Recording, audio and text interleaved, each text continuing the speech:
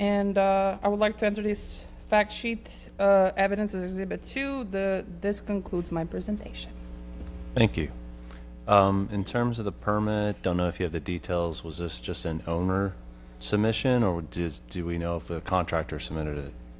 There's no permit on file right now. Yeah, there's no permit. Like the attempted, She tried to. oh, yeah, But there was that issue with the address where it didn't go through. okay.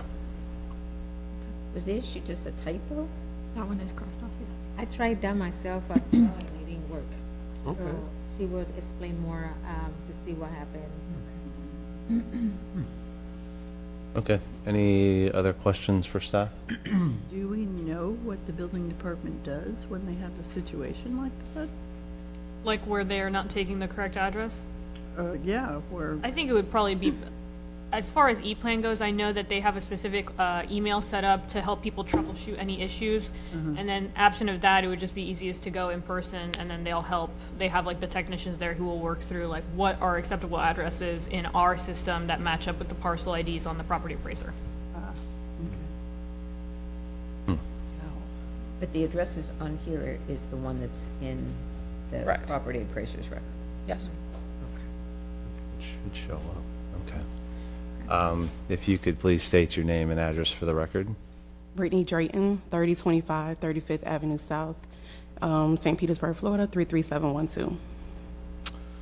So, looks like we did some work without a permit. Looks like you tried to file an after-the-fact permit, so maybe elaborate a little bit about what's going on and kind of your next steps. Yes, so my husband completed the conversion, and we was gonna file, but our neighbor said something before, and so I tried to submit the permit, the application online, but every time I put my address or use the, I think it was the parcel number, it says that it's not within St. Petersburg limits, so I'm probably just gonna have to go down there and file. Just a couple questions before we kind of talk about the whole permitting process, maybe help you there. Is your husband a general contractor, licensed contractor? No, he just does construction work underneath the general contractor. How extensive was the work done? It was The wall involved, like walling things in, structural work, electrical, everything? yes, it's electrical work, raising up the, I guess, the gas curb up to the match the flooring and all of that, drywall, Okay, so pretty extensive. yes.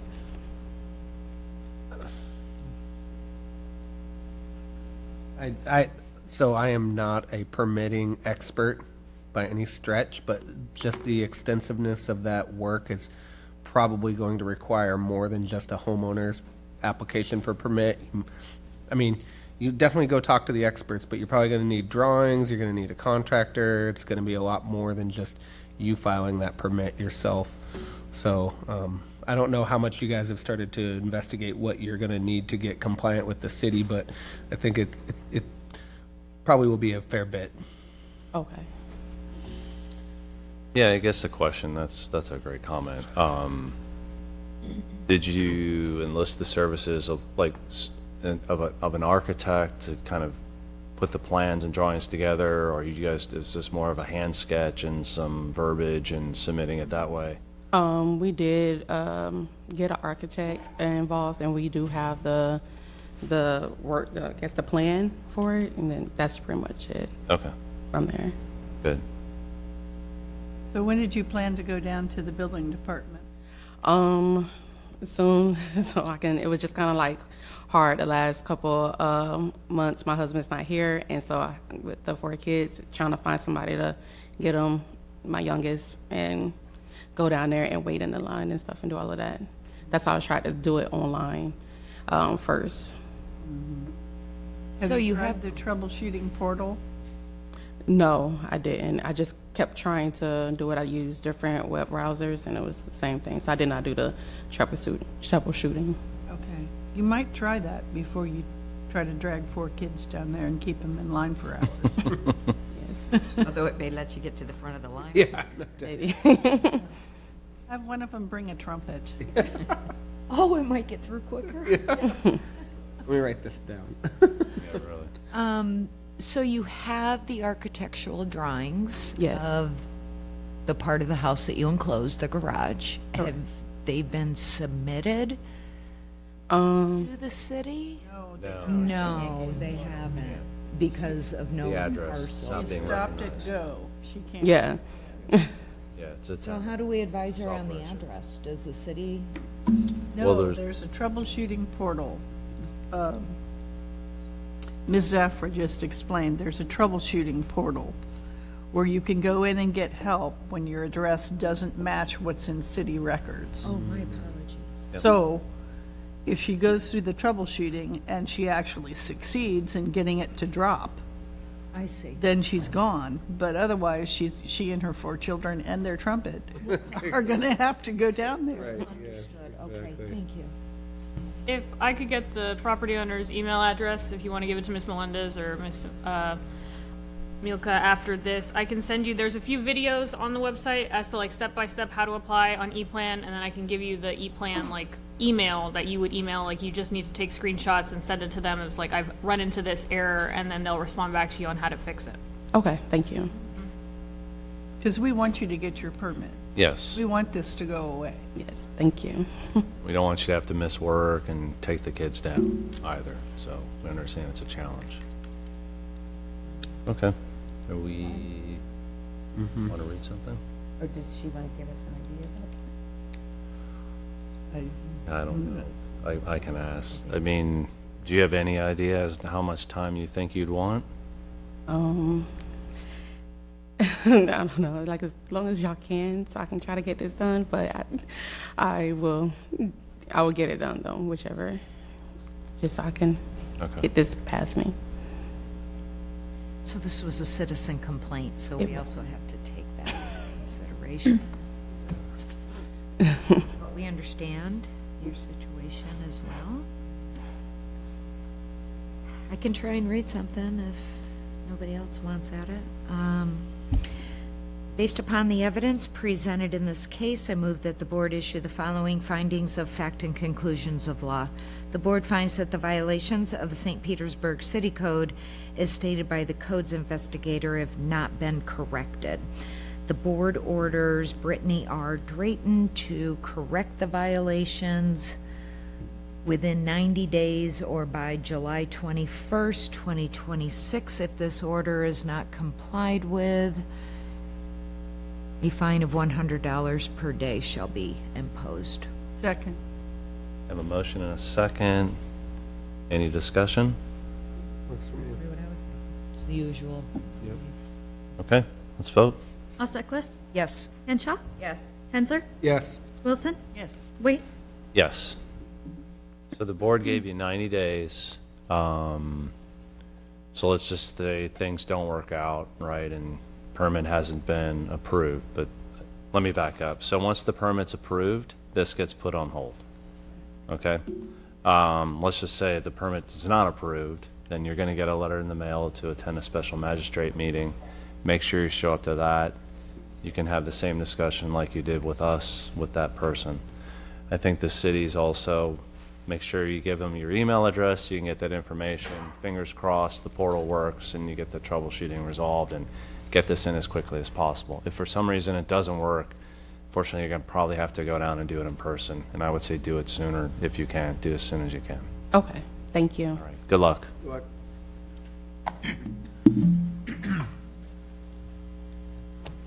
item number 36, property owner 123 Home Run LLC, investigator Brian Greenman.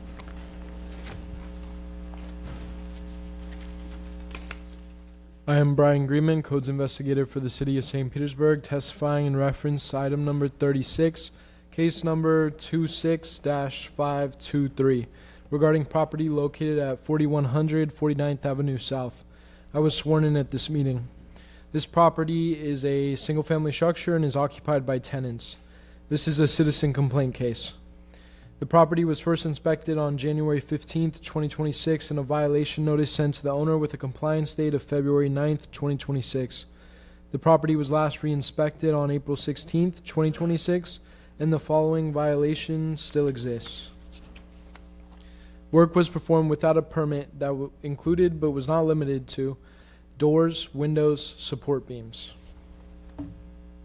0 out of 1 violations have been corrected since this case began. Notice of hearing was sent first-class mail, posted at City Hall, sent certified mail, and was posted at the violation address on April 8th, 2026, which is at least 10 days prior to this hearing. Ownership was confirmed in County Official Records, Book 22757, page 1437. During the course of my investigation, I have not had any contact with the owner. The department recommends 25 days and $150 per day thereafter for noncompliance. I would like to enter into evidence as Exhibit Number 1, photographs which were taken on January 15th, 2026 and April 16th, 2026. Document 0416265523 BNG CEB and photo numbers 1 through 8. So this first photo is a photo of the new door on the property. This is an establishing shot of the property from last week. These are the new support beams at the property. New support beams and windows. New windows and support beam. And this is the former shot of the property with different windows, different support beams, and different doors. And then, yeah, these are close-up of the old support beams and the old windows. And then that's the old side door that was replaced. I would like to enter this fact sheet in evidence as Exhibit Number 2. This concludes my presentation. Thank you. So there's no after-the-fact permit that's been pulled, nothing that... No permits on file for the work that was done. Okay. And citizens complaint, right? Yeah. Okay. Any questions for staff? We please get your name and address for the record? Lean Bertrand, representing 123 Home Run. Address is 8152 Brent Street, Port Richey, Florida. So sorry, could I get the name again? I couldn't hear that. Erlene Bertrand, Thank you. And what's your relationship with 123 Home Run LLC? owner. You're the owner. So it looks like done some work without permits. So what are your plans? I've reached out to a general contractor. They said ask for 90 days. So I plan to just do whatever's needed. Okay. I'm going to follow whatever the GC says. Just curious, who performed the work? We had a series of different repair companies perform the work. And sorry, in terms of it's a duplex, a triplex. It sounds like you have tenants in there, and are they paying? It's a single family. Single family. Okay. They paying rent? Yes. Okay. Did you have any flooding of that property during the storms? We did have water damage. Okay, so you've done interior renovations and repairs in addition to the doors, windows that were in the beams? No, actually, we only did floors when we got the flooding, so, And No drywall no. replaced? that must have been very little amount of water then. Yeah, it wasn't much. We had some people come in and inspect and, tell us what we need to do. Does 123 Home Run LLC own other properties in St. Petersburg? No.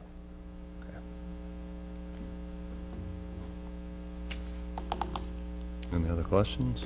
Someone, if there isn't, someone want to read? I'll read something.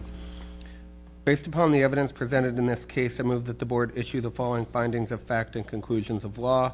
The board finds that the violations of the St. Petersburg City Code as stated by the codes investigator have not been corrected.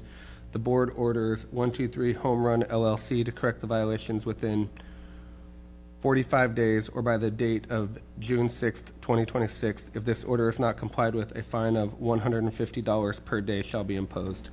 Second. You have a motion and a second. Any discussion? I don't think 45 days is long enough. Yeah, why? He hasn't even started the process. I just picked a date. 60 feels better for you? 90 feels. 90 feels better? Okay. I will amend the recommendation. The board orders 123 Home Run LLC to correct the violations within 90 days or by the date of July 21st, 2026. If this order is not complied with, a fine of $150 per day shall be imposed. Second. Motion and a second. Okay, let's vote. Sutcliffe? Yes. Henshaw? Yes. Hensler? Yes. Wilson? Yes. Wait. No. Okay, the board gave you 90 days.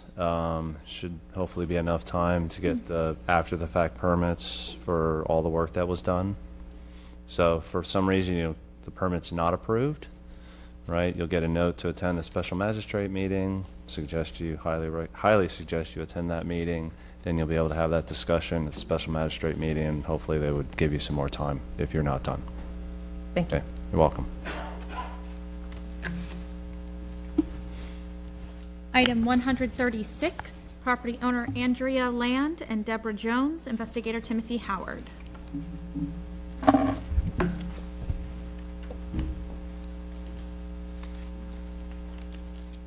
I'm Timothy Howard, Building Demolition Coordinator for the City of St. Petersburg, testifying in reference to item number 136, case number 26669, regarding the property located at 2326 11th Street South. I was sworn in at this meeting.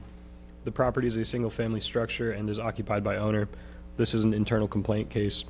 The property was first inspected on December 23rd, 2025, and a violation notice sent to the owner with a compliance date of February 2nd, 2026. The property was last re-inspected on April 15th, 2026, and the following violation still exists. Per the city building official, the fire-damaged portion of the structure is unfit/unsafe for human habitation/use. There is no requirement for the structure to be vacated. Permits are required for repair. 0 out of 1 violations have been corrected since this case began. Notice of hearing was sent first-class mail, posted at City Hall, sent certified mail, and was posted at the violation address on April 10th, 2026, which is at least 10 days prior to this hearing. Ownership was confirmed in County Official Records Book 10788, page 2334. During the course of my investigation, my last contact with the owner prior to today was on December 23rd, 2025, and the owner did not indicate when the violations would be corrected. The department recommends 5 days and $250 per day thereafter for noncompliance. Additional relevant facts regarding this case: residential alterations permit 26-04000686 is in process and ready for corrections as of April 10th, 2026. I would like to enter into evidence as exhibit number 1, photographs which were taken on December 23rd, 2025 and April 15th, 2026, document April 2026 CEB in photo numbers 1 through 3. So here you see a photo of the fire damage that occurred at the property. That first photo was during the initial inspection in December, and this following photo is as of the 15th of April, so more recent. And this is just an elevation shot of the structure, also taken during that initial inspection, December 23rd. I would like to enter this fact sheet into evidence as exhibit number 2, and this concludes my presentation. Thank you. So the residential permit, is this, I guess the structure is sound enough that they can just rebuild with the existing footprint? It looks like a forensic structure condition assessment report was provided. They are going to, based on that report, the building department is going to require construction drawings signed and sealed by a design professional because structural repairs are required. Okay. So she is able to pull it as an owner permit. She just needs some kind of like an architect or an engineer to sign off on her plans. Gotcha. Okay. Any other questions for staff? Yeah, and you seem to imply that at least part of the structure was still habitable. Is that correct? Correct. The building official determined that the damage was not extensive enough to require the structure to be vacated. So only that portion of the structure that was affected was posted unsafe. The remainder was allowed to remain occupied. Okay, thank you. Ally, question? No, Okay. thank you. Good. Okay. Can I please have your name and address for the record, please?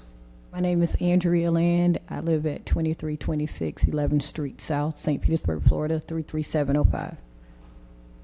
And do you plan to testify as well? No. Okay.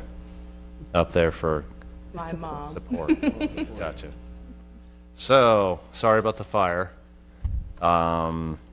Sounds like you've got a residential permit in process. So tell us a little bit about what your plans are. I got a couple of things in place. This is new to me, excuse me if I get emotional, because the fire happened like the Monday before Christmas. So I did apply for the city rehab program in January, and I was told that we'd be put on the top of the list because we're not at home. I mean, we didn't have to vacate, but they pulled my electric, so I don't have any power. I can't stay there. So we've been living with family and kind of like closing our car, just trying to make it through. But the rehab program, I kind of forgot about, so I reached back out to it. Someone gave me a supervisor's information, got a hold of them, so I guess somebody's supposed to be reaching out to me now by the name of Steve or Forrest, because they say they apologize for forgetting about me. I'm not really sure. But while I was waiting on that, I still was trying to do my own thing. So I hired an engineer, getting the money up, got an engineer to come out, submitted some paperwork. I've been to that zoning place, I've been to the permitting place time after time. They've sent me back. I had a digital signed form from the engineer. They said that didn't work. I had to have a raised form, got a watermark form, took that back. They said that they had questions about some of his wording, and then they wanted to clarify some drawing. So I've been back and forth trying to do that in, because at this point, I was willing to try to do the work with a family member just to get back in our home. We haven't been home in 4 months. Thank God I ended up hearing from the rehab place. So right now I'm just waiting on whichever one come through so we can go home. We haven't been home, and it'll be 4 months on the 22nd. So, well, today. So we're just trying to get home. I'm willing to do whatever.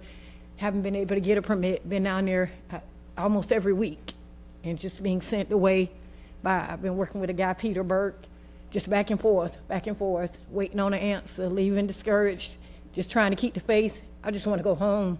And are you trying to pull the permit yourself then? Is it Yeah. going to be an owner's permit? Yeah. Okay. And sorry, you said the rehab program did get in contact with you. Did they I have? did, I got an email from somebody, because the supervisor, after I emailed her and told her how. I Were was they told- asking for more information? Were They you? did ask for a little bit more, but I got all that to him, and he told me that now that he has all the documentations, that a rehabilitation officer will be getting in touch with me. So I don't know how soon that's going to be, but I'm just being hopeful. Okay. Ma'am, I'm gonna reach out to the housing director and see if I can get it expedited. Thank you. I appreciate that. Well, I do want to. And Go no ahead. insurance. No insurance. Well, it started with a car. It wasn't a house fire. I had full coverage with Progressive. My car caught on fire. Ended up burning that portion of my house. So with the full coverage, they told me that if it had been someone else's house, they would have covered it. So I'm just going through a lot with that also. Carried full coverage for that reason if anything happened, but they said so it never was my house. It was just where I was parked at in my driveway that the fire from the car caught on to my house. Follow up on that. Yeah, Yes, ma'am. No, it won't work. I didn't mean to interrupt. that's crazy. It won't work. The city said that you're ready for corrections as of April 9th. Have you looked in the system to see what answers they need? I haven't, because Peter told me that he needed to talk one-on-one with the engineer, so no one's called me. I've left Peter messages. He told me upfront he don't answer his phone. So I've left him several messages, and I haven't heard anything from him. I asked him to give me a call about them, because I was nervous about the hearing today, because I wanted to be able to tell you guys something. I haven't heard anything. If the city is gonna assist, like if housing is able to approve her and get assistance, then they will take over the permitting process. Because right now, the next step that she would need is like architect or engineered plans. So I wouldn't want the homeowner to take on that cost of hiring somebody if the housing department is gonna be able to approve her and just make the repairs themselves. Already did. I paid somebody. Just because I didn't hear any. Understandable. Yeah, I sent the application in January, and I haven't heard anything, so I just was trying to, Yeah, want to I get. would, if, it's up to you. I've emailed her. I can follow up and see Okay. if we can get that scheduled, that next step of that application Yes. process scheduled for you. If they choose, maybe if the housing application isn't able to cover the extent of the fire damage, at least you then already have a design professional that you've contracted with, and then they would just need to help you with preparing the plans. That would be the next step. Okay. She's already submitted plans and they're picking them. Okay. Yeah. That's where they are now, back and forth.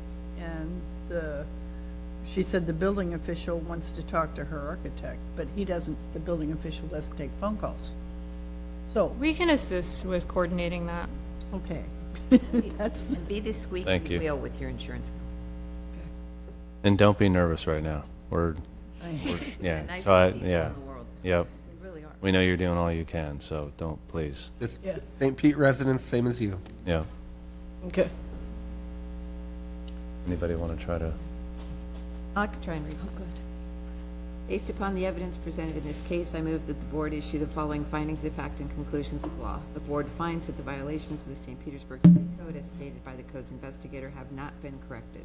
The board orders Andrea Land and Deborah Jones to correct the violation within 120 days or by 8/20/26. If this order is not complied with, a fine of $100 per day shall be imposed. Second. So a motion and a second for 120 days on $100 per day. What's the lowest we can do for a daily fine? We could go I'm to okay with it. I'm thinking the exact same Yeah. thing. I'm going to amend it to be 120 days at $50 per day. Second. motion and a second. Any discussion? Okay, let's vote. Osseklis, Yes. Hanshaw, Yes. Hensler, Yes. Wilson, Yes. Wait, Yes. So the board's giving you 120 days. If for whatever reason this is still open, permits aren't issued, you'll get a letter to attend a special magistrate meeting. You'll be able to go in and present your case then. Let's hope this is moving along forward so you can get back in your house. The other thing I want to say is you've done a great job maintaining your property, right? It looked really nice on the outside considering what's going on and all you're going through. So thank you for that. Thank you. Yes, sir. Thank you. Good luck. Really nice daughter. Be your own best advocate. You guys got this. Yes, thank you. Best of luck to you, ma'am. Yes, thank you.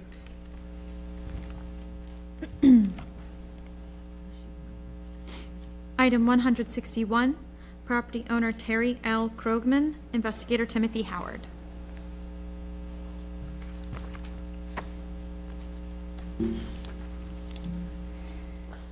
I'm Timothy Howard, Building Demolition Coordinator for the City of St. Petersburg, testifying in reference to item number 161, case number 2527770, regarding the property located at 2247 Coronado Way South. I was sworn in at this meeting. The property is a single-family structure and is occupied by tenants. This is a codes follow-up case. The property was first inspected on November 17th, 2025, and a violation notice sent to the owner with a compliance date of December 5th, 2025. The property was last re-inspected on April 15th, 2026, and the following violation still exists. Per the city building official, the structure is unfit/unsafe for human habitation due to roof disrepair. Permits are required for repair. 0 out of 1 violations have been corrected since this case began. Notice of hearing was sent first-class mail, posted at City Hall, sent certified mail, and was posted at the violation address on April 10th, 2026, which is at least 10 days prior to this hearing. Ownership was confirmed in County Official Records Book 05244, page 1628. During the course of my investigation, I have not had any contact with the owner. The department recommends 5 days and $250 per day thereafter for noncompliance. Additional relevant facts regarding this case are roof permit 23-10001317 is approved as of October 20th, 2023. This permit was previously expired and was just reissued yesterday, April 21st, 2026. This permit has had no inspections. There are no permits on file for the required interior repairs.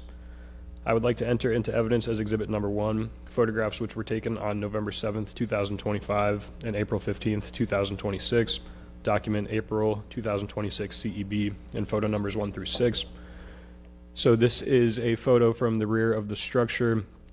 You can see the missing soffit there and then the roof above it, and you can also kind of see through the windows. The roof is pretty much gone, at least on this portion of the structure.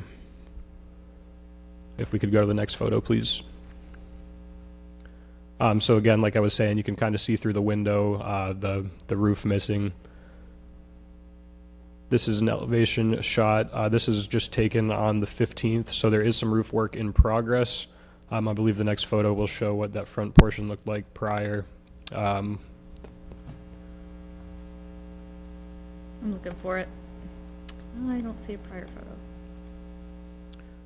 So maybe that's not in there, but there was some further damage towards the front of the structure. The repairs for that are underway. I did not have access to the rear of the property during my last inspection, so I can't speak to what that looks like currently. So I would like to enter this fact sheet into evidence as exhibit number 2, and this concludes my presentation. Thank you. Did you say this is occupied by tenants? Correct. Tenants are in there right now. There's an RV on the property. I'm not sure what is utilized primarily. We did have social services out there to offer relocation assistance if needed, and that was, they did not take us up on that. So, yes, there are tenants. I'm not sure if they're utilizing the RV or the structure more so one or the other, but there are tenants there. Okay. I have one more question.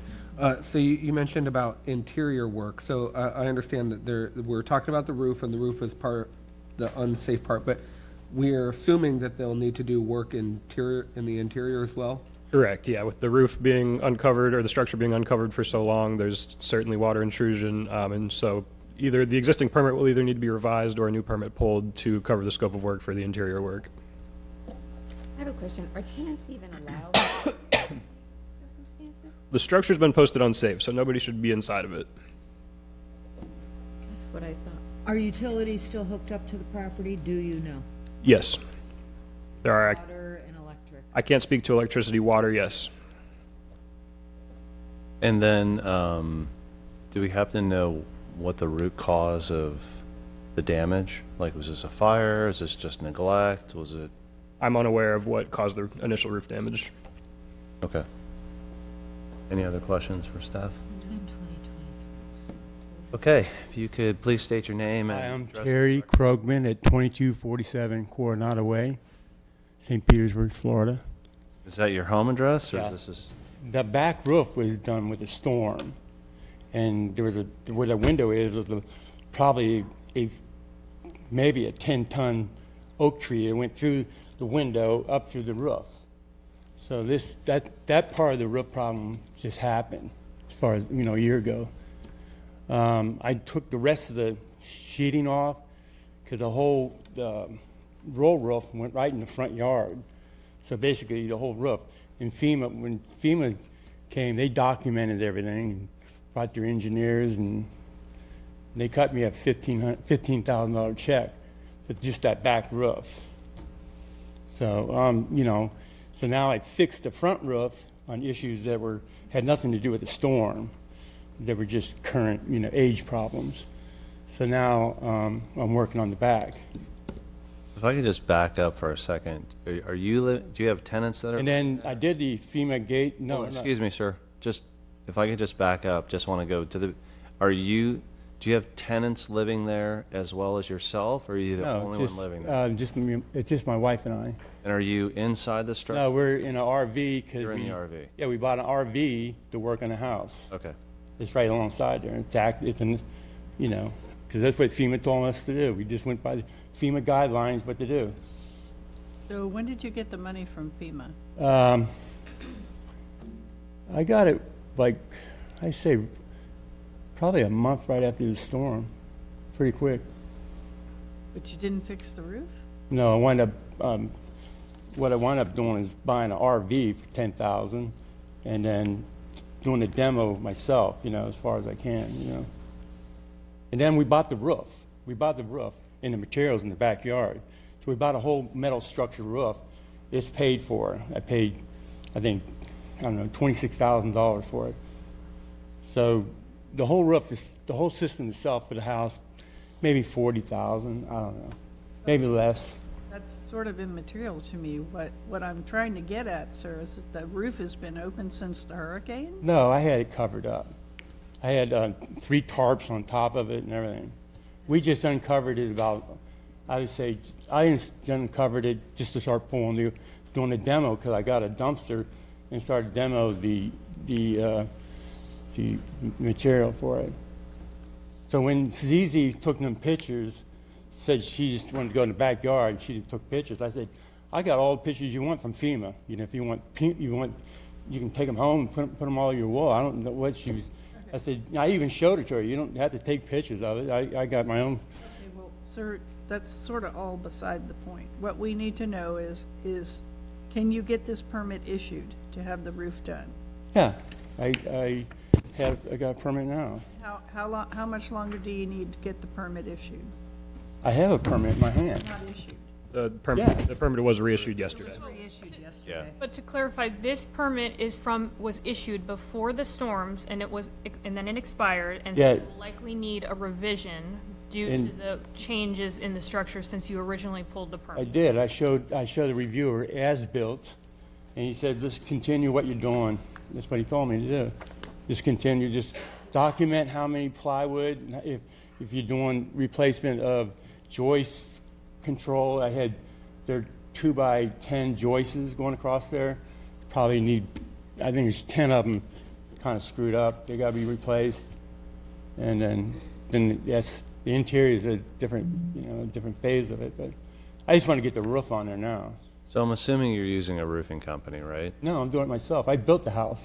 Okay, so I think what the city's telling you is if you're using an old permit and you're doing more work than what's in your old permit. Well, I try to do that, change the permit number to a new permit. You know, I would pay for the new permit. They didn't want to do that. They just wanted to extend this permit with this permit number. So that's why I only got it yesterday, truthfully. I've been going back and forth for about, I would say, at least 90 days back and forth.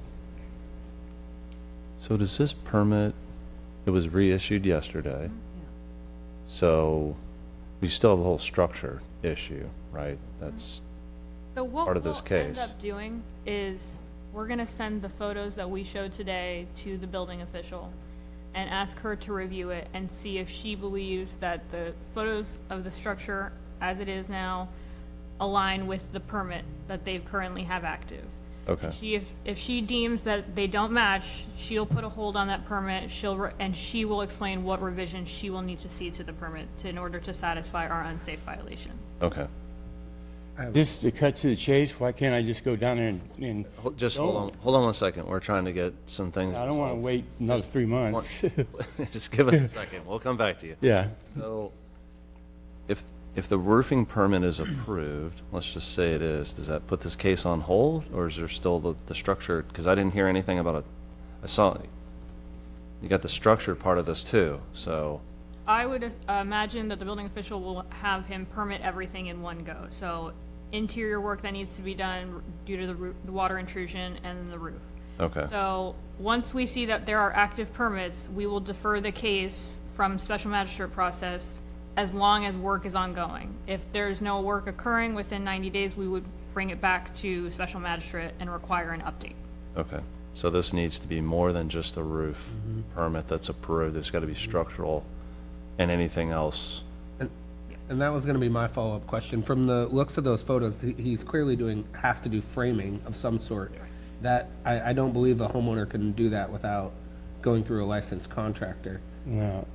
Or the city lied to me when I got my own roofing permit, so could be possible, who knows.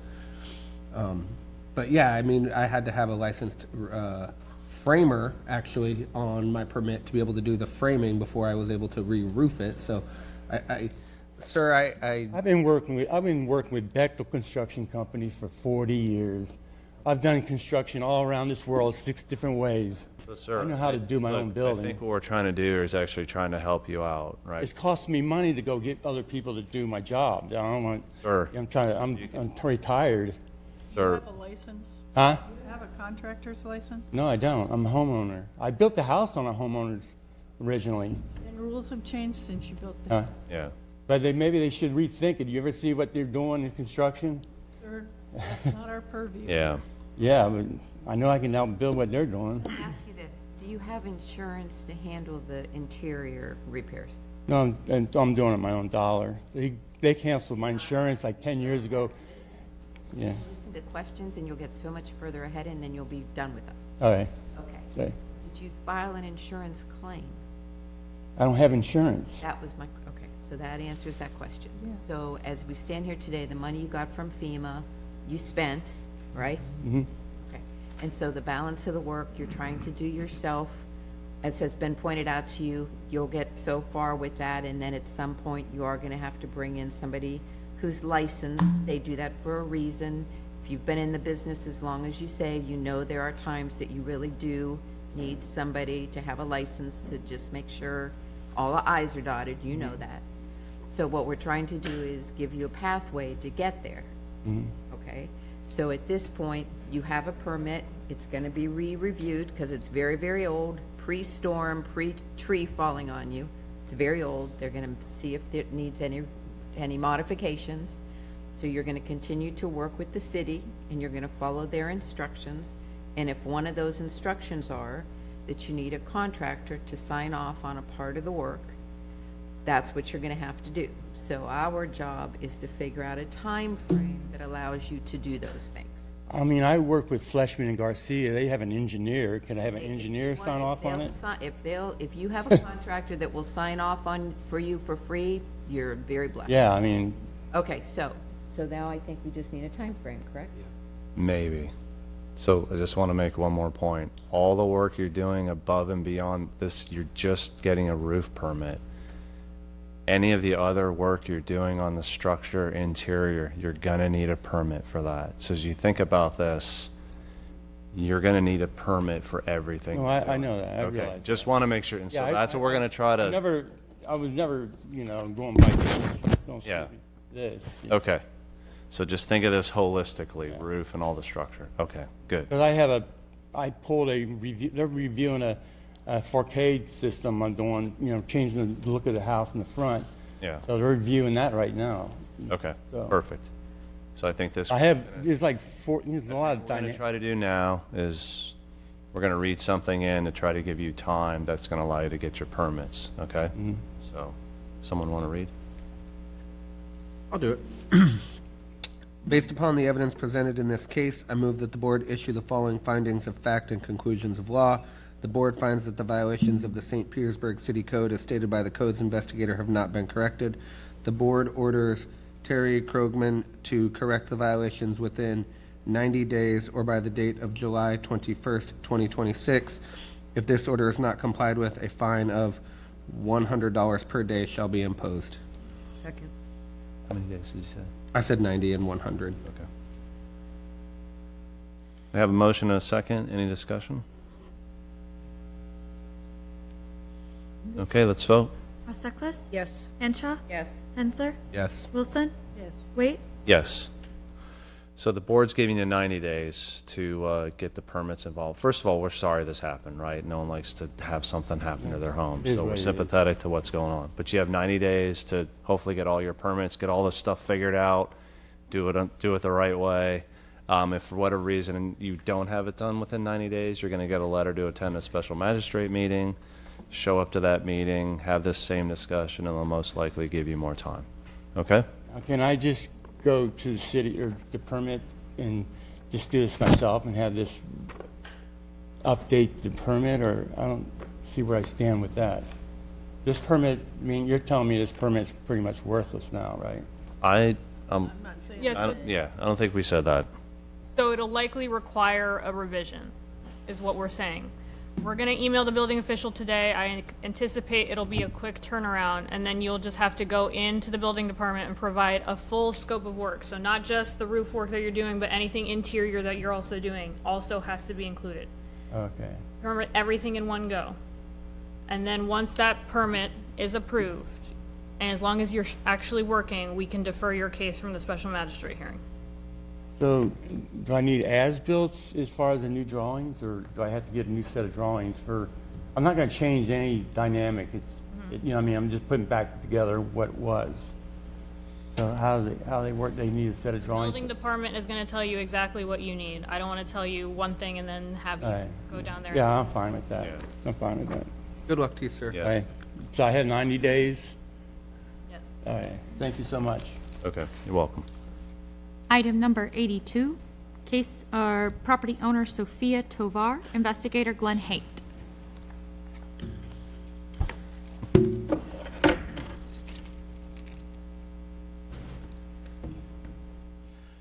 Hi, I'm Glenn Haight, Codes Investigator for the City of St. Petersburg, testifying in reference to item number 82, case 26-368, regarding property located at 1353 51st Avenue Northeast.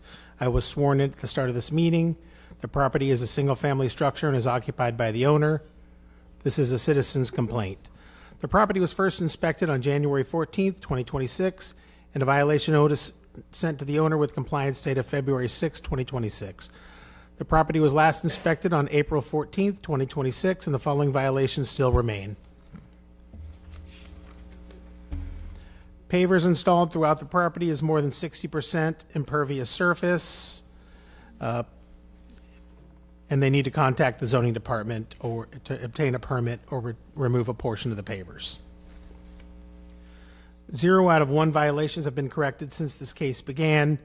Notice of hearing was sent first-class mail, posted at City Hall, and sent certified mail, and was posted at the violation address on April 6, 2026, which is at least 10 days prior to this hearing. Ownership was confirmed in county records, official records, book 22720, page 0424. During the course of my investigation, my last contact with the owner prior to today was on April 6, 2026, and they did not indicate when the violations would be corrected. The department recommends 25 days and $150 a day thereafter for noncompliance. I would like to enter into evidence Exhibit Number 1, photographs which were taken on April 14th, 2026. Documents 0414263668GH/CEB and photos number 1 through 4. First is an establishing shot, and just to show the pavers, they installed a circle driveway there, and then there's pavers to the right, and you can see where they continue under the fence on the right side there. This is the other side of the property, and you can see the pavers on the side yard there. This is the rear yard, and there's some black, this weed cloth down there, and you can see the paved area on the far side of the photo. And then the pool area. They got a driveway put in 2023, and part of the conditions of that permit for the driveway was to remove portion of the pavers and then put grass in that area. And this concludes my presentation. Thank you. Can you repeat that last sentence? I want to make sure I heard that right in terms of what the permit was. They got a driveway put in 2023, and they pulled a permit to extend the circle driveway. Yes. It was a single driveway, and they made it into a circle. And part of the conditions of that... Was that all supposed to be pavers? So that was done correctly? Yeah, it was done correctly, but part of that permit was to remove some of the existing pavers were there. They were saying they could put the circle driveway in, but they needed to remove a portion of the pavers. Now, the way the city conducts its driveway inspections for permits is they do the initial inspection to check the forms, but they never go back after to do a final inspection. So the city would not have known that they didn't remove a portion of their pavers back then as per conditions of the permit. That process has now changed, so zoning does. Go back out and confirm. Good. Okay. And Thank you. That's because they need the green space? Is that it? Right, so Yeah. the issue that Mr. Hayda cited for is the fact that their impervious surface ratio is too high. Too high. For their lot. Okay. And this was a citizen's complaint, so. Yeah. Yes. Okay. Any other questions for staff? Can we please get your name and address for the record? Hello, my name is Sophia Tovar. My address is 1353 51st Avenue, Northeast. This is my father. He's been helping me out with all of this, so he's here as well with me. Is he going to testify? Because if he is, we'll need his name and address for the record as well. No, I'll testify, but can he input a few things? If he speaks at all, he has to give his name and address. Okay, go give your name and address. Okay, 1955 Charles Place, Turlock, California. And we need your name? Mark Tovar. Okay, thank you. Did you guys get that? Okay. So, couple too many pavers, not enough green. What are your plans?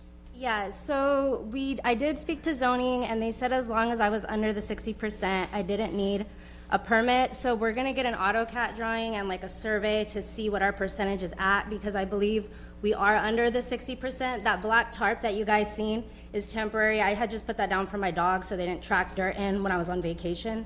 But we are waiting for the survey to make sure we are under the 60%. If not, then we would remove the pavers till we meet the 60%. Okay. Yeah, so I'm just asking for additional time. I don't know what you guys can give me, maybe like 50 to 90 days to get this fixed, just because it is quite a bit of pavers. If we do need to get them removed, it might take a little while. So that's what's going on. Just curious, when you remove pavers, what are you thinking about going back with? Landscaping and maybe gravel, because I heard you can have gravel, like an impervious surface, as long as there's landscaping in it. If not, then I can do grass. Yeah, that's... Yeah, because that's what zoning had told me. I believe it was Joe I spoke to. Okay. We kind of plan on doing a desert scape, so we kind of conserve some water because there is a drought. That's a very good buzzword. Thank you. Be careful with the surface you use. Yeah. So. I'd like to give a little input. When we did the original driveway, we had a complaint, so we got drawings and everything done for the front of the house. We actually complied with the drawings with the wraparound driveway, and the guy did come out and did a final inspection. So there should be a final inspection in the city log. Just to let you know that it was inspected, and they did come back to double check it, because there was a lot of eyes on us, so we requested that the inspector come back and do a final on the initial driveway. There should be one on the file.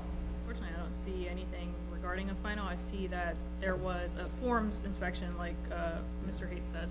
Okay. That's all I have. Just two comments from me. One, in the photo where they were showing the black tarp, I don't know if it's your fence or not, but one of the fence panels was disconnected. I'm sure if you've sat here all day, you know that's something that'll get codes back out to your house. So if it is your fence, just connect it back up. And also, thank you for your service, sir. Okay. Someone want to take a stab? I'll read something. Based upon the evidence presented in this case, I move that the board issue the following findings of fact and conclusions of law. The board finds that the violations of the St. Petersburg City Code, as stated by the code's investigator, have not been corrected. The board orders Sophia Tovar to correct the violations within 60 days or by a date of June 21st, 2026. If this order is not complied with, a fine of $150 per day shall be imposed. Second. I have a motion and a second. Just a question on the fine amount? I'm okay with the fine amount. I'm okay with the fine amount. It's probably Are not we allowed to ask a homesteaded. question this, or do we have to? No, we have to vote. No, we've got to... If you have more, you can ask. You don't have homestead. No, I'm in the process of getting that. I haven't applied for it just yet. Apply for it. Okay, Worth thank it. you. Because then I think we can go. That's, to 100. yeah, I assumed she was living Yeah, there, that's- so. Okay. Do we want to... Do you want to amend and do 100? No. Okay. Okay. Any other questions, comments? Nope? Okay, let's vote. Osaklis? Yes. Was the motion seconded? I did. yeah. I second. Yeah. You did, okay. Osaklis? Yes. Henshaw? Yes. Hensler? Yes. Wait? No. Okay, the board's giving you 60 days. Hopefully it turns out the way you want it to turn out. You know, if not, you'll obviously have to make some modifications. Hopefully it doesn't involve a permit. Okay, so let's say nothing. Let's say this is still outstanding in 60 days. You'll get a notice to attend a special magistrate meeting, show up to that meeting, talk to them about what you're doing. You'll probably get more time to go ahead and get it resolved. Great, Okay. thank you so much. You're welcome. Good luck. And you've got a good dad for helping you out. Yes. 6150 is. Good comment on that, too. Thanks. Item number 50, property owner Lola's Place LLC, investigator David Rock Walker.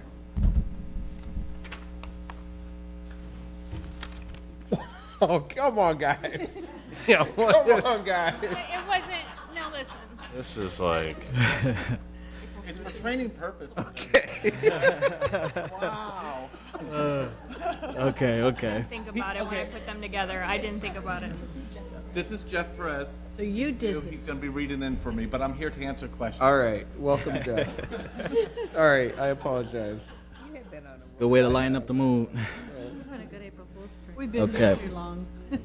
So I am Jeff Perez, code investigator for the city of St. Petersburg, testifying in reference to item number 50, case number 25-000-10215, regarding property located at 881 Placido Way Northeast. I was sworn in at this meeting. The property is a single-family structure, and it is vacant. This is an internal complaint case. The property was first inspected on October 11th, 2025, and a violation notice sent to the owner with a compliance date of November 6, 2025. The property was last inspected April 16th, 2026, and the following violations still exist.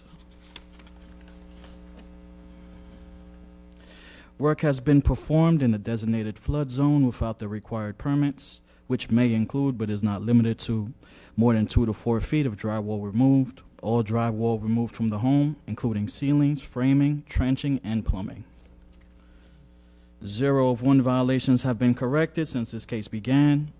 Notice of hearing was sent first class mail and was posted at the violation address on April 10th, 2026, which is at least 10 days prior to this hearing. Ownership was confirmed in county records, book 21266, page 0920. During our investigation, our last contact was on March 24th, 2026. The department recommends 25 days and $150 per day thereafter of noncompliance. Additional relevant facts regarding this case are: a stop work order was placed on the property on October 13th, 2025. A PDEP permit is in process under 25-09002614. I would like to enter this as evidence number 1, photographs which were taken on October 11th, 2025 and April 10th, 2026. Documents April CEB 2026 and photos numbers 1 through 3. The first one was say it again? The April 10th shot. Oh, the first one's the April 10th shot? Yeah. So the first one's the April 10th shot, the elevation shot of the property. The other 2 images you can see when you were able to observe the violations in progress. October 11th, yeah. I would like to enter this fact sheet into evidence as Exhibit 2. This concludes my presentation. Thank you. Appreciate it. So welcome, Jeff. Question, you said there is a permit in progress? There is a PDEP that's in process. There's been no movement on it since December 9th, 2025. It looks like the only thing that they need for that permit is to pay for it. Okay. Is the what? To pay for it. Oh, to pay. And then is the ARES part of this? Yes. So it's part of the scope? Yes. And then there's another permit I'm checking on. Okay. Was any work done after the red tape? No work was observed after the no stop work order. On the 13th. That was over a year. Right. And I know you're looking the permits up. Do we think these permits will cover everything that needs to be covered in terms, okay. Yes. The other permit, the residential renovations permit, it looks like there was a document uploaded in November of 2025, but it hasn't been resubmitted back to the city to review. So if all of the documents are ready and uploaded, all of the contractor or whoever's working in the portal just needs to hit to route the task back to the city. If there's still more documents that need to be uploaded, which I imagine there would be because there's not a permit application, it just looks like one single plan, then they need to finish their upload and then route it back to the city. Okay. Any other questions for staff? Okay. Please get your name and address for the record. Julie McGill, 4922 Wishart Boulevard, Tampa. And what's your relationship to Lola's Place LLC? General contractor. DC. So it seems like a bunch of work has been done without permits. Sounds like there's some buttons that need to get pushed. So what, tell us what's going on in your plans? Okay. This house originally was a flood damaged house.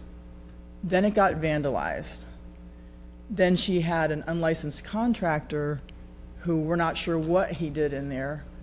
By the time I got there, I told her, listen, you're in a flood zone. We did all the FEMA substantial paperwork, the scope of work, everything which they mentioned would cover everything. But in the meantime, she's got a lawsuit against the unlicensed contractor. He took over $100,000 from her and never returned. So I got caught in the middle of this. And the other thing that I have a problem with is they got interior pictures, in my opinion, illegally because the door was not open. So I want to know how they got interior pictures to begin with. Second, we did no work in there. I think that those trenches were done probably years back. I don't know why nothing was disturbed. There's trenches in the middle of the house. But for him to quote framing and everything else, I don't see in there. How did he see that? And that's illegal. I know that's illegal. Yeah. So first of all, when did you get involved? I want to say it was October. I started all the So paperwork. you started when the stock work authority got issued in October? No, it got issued in the meantime because we had a dumpster there, just simply trying to help her clear out the garbage Okay. from the vandal. I mean, you couldn't walk in one of her rooms. It was a mountain. So we had two dumpsters, as a matter of fact. When we Right. saw the dumpster, that told him, oh, there's work going on. Now, I don't know how they saw the inside of the house. Yeah, so anyways, in terms of next steps, so what are your plans? You've got sounds like you got a number of permits that are kind of in progress. They're called. Information needs to be uploaded. So what are your plans to start moving this forward? They're all kind of in limbo Yeah. because of the lawsuit. She can't afford to pay me or to pay the permit that I pulled. That's why it hasn't been paid yet until she gets her money back from that other contractor. It's a lot of money. So I don't know how long she needs to finish the lawsuit. If she's even going to hire me again, I don't know. Right. So it's all kind of in a quandary right now. Well, we just can't have this go on in perpetuity. I understand. Appreciate our position. But if you give me a number of days, I will take it back to her and tell her, you need to make a decision. Are you going to tear it down? Are you going to rebuild it? Are you going to remodel it? What are we going to do? Are you going to sell it to an investor? I just don't know what her plans are. And she doesn't even know what her plans are because of this lawsuit. So basically, there's no plan to move. If I'm hearing you right, to paraphrase, there's no plan to move forward. You want to settle the lawsuit. I mean, in our position is that's sympathetic to what's going on. It's horrible that a contractor would do that, right? Knowing your profession, that's awful that's going on. But we kind of have to set that aside, right, in terms of the way we look at this. So if you can just give us any ideas to how much time you think would seem reasonable, given a lot of work has been done without permits? 2 months. Okay. Hopefully. Any questions? You want to read something?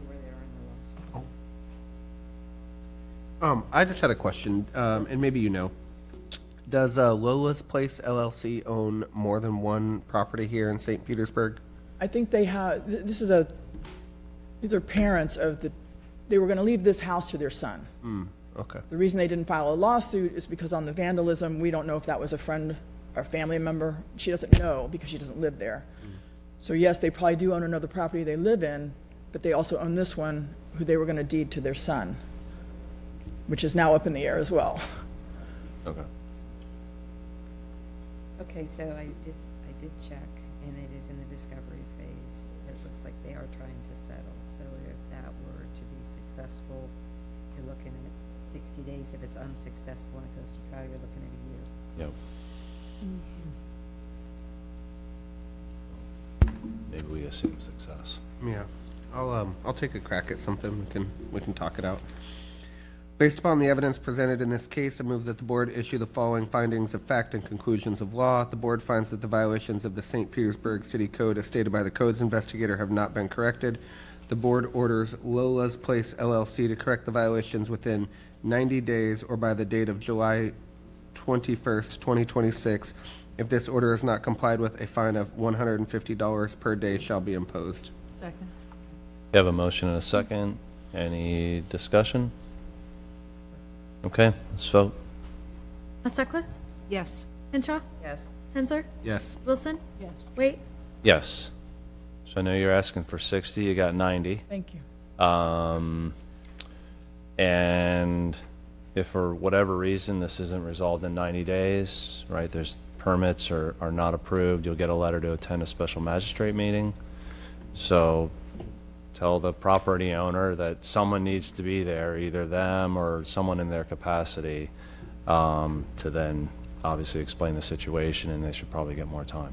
All right. Hang on So- a second, because I don't think we addressed the fact that it just needs, the permits just need to be Yeah, well, that's what I said. The permits, yeah, that's what I said. Not all the work, so you don't need all the money to do all the work. It's just the Yeah. permit. So the permits get approved, this gets put on hold. Okay, so if she pays for that permit, this gets put on hold. Assuming the permit gets approved. Once it gets issued. That's what they said it's waiting on, though, is payment. Yeah, Okay. you don't have to complete all the work, you just have to have the approved permit in hand. And that'll Puts our stop. case on hold. Okay, And for it how sounds long? like you have more than one permit in the system, so I would go in and make sure, right, everything in there. The secondary permit was a beam. We were, because it's a massive roof system, Easy peasy. and we need to brace it on both sides Yeah. before we do anything else in there. So there's two different permits, because one was not in the FEMA docs, the other one was, so. Just work with your inspector, work with the office, and just get the permit issued. Okay, so if we get the permit issued, then that 90 days goes away? Or was that, we're saying that? It just puts the permit, it just puts the case on hold Hold. until the permit work is complete. Yes. Gotcha. No liens start.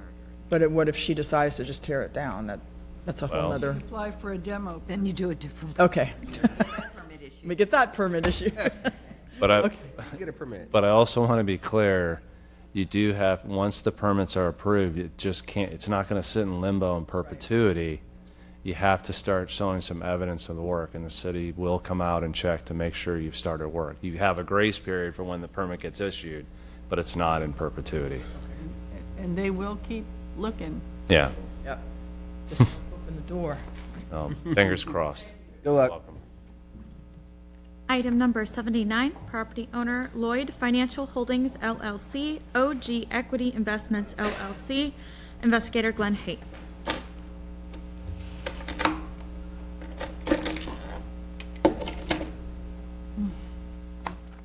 Hi, I'm Glenn Haight, Codes Investigator for the City of St. Petersburg, testifying in reference to item number 79, case 25-28755, regarding property located at 5451 Bayou Grande Boulevard Northeast. I was sworn into the start of this meeting.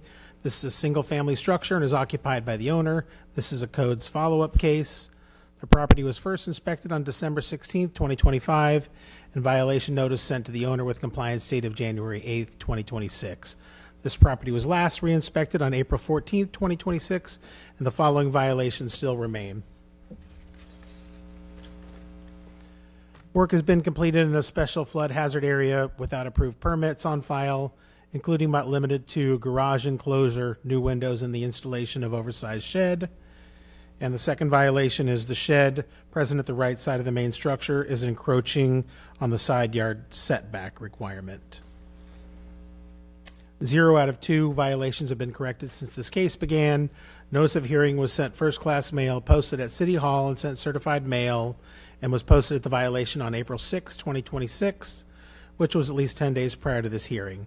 Ownership was confirmed in County Records Book 23369, page 1705, and during the course of my investigation, my last contact with the owner prior to today was on December 15th, and the owner did not indicate when the violations will be corrected. The department recommends 25 days and $150 per day thereafter for noncompliance. I would like to enter into evidence as exhibit number 1, photographs which were taken on April 14th, 2026, document number 041426755, GHCEB, photographs number 1 through 3. First one just shows current front elevation of the house, and on the left side, to the left of the window, is where a garage door used to be, and then you can see the stickers on the windows, the new windows that were installed. Next photo shows the shed that's oversized and encroaching on the neighbor's side setback. Third is a historic photo, and you can see the garage door on the house where it was in the past. This concludes my presentation. Thank you. Could you show the photo of the shed again? I'm sorry? Could you show the shed photo? So where does it? So that's to the right of the house, and since it's oversized, a shed that's 10 by 10 or below does not need a permit, but since it's oversized, it requires a permit, and then usually if they're going to allow a shed that's oversized, it has to meet a setback requirement. Okay. But that would be dealt with during the permitting process of the shed. Okay. And then the windows that were not permitted, was that part of the garage enclosure, or was that the entire structure? That was, I believe that was after the garage enclosure, but I honestly took this case over after someone else started it, and I took it over, and I'm not sure the sequence of when the windows were put in. Okay.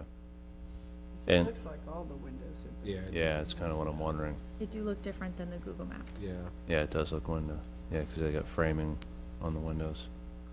No interior work done that we're aware of that was unpermitted? No, they've done remediation to pull out the drywall, and there's some cabinets you can see in the house through the windows, but I don't see any other ongoing, to bring the house up after flood. It's just been sitting as it is for quite a while. But kind of got drywall removed? Yes. Showing? Studs are showing, drywall's removed, yes. Okay. And tell me again about the permits. Have any been applied for?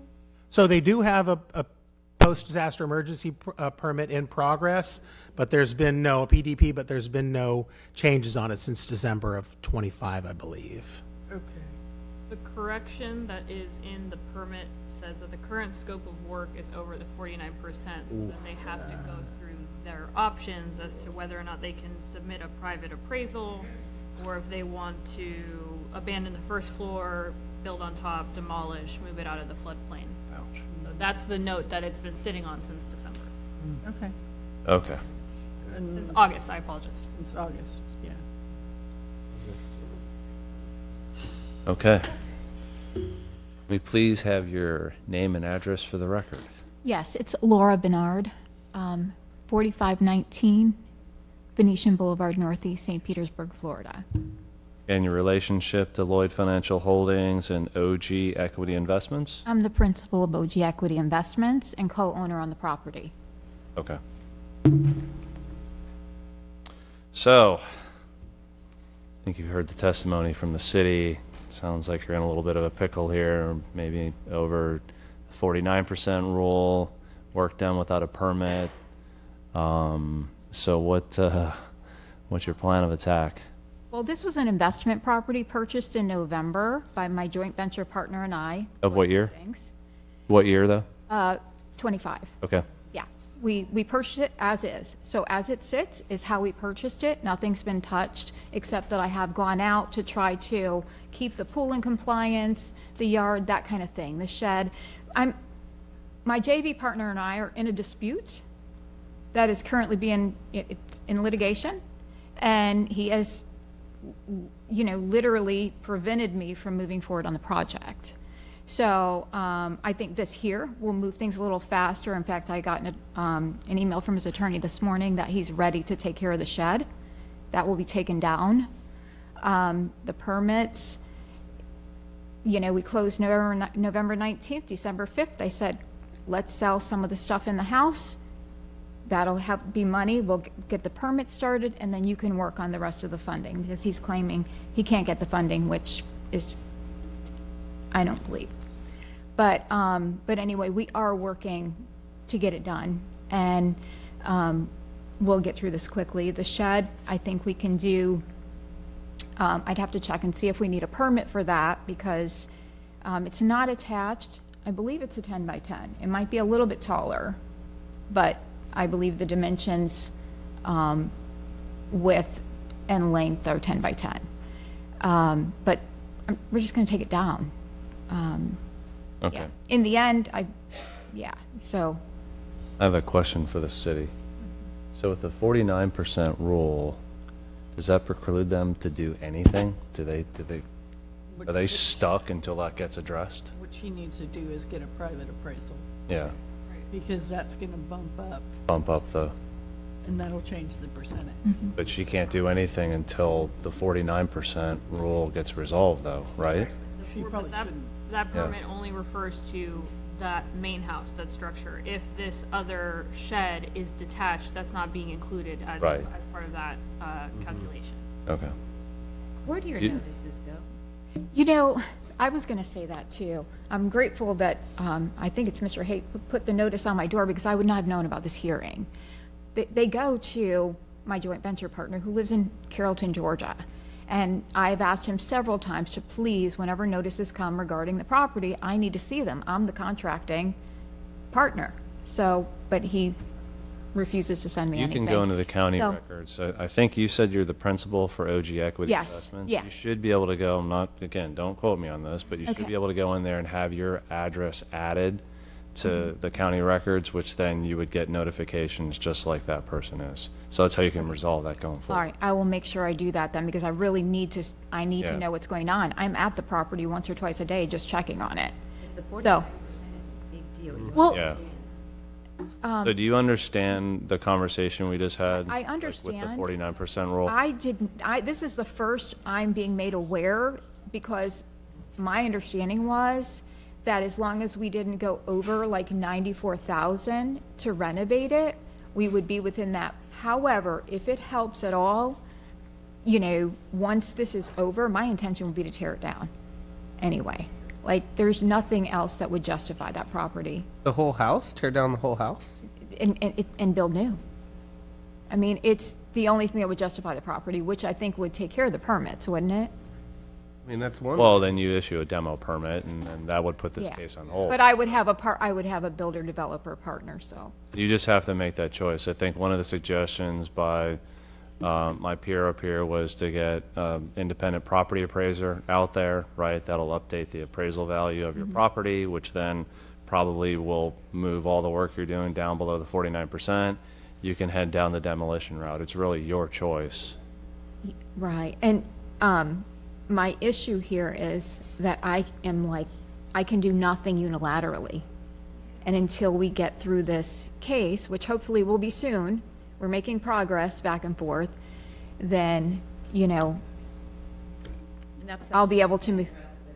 I mean, that's something that a judge would listen to and would assist with. That's one of the things the judge will do. Right, Yeah. yes. So we're gonna give you a piece of paper that you can take through your lawyer to a judge and say, here's our situation. The judge will help with that. They'll help with that. Yeah. So let's see if we can get you a piece of paper that would be helpful to you. Yeah. Well, in your view, though, would getting an appraisal upset anything with the lawsuit? I think it'll just give more than one option. Yeah. Because Yep. if the only option is to knock the whole thing down, that's one. If you have choices of either, I mean, that's more Right. ammunition you can take to a hearing and say, here are our choices, judge, help us. Yeah, You know, Mm-hmm. Judges like options, so that's good. Yep. that's what I was thinking. Know the score before you go. Right. I have a question for the city. Why doesn't the address show up in the property appraiser's office? Is there something attached to this house where it's not public knowledge? Oh, it should come up. So the mailing address for the property appraiser is the Carlton, Georgia address. We have added Miss Bernard's address to the case, so she will start getting notifications from us. Yeah, okay. Separately, but we have to send it to the mailing address on the property appraiser. I gotcha. I had just put the address in the property appraiser's office and it says no property found. Sometimes. So maybe it's abbreviation not different. under an address for it to come up, and I have to look under the business name, maybe. And sometimes if I they have use it a up different now, so we can look abbreviation. at it, but. That's it'll fine. do it. It's 5451 Bayou Grand, but that's where we've been sending it, but Miss Bernard will start getting them moving forward. Gotcha. Just wanted to make sure something Any, wasn't we need, Private about it. you guys want Oh, to, I see that. So- who wants Somebody to? needs to. Kathy, I think you should do this. It feels like you.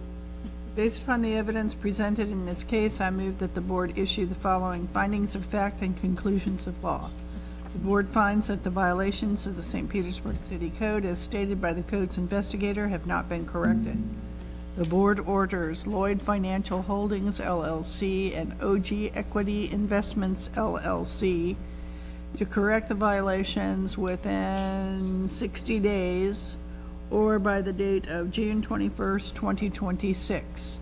If this order is not complied with, a fine of $150 a day shall be imposed. Second. A motion and a second. Any discussion? Yeah. Okay. Let's Osseklis? vote. Osseklis? Yes. Hanshaw? Yes. Hensler? Yes. Wait? Yes. Wilson? Yes. So the board's giving you 60 days. Think a bunch of suggestions and ideas for you to take under advisement. If this isn't resolved in 60 days, you'll get a letter in the mail to attend a special magistrate meeting. Go to that meeting, present the case. You'll most likely get more time.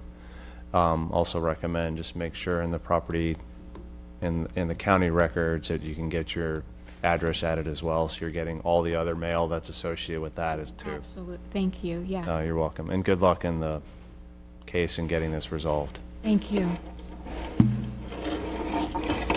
Have a good afternoon. Thanks. Item number 43, property owner SLP Florida LLC, investigator Carl Gordon.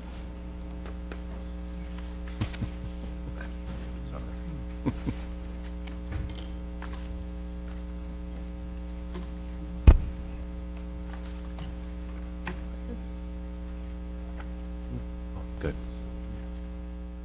I'm Carl Gordon, Codes Investigator for the City of St. Petersburg, testifying in reference to item number 43, case number 26-1098, regarding property located at 4544 12th Avenue South. I was sworn in at this meeting. This property is a single-family structure and it is vacant. This is a C-Click fix case. The property was first inspected on February the 2nd, 2026, and a violation notice sent to the property owner with a compliance date of February 17, 2026. The property was last re-inspected on April the 13th, 2026, and the following violations still exist. Bare wood located on the soffit, chipping, peeling, paint located on exterior walls and other areas of the structure. The soffit on the structure is not properly attached to the structure. Railings missing on the porch. The door frame trim located on the structure is in disrepair. Rotted, damaged wood located on the door frame / trim. Stair railings located on the structure is in disrepair. Railings not sturdy. Large hole in the exterior wall. Broken, cracked stucco on the exterior walls. Broken, missing window glass located on the structure. Open crawl space located on the structure. The shrubs located on the property needs cutting, proper cutting and trimming. Vegetation touching attached growing to the structure needs to be removed. That vegetation, tree parts needs to be removed from the property.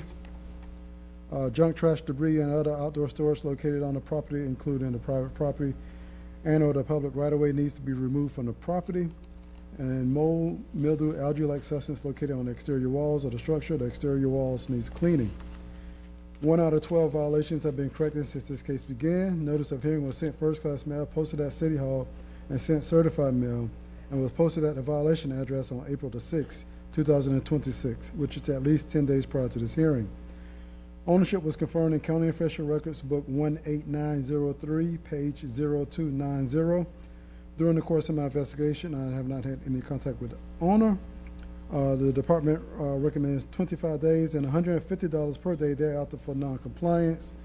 I did speak with the property owner this afternoon after lunch, and property owner stated that they're beginning the process to start doing the work on Monday.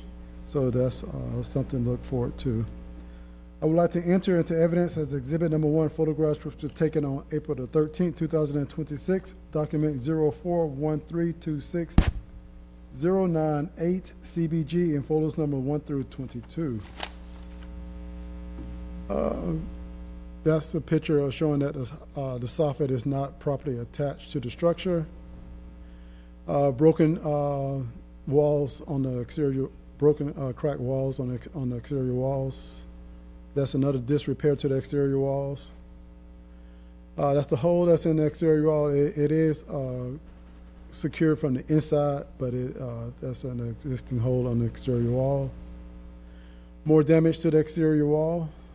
That's the railing that needs to be secured and properly attached. That door, that's the entrance door, that door is now covered. At the time of the inspection, the door frame trim was in disrepair. The violation has not been proven to be corrected, so that's why that's there at this time. The porch right there, there's no railings on the porch, need railing on the porch. That's another side porch, that's where the railings need to be on the side porch. Soffit, that's not properly attached. Chipping paint, bare wood on the soffit, bare wood on the soffit also. That's a front view of the structure. Hole in the glass, open crawl space, growing vegetation that's attached to the structure that needs to be removed. That's vegetation like on the property, those are like shrubs and everything that needs to be cut back, need to be trimmed. Also under that, those shrubs and everything is junk that's located under those shrubs that need to be removed from the property. There you see there's the fallen tree, parts of a tree that has fallen onto the ground, dead tree parts. Also you see that dish that's in the back, there's junk that's on the property. That's more junk on the property. You see tires, that's a tire right there, and that railing that on the property. Trampoline in the rear of the property that needs to be removed from the property. And that's the mold, mildew, algae-like substance located on exterior walls, which needs to be cleaned. And so I would like to enter this fact sheet into evidence as exhibit number 2, and this concludes my presentation. Thank you, Mr. Warden.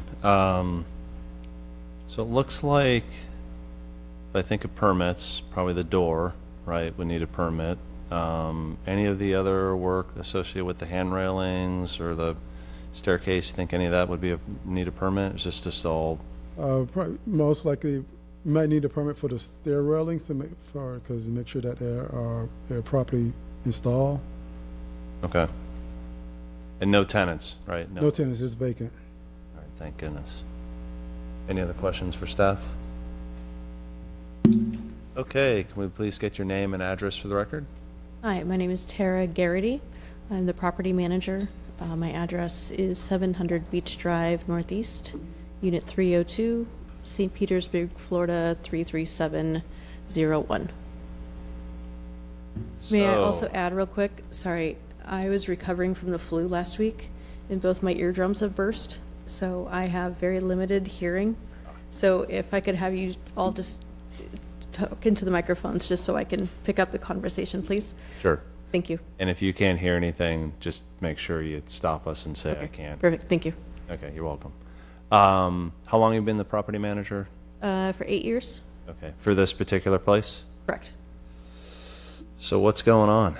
So the owner has ignored this house for way too long, and luckily Carl has kind of brought it up on codes, which is forcing my hand, wonderfully so, to actually get a crew over there to fix this house.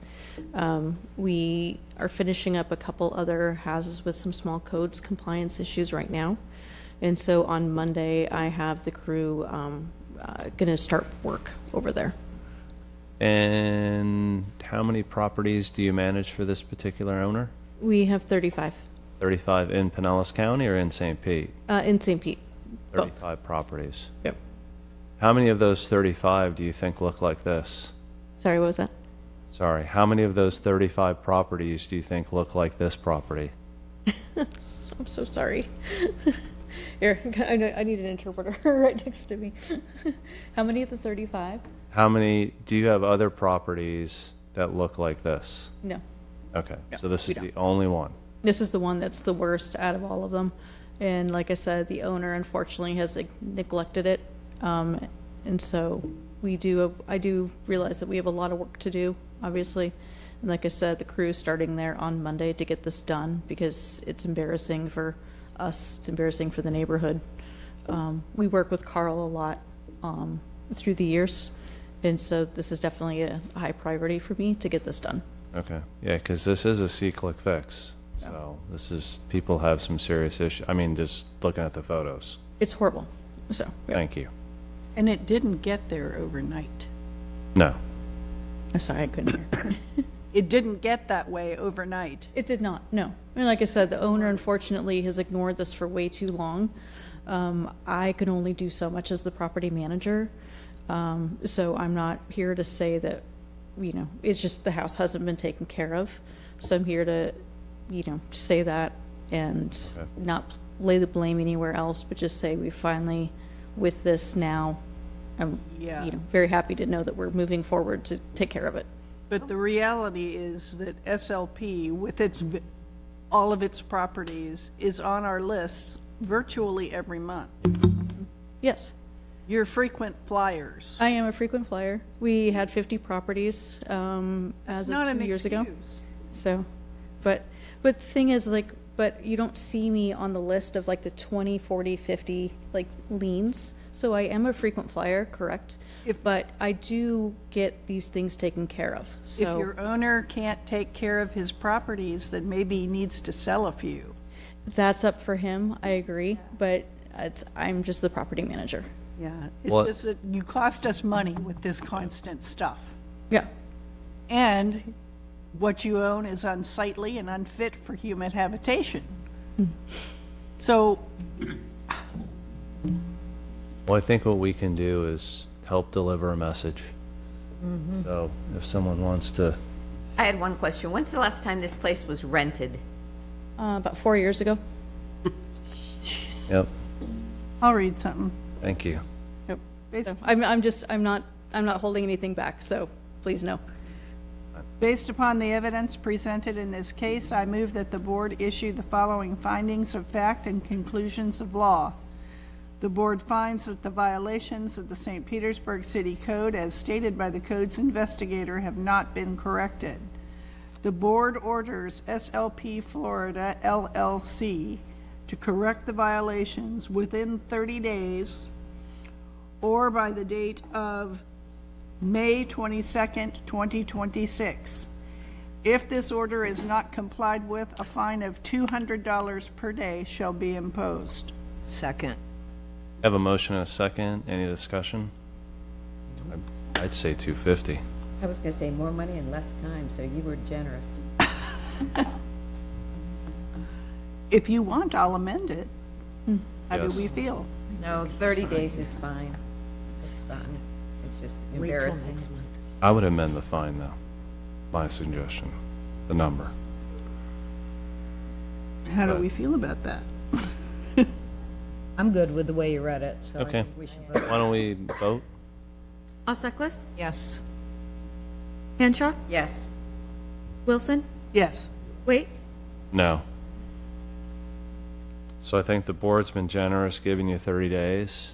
Okay. You really need to deliver the owner a message. I mean, that's disgusting. When you see vines growing up a building that are up 20 feet in the air, Okay. it's been sitting there and it's just blight in our city.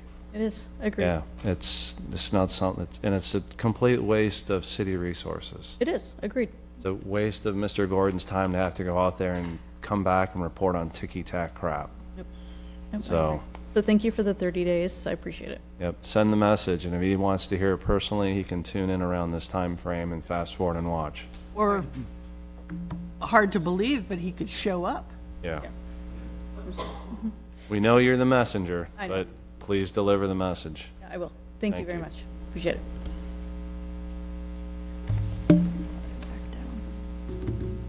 Item number 137, property owner Lorin Real Estate Holdings, LXI, investigator Timothy Howard. Oh, we got a different person this time. Here we go. Yeah. I'm Timothy Howard, Building Demolition Coordinator for the City of St. Petersburg, testifying in reference to item number 137, case number 2528143, regarding the property located at 2680 54th Avenue South. I was sworn in at this meeting. The property is a commercial structure and is occupied by tenants. This is a codes follow-up case. The property was first inspected on November 24th, 2025, and a violation notice sent to the owner with a compliance date of December 17th, 2025. The property was last re-inspected on April 15th, 2026, and the following violation still exists. Per the city building official, the east staircase at Building 21 is unfit/unsafe for use due to a missing step and a separated handrail. Hard barriers are required to prevent access to the staircase, and permits are required for repair. 0 out of 1 violations have been corrected since this case began.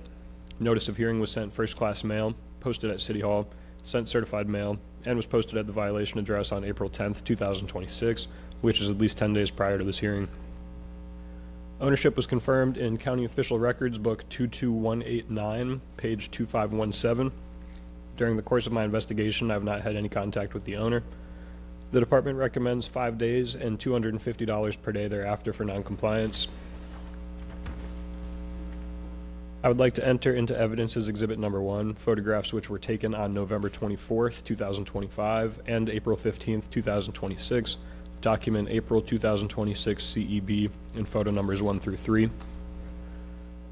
So here you can see a photo of that staircase. That is the missing step, and then the handrail you can see has separated.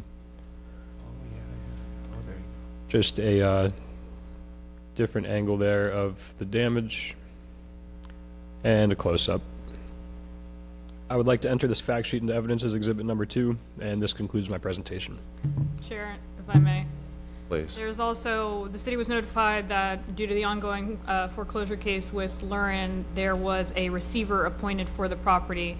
So I'm sure that the owner's representative will testify to that, but there is a new management now in charge of the property. The name is staying the same as far as we can see, but that's the notification that we received earlier this month.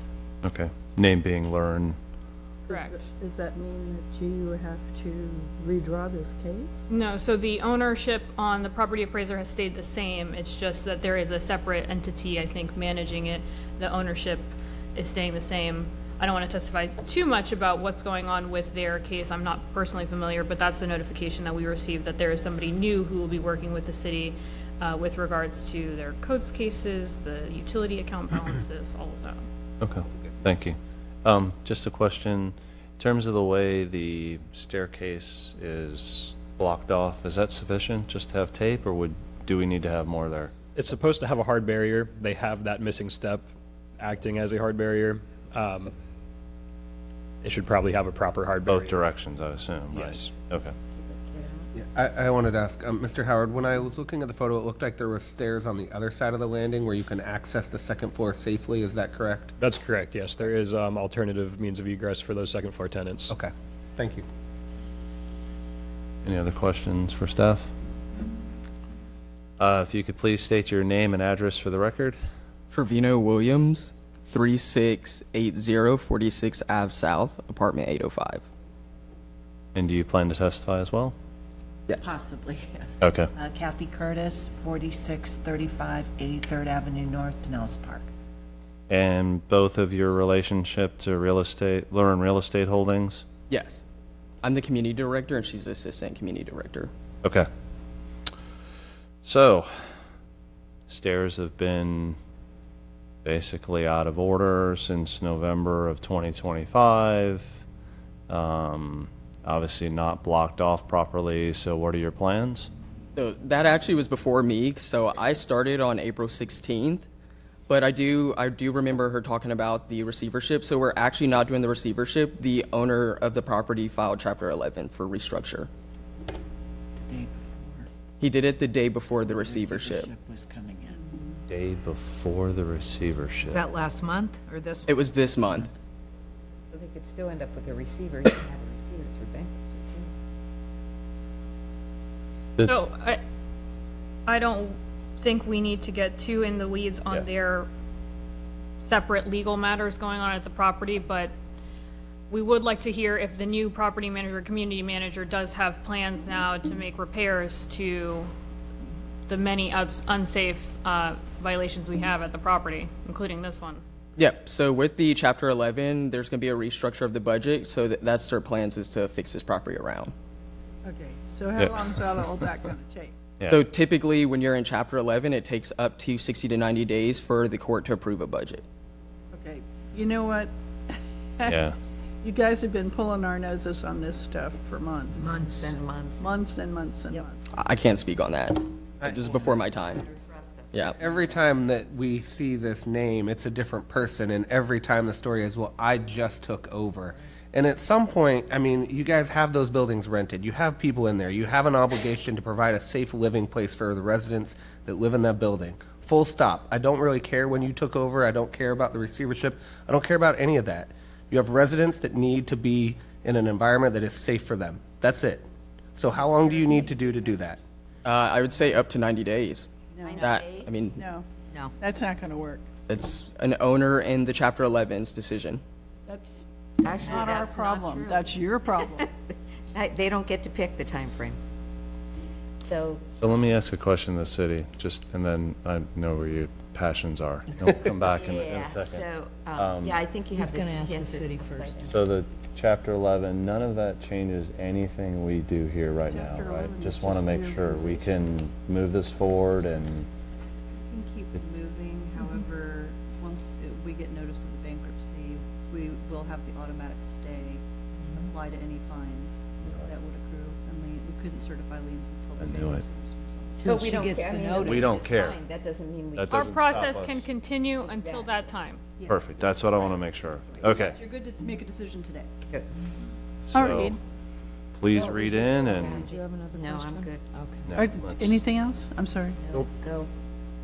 Based upon the evidence presented in this case, I move that the board issue the following findings of fact and conclusions of law. The board finds that the violations of the St. Petersburg City Code as stated by the code's investigator have not been corrected. The board orders Lurin Real Estate Holdings, LXI, to correct the violations within 10 days or by the date of May 2nd, 2026. If this order is not complied with, a fine of $250 per day shall be imposed. Second. motion and a second, any discussion? You're generous. Okay. Well, let's vote. Alseckless? Yes. Henshaw? Yes. Hensler? Yes. Wilson? Yes. Wait? Yes. So you've been given 10 days. I don't need to restate the passion that's coming out of my constituents up here. I'd highly suggest get that thing secured better than just tape, right? Because I probably know what your path forward is going to be, but that is a huge safety issue. You could have kids running around. I just don't even want to think about all the different scenarios. So please get that at least secured. It's for your protection, Yep. Okay. liability. Thank Not you. a legal issue. Thank you. It's a humanity issue. Just do it for Got you. humanity. Yeah. Thank you.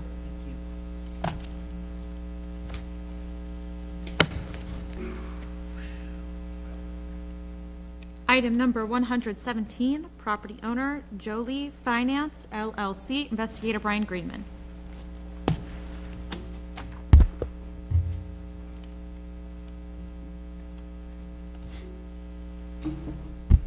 I am Brian Greenman, Codes Investigator for the City of St. Petersburg, testifying in reference to item number 117, case number 26-969, regarding property located at 711 18th Avenue South. I was sworn in at this meeting. This property is a multifamily structure and is occupied by the owner. This is a codes-initiated case. The property was first inspected on January 22nd, 2026, and a violation notice sent to the owner with a compliance date of February 14th, 2026. The property was last re-inspected on April 17th, 2026, and the following violations still exists. Permit needed for removal and/or replacement of exterior stairs at the east side of the property.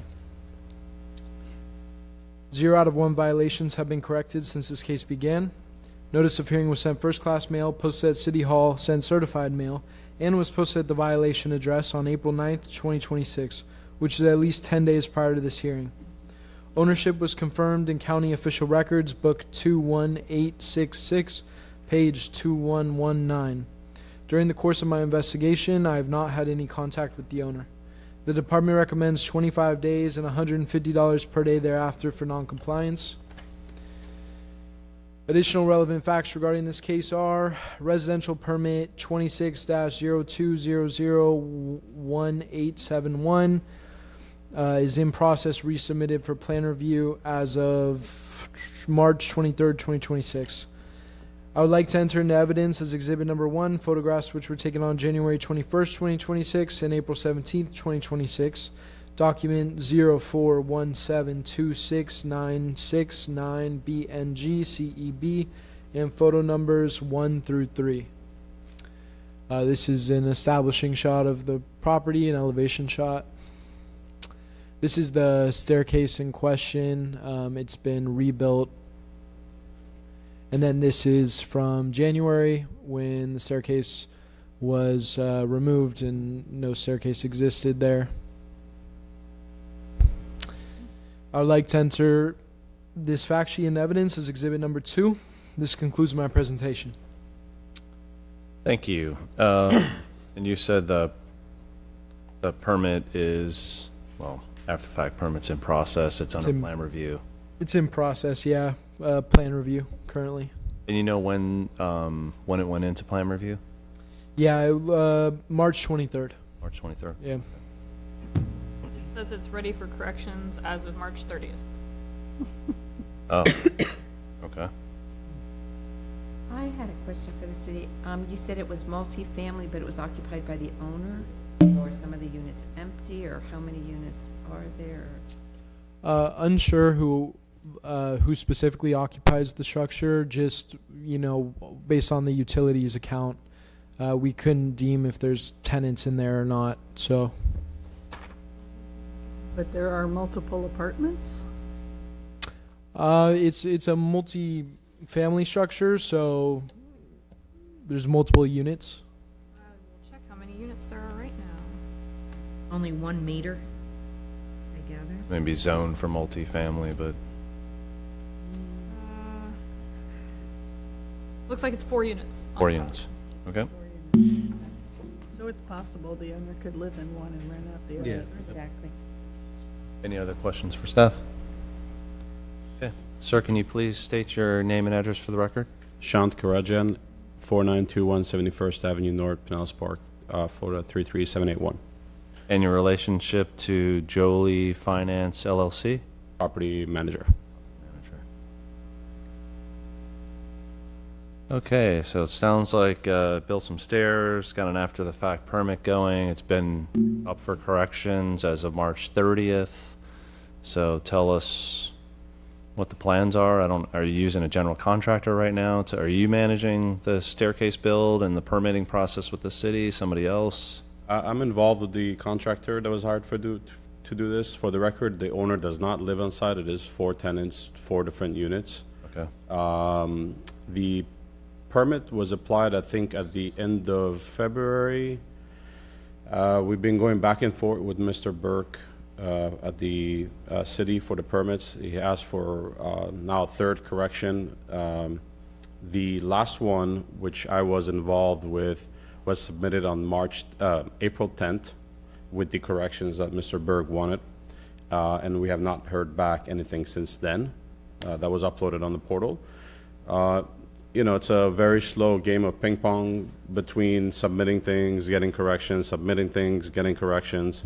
And I know Mr. Burke's quite busy at the city, so we can understand the delay. So we're asking a little bit more time just so that we can get this permit finalized, get the things he wants done on there, and close it out.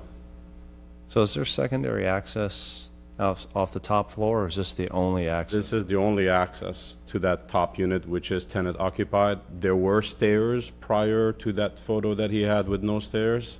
It's not an excuse, but I guess the contractor kind of skipped the ball and made sure that there were continued access for that tenant, and that's kind of how it all unfolded. The stairs are being used by the tenant. Yeah. I'm sorry? Stairs are being used. With an unpermitted. Yes, stairs are being used, yes.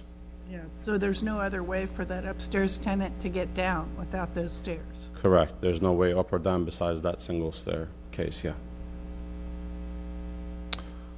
Well,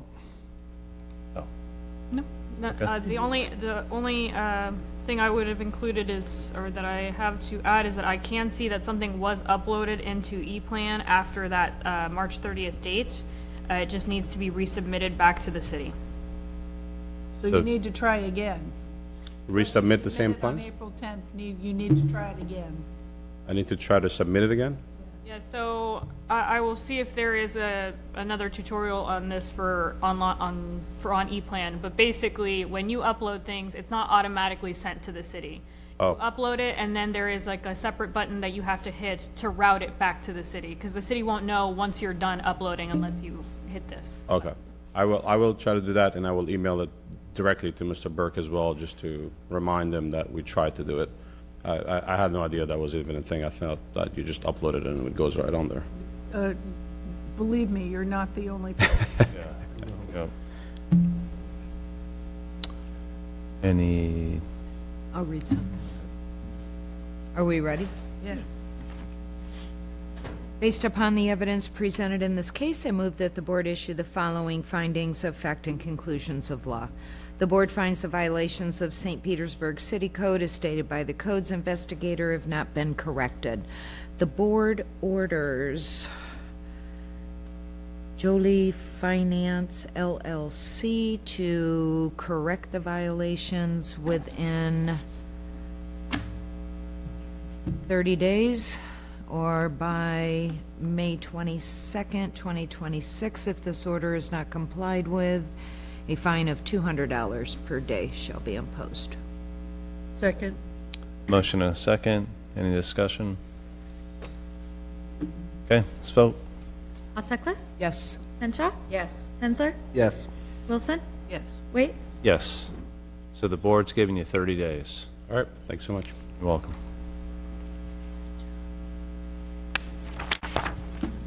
Huh? No, 200. Item number 119, property owner Rockford Investment Partners, LLC, investigator Katrina Miller.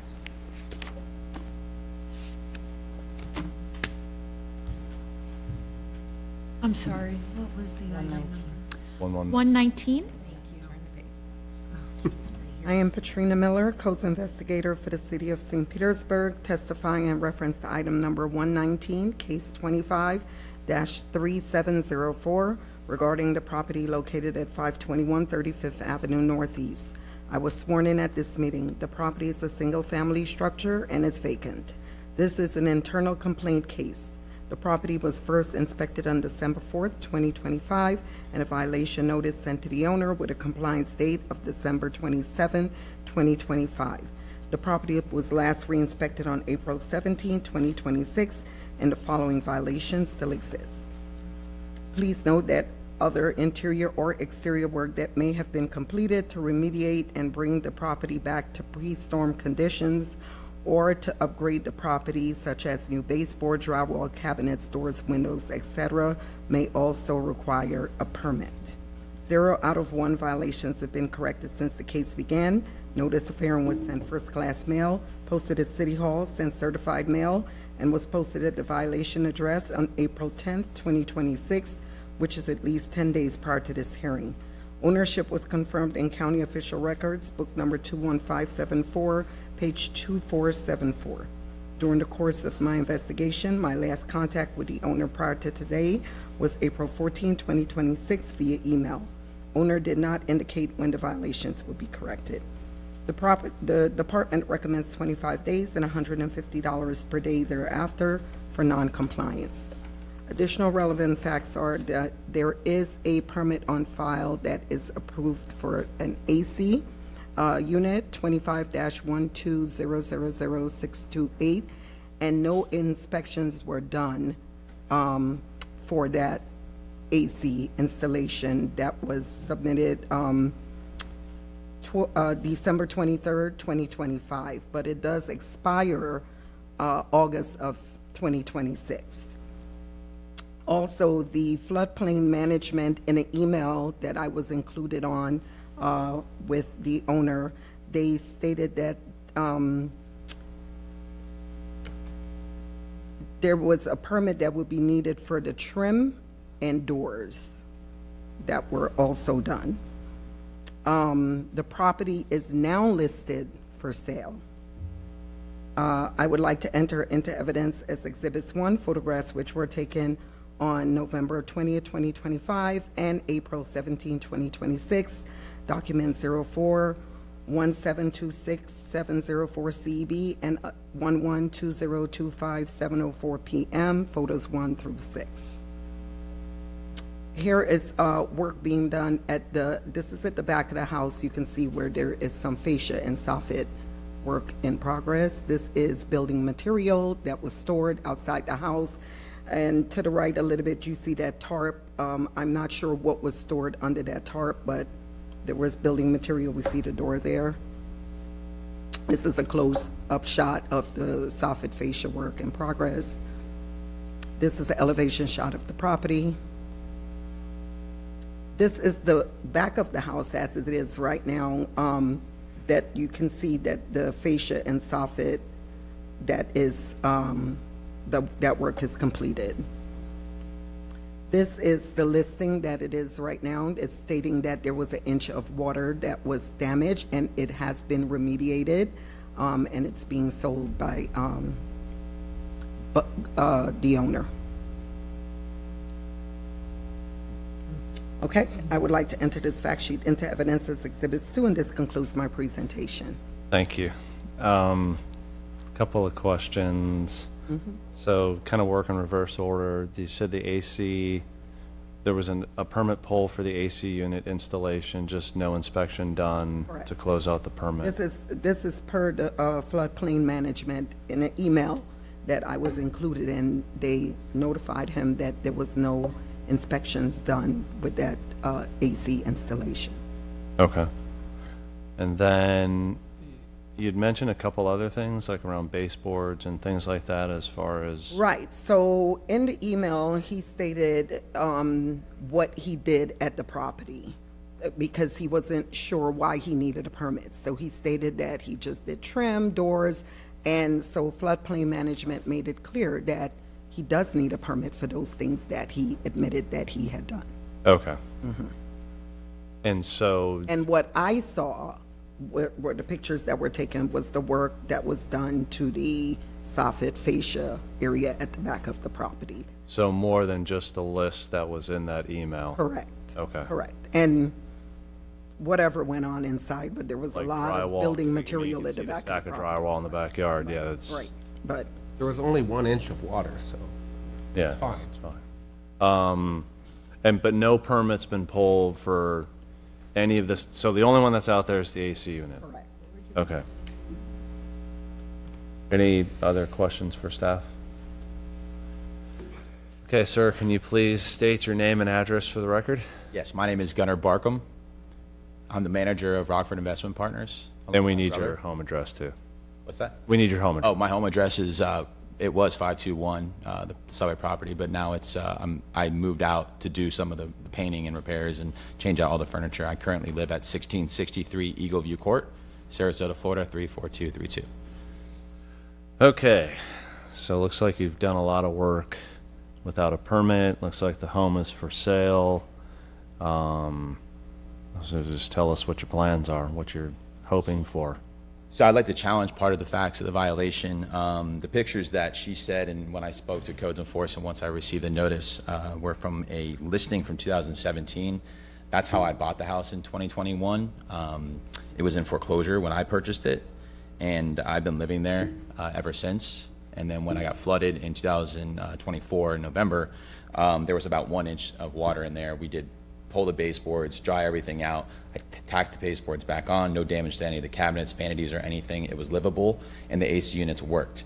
In November of last year, I decided that the AC units were kind of making a loud noise, so I contracted Mellow Air to do it. It took like 3 months for him to actually get the permit fully approved.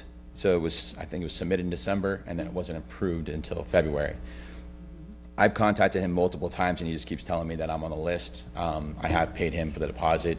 He said that he has the AC units, 2 AC units being delivered next week. So I'm hoping to get that at least that permit closed out and then have AC in my home so I can move back in. I'm currently doing, there was 2 interior doors, some baseboards in one of the rooms part of the house is on slab, part of the house is on pier and beam. And I contacted the permitting office back in February when I was getting the permit finalized for the AC. When can I get back into my home? I wanted to redo some of the baseboards and some of the vinyl flooring, and they said you don't need a permit for that. Vinyl flooring, baseboards, and paint has nothing to do with any structural damage or anything that was thing. And then when I saw the violation and I talked to Patrina, she said you do need a permit, and then I contacted the permitting office again, and then the special flood emailed me back and said I do need to, just because of FEMA's requirement for the 50%, and I'm in a floodplain area. So I'm just finding out that I do need to pull a permit for baseboards, which typically is not a permittable thing. All my vanities, all my cabinets that have been in there since the pictures of 2017, I can't speak for what the previous owner did in 2017, but I'm a realtor, and I know I went back through all the notes, and that's what's showing from 2017 in MLS are those same pictures that she's referencing. So I have not done any substantial work. The exterior soffit that work is done is just a fascia piece that they grinded down and then they painted, and that was damaged from Milton, the second hurricane last year. But again, fascia is something that's not needed in a normal permit, and I confirmed that as well. So what were the pallets in the backyard? Wasn't that sheetrock? Yeah. So all that material is for. There's 2 massive full construction sites that asked me if they could have and use part of my tents and the tarps to store materials. I have that material is not mine. I don't own it, but there is a construction site next door, and that's what also the trailers are from the front. And then there's a huge construction site behind. So they're using your yard. I let them because I was not there. Correct. They're staging in your yard. Correct. Yes. Okay. But I have done no improvements in terms of cabinets, drywall, exterior doors, windows, or anything that I need an NOA for, or would need to pull a permit for. I plan to do that. So that's what I came here today to say, that I do plan to do a full renovation of the home. It does need it. It's an older 1951 home. I'm trying to decide if I'm going to have the budget enough to put a second story on it, which would be a total, obviously a huge permit process and hiring a contractor and framing. But I guess we can talk about how much more time I need to pull a permit for baseboards. And hold on one second. Question for the city. So it sounds like we're thinking cabinets and other things were done. Would a suggestion be, can we go inside and just verify? Like, how do we? He still needs the permit. No, I know, but I'm just saying in terms of the scope of the work, because if the scope of the work includes cabinets, he's gonna need to include that. If it doesn't, so. When he goes through, this has happened before, when he goes through the permitting process with the building department, they will ask for you to fill out like a questionnaire about your storm damage, and if you say that you didn't replace the cabinets and can show the pictures of the cabinets pre-storm or the same that are there now, they will allow you to pull the permit without the cabinets thing. Okay. We coordinate frequently with the building department when these issues come up. If something we note in our case is actually, we're able to prove, no, it was there from pre-storm conditions, it does not need to be, it's not unpermitted, it doesn't need to be included in the permit, they'll communicate it to us and we will just move forward that way. Okay, that makes sense. Yeah, I have the full adjuster's report from just post-flood when they came in. So I have all those pictures, and I have the pictures from the 2017 listing, so I can verify all that, yes. Perfect. So it sounds like AC permit and then this work that you've done and the comparative photos to just. Correct, yes. show the work. Okay. So how much time do you think you're gonna need to get that submitted and get the permits approved? I haven't even talked to a contractor yet, so I don't know how long. I mean, it's a pretty small job, but typically, I don't know how fast maybe it's an over-the-counter permit. Usually, permits are 4 to 6 weeks. So, you guys. Sounds like it could be an over-the-counter. Hopefully, it is. Yeah, correct. Because the AC one is supposed to be over-the-counter, a 7-day review or whatever it is. But well, the AC is it's done. Yeah, that's what I'm saying. I don't know if this will be considered an over-the-counter permit. Excuse me, Chair. Yes. The PDEP permits follow a different route. Oh, so for let's that not talk flood. about Good point. It won't be an over-the-counter permit, but it should be quick enough if you're saying that there wasn't electrical or drywall. Correct, yeah, there's no structural review. If it's a very small scope of work, it should be simple enough for you to. Okay. I'll read something. Good. Based upon the evidence presented in this case, I move that the board issue the following findings of fact and conclusions of law. The board finds that the violations of the St. Petersburg City Code as stated by the code's investigator have not been corrected. The board orders Rockford Investment Partners, I guess it's LLC, to correct the violations within 90 days or by the date of July 21st, 2026. If this order is not complied with, a fine of $150 per day shall be imposed. Second. Motion and a second. Okay, let's vote. Alseclas?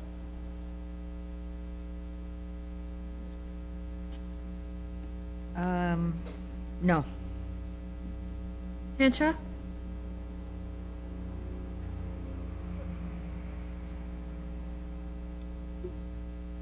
No. Ensor? Yes. Wilson? Yes. Wait. Yes. Okay. Motion passed. So board's giving you 90 days to get your permits approved. If for whatever reason you still have outstanding violations, you'll get a letter in the mail to attend a special magistrate meeting. Go to that meeting, have the same discussion, they'll most likely give you more time to get your problem solved. Okay. Good luck. Thank you. You bet.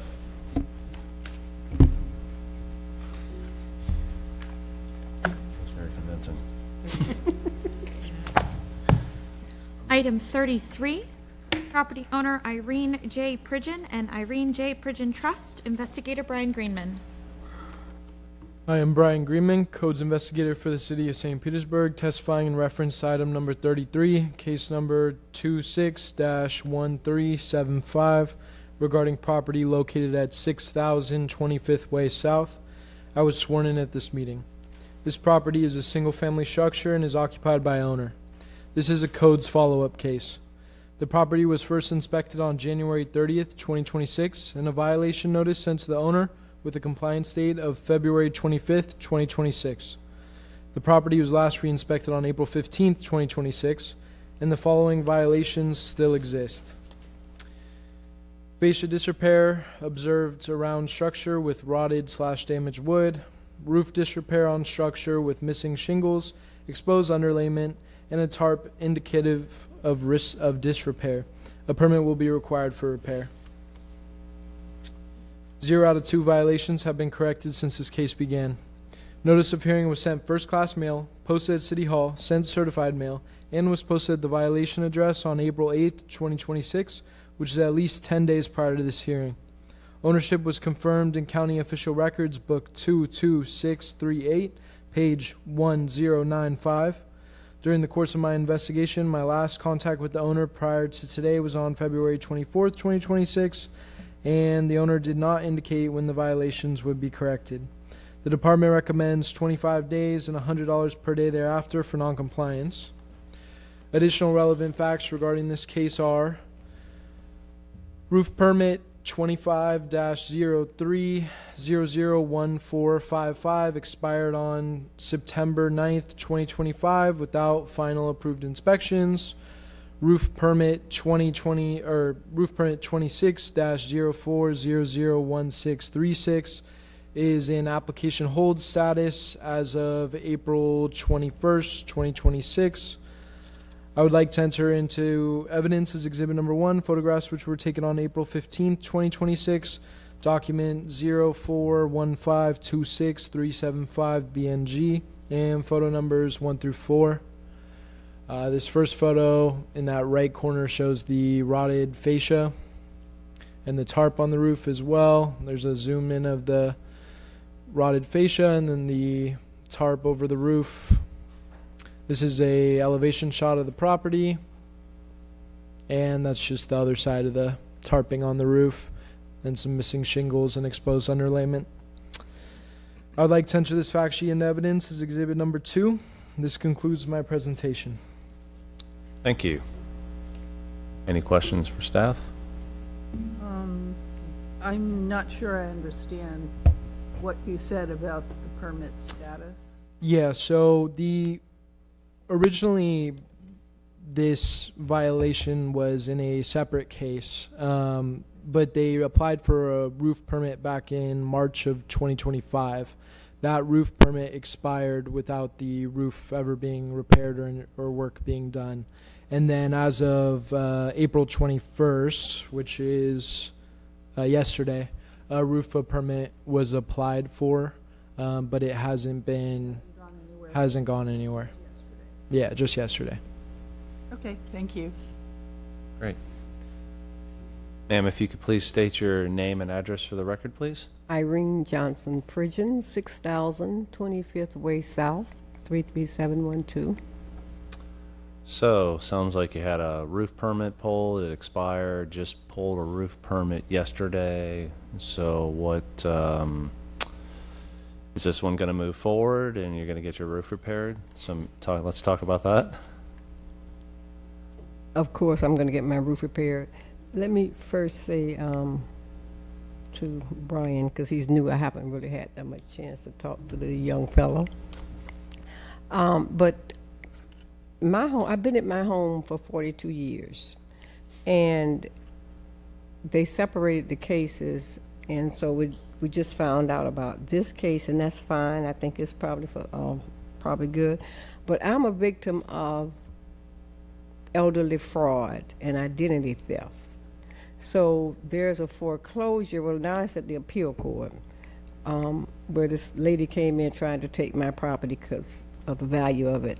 And we've been fighting this for a while. And so I've been trying to get with the city here because they have loans and things available. As a matter of fact, I just had a meeting with Red Cross and Nikki Capehart at Urban League, and we're getting ready to get some money.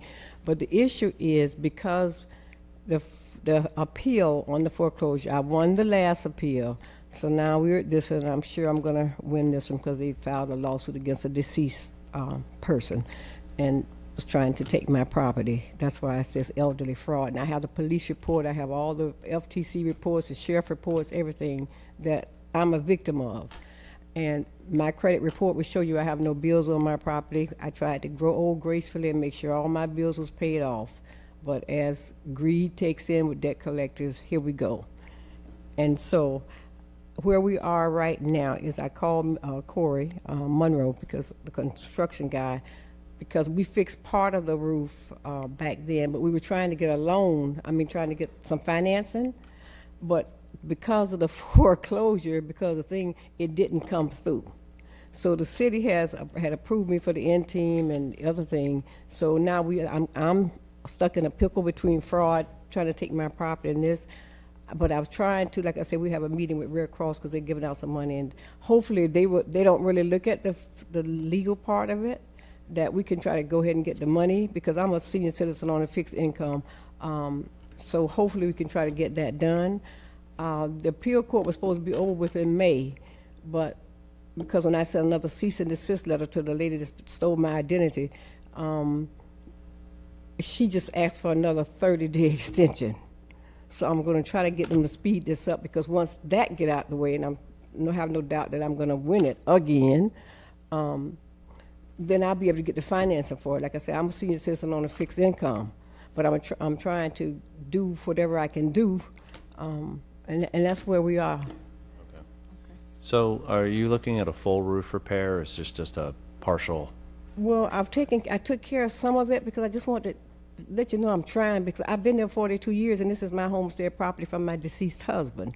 And so I wanted to show you I was trying. So I would love to get a full roof, but that depends on the financing that we get. Now, this loan we're applying for right now with the grant, it's called a Discovery from the Hurricanes.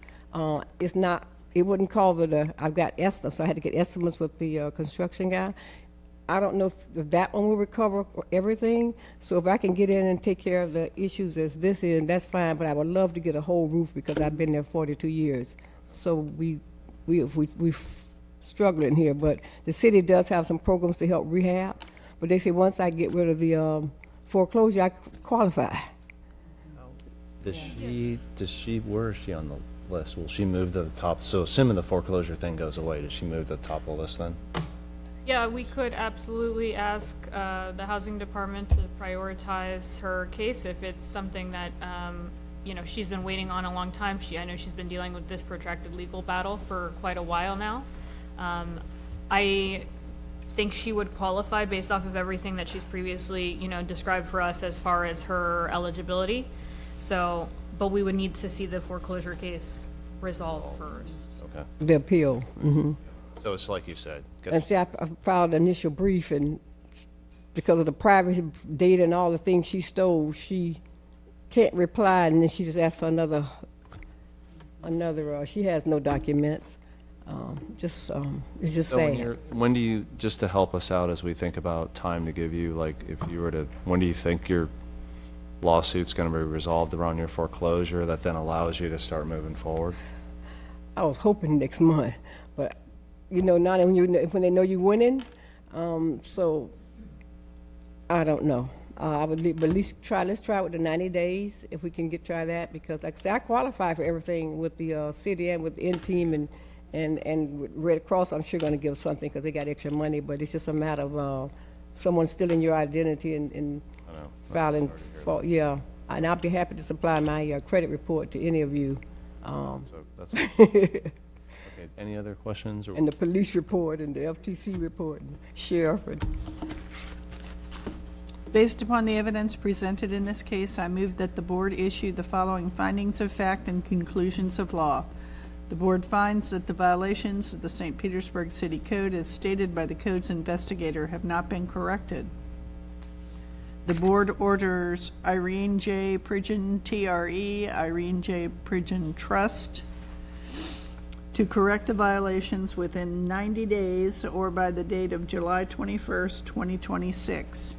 If this order is not complied with, a fine of $50 a day shall be imposed. Second. Motion and a second. Any discussion? Okay, let's vote. Alseckless? Yes. Hanshaw? Yes. Hensler? Yes. Wilson? Yes. Wait. Yes. So ma'am, you've given 90 days. Let's hope this gets resolved quickly and you're not going to get a letter from to attend a special magistrate meeting, but let's assume it's not resolved in 90 days. You'll get a letter to attend a special magistrate meeting where you'll have the opportunity to go in and present your case and get more time. Okay. I think the other thing we're going to try to do in the city is if those get resolved, try to move you up the list, right? So, yeah, fingers I can grow gracefully. Thank you for all your service and your volunteer service. You can go to the clerk's office and you can file a document with the clerk so that if anybody files something against this property, they're going to tell you. That's how I found out the identity theft, yeah. Kimber property. Good luck to you, ma'am. Thank you so much. Have a great day. Mm-hmm. I think so. Not this one. No, ma'am. Okay, got them all. Thank you.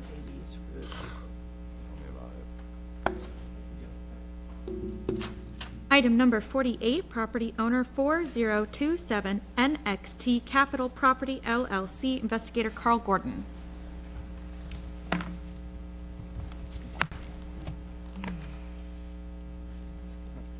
I'm Carl Gordon, codes investigator for the city of St. Petersburg, testifying in reference to item number 48, case number 26-598 regarding property located at 4027 15th Avenue South. I was sworn in at this meeting. This property is a single-family structure and it is vacant.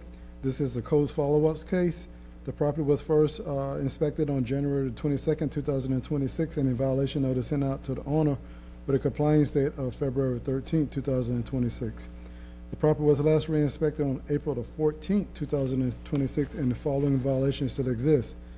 Permits are required for renovations to a single-family home, including the creation of additional bedroom.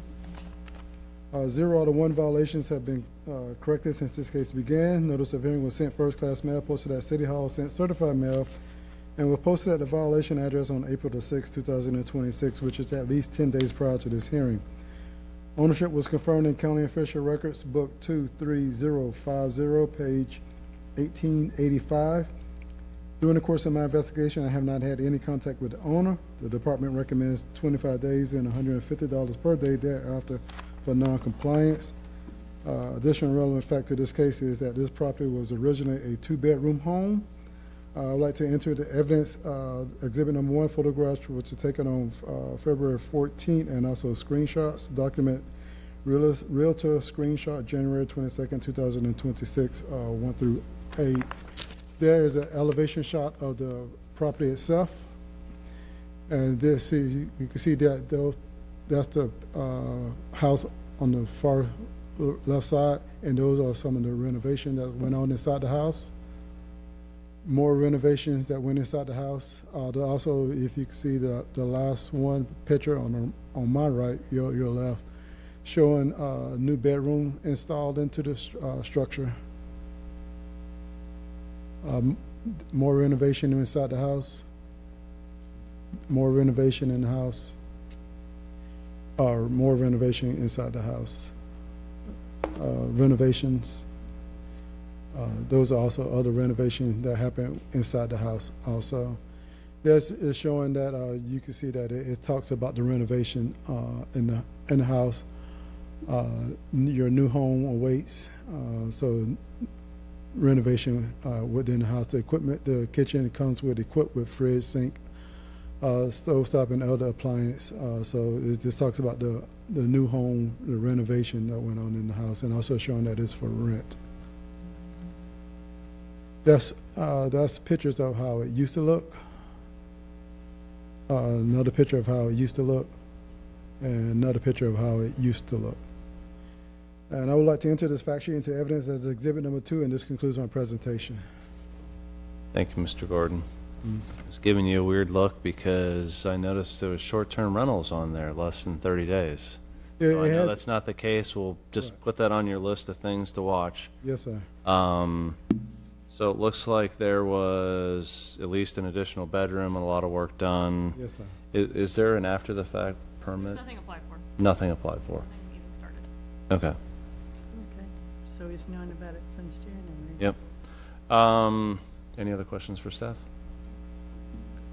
So, sir, can you please state your name and address for the record? Jason Short, 4660 24th Street North, St. Petersburg, 33714. And your relationship to 4027 XT Capital Property LLC? Property manager. Property manager. Yes, sir. So, looks like a lot of work was done without a permit. My understanding as well, that's correct. We're addressing one other of these properties currently. That being said, I've had about 45 days took these properties over about 45 days ago. I'm just finding out about this one on the 4th when I received it. That being said, I provided you with the engineer as well as the general contractor information. The wheels are in motion. Obviously, the plans take a little bit of time, considering that the owner has completely started over with the GC. It's not the original GC that they had used prior to. That being said, we should have plans put together here hopefully within the next couple weeks, and then start submitting for the permits. So the original owner was unaware permits weren't pulled, or is the original owner? Original owner was not aware that there was not permits pulled. Correct. We just learned about the permit issue. It's been within the last 60 days. And how many other properties do you have? I'm not sure exactly total. He's got several properties between here and Miami. How many here though in St. Pete? I have 3. You have 3 that you manage. Correct. Okay. All for the same owner? Actually 4 that I manage. All for the same owner? That's correct. Well, same entity and owner, yes, ma'am. The ultimate owner, let's say. Well, there's investors as well. Well, I have a hunch that all of these little LLCs are per property. No, ma'am. There's some of them the same. At least my understanding, the ones I've seen are. 4027, yeah, happens to be the street address of the property. But anyway, so the original case started in January. Correct. So who was notified? I have no idea. The prior property manager and construction manager. He started. Once again. Yep. Chair, may I ask a question of the property owner? Please. Property manager. How many bedrooms are in there? And 4027, I believe there are 4. Thank you. So it doubled. Yes, that's just what I just wanted to confirm. It looks like we can see the unit numbers on the pad split. Yeah. So there was a general contractor, a licensed general contractor who did all of these renovations, is that correct? Yes, that's correct. And you know who that contractor is? I do not know. Somebody knows who that contractor is? Yes. And Yes. somebody has reached out to him and said, where are my permits? Well, they asked where the permits as well as where the plans were and whatnot, and they, you know, as far as I know, and this is all I know, is that the owner and him, when they found these things out, had butted heads and went their separate ways. So, So you got a lot of work ahead of you. Does anybody, we do, and I realize that, but, you know, our goal ultimately, obviously, is to get compliant and stay compliant. That's what's most important okay. to I want us. you to remember that thought when we finish. And like I said, that, you know, We're gonna come back to that in a we're gonna read something. the GC reached out to him yesterday, I believe, and left a message for Glenn. Based upon the evidence presented in this case, I move that the board issue the following findings of fact and conclusions of law. The board finds that the violations of the St. Petersburg City Code as stated by the code's investigator have not been corrected. The board orders 4027 NXT Capital Property LLC to correct the violations within 60 days or by the date of June 21st, 2026. If this order is not complied with, a fine of $250 per day shall be imposed. Second. We have a motion and a second. Any discussion? I think that realistically can't get the job done in 60, but the fine is definitely appropriate. Yep. Okay, let's vote. Alseclas? Yes. Hanshaw? Yes. Hensler? Yes. Wilson? Yes. Wait? Yes. So the board's giving you 60 days to get the permits pulled and approved. Once the permit's approved, this gets put on hold. If this isn't, if your permits aren't approved within 60 days, you'll get a letter in the mail to attend a meeting with the special magistrate, where you'll be able to go in and plead your case. But before you run off, you made a comment around being compliant with state and local laws. So are you familiar with the short-term rental? Right. Absolutely. Okay, so I saw on there weekly rentals? They're all 90 days. Okay. They've I all can been tell you switched Mr. over Gordon will be, in the last 45 days, they've all been switched to 90 days. so Mr. Gordon will be keeping an eye on it, just to let Fair you enough. know on your other properties too. Not a problem. So, okay, well, good luck in getting this fixed. Thank you. Have a good day. Too. Thank you for that, Sheriff. You're welcome. That was the last case on this agenda. Okay, Now they'll do the reading. yep, And you'll need to have one of us read it. yeah, I have to have Ellie do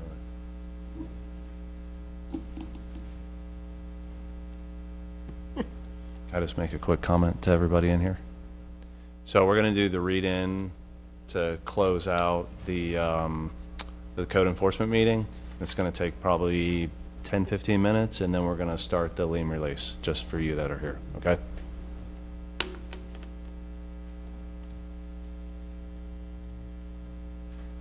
Is it updated? Not seeing it. There it is. I don't even have a current book, to be honest with You you. need sworn in, Margie? Yes. Do you swear or affirm that the evidence you're about to give is the truth, the whole truth, and nothing but the truth? Absolutely, I do. Thank you. Sorry, I didn't mean to. Oh, you're good. Oh, there we go, right? Thank you. Go ahead. That's it. Item number 1, John David Ans and Elizabeth L. Gonzalez. I'm Margie Nichols, Code Supervisor, testifying on behalf of the City of St. Petersburg in reference to case number 26545, address 572 60th Street South. And the department recommends 25 days and $100 per day thereafter for noncompliance, fact sheet, and evidence.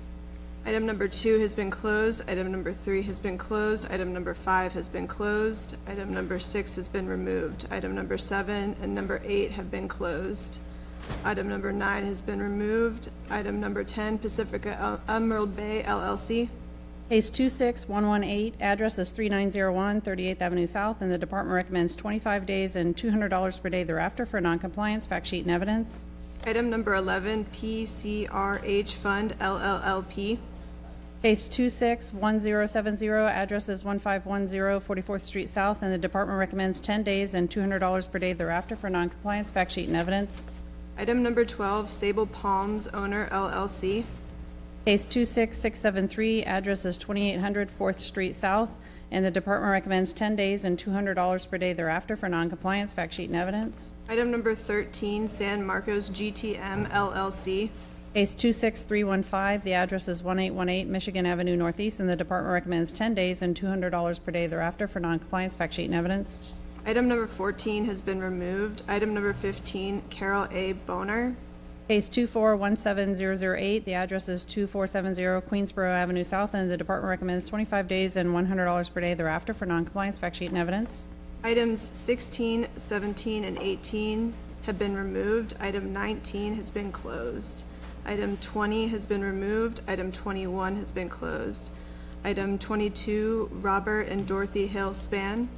Case 261436, the address is 2338 13th Avenue South, and the department recommends 25 days and $150 per day thereafter for noncompliance. Fact sheet and evidence. Item 23 and 24 have been removed. Item 25, Gary N. Gonzalez. Case 2417256, the address is 2000 68th Avenue North, and the department recommends 25 days. Case 25-16428. Sorry, I was reading case 23. Item 25, case 2516428, the address is 1110 60th Avenue North, and the department recommends 25 days and $100 per day thereafter for noncompliance. Fact sheet and evidence. Item number 26, Homax Homes LLC. Case 26645, the address is 6810 10th Street North, and the department recommends 25 days and $150 per day thereafter for noncompliance. Fact sheet and evidence. Item number 27, Antonia M. Reardon. Case 26330 76, actually 26 I don't have. Did you say 26? I'm sorry. Item 27. 27. I was right. My apologies. Case 26330. The address is 7616 18th Street North, and the department recommends 25 days and $100 per day thereafter for noncompliance. Fact sheet and evidence. Item number 29, Jeffrey Thaler. Case 2528619. The address is 2227 66th Avenue North, and the department recommends 25 days and $150 per day thereafter for noncompliance. Fact sheet and evidence. Item number 30 has been removed. Item 31 has been closed. Item 32 has been closed. Item 34, Southland Court. Case 2518096, the address is 5301 34th Street South, and the department recommends 25 days and $200 per day thereafter for noncompliance. Fact sheet and evidence. Item number 35, Willie M. Warren. Case 22808, the address is 5577 Dr. M.L. King, Jr. Street South, and the department recommends 25 days and $150 per day thereafter for noncompliance. Fact sheet and evidence.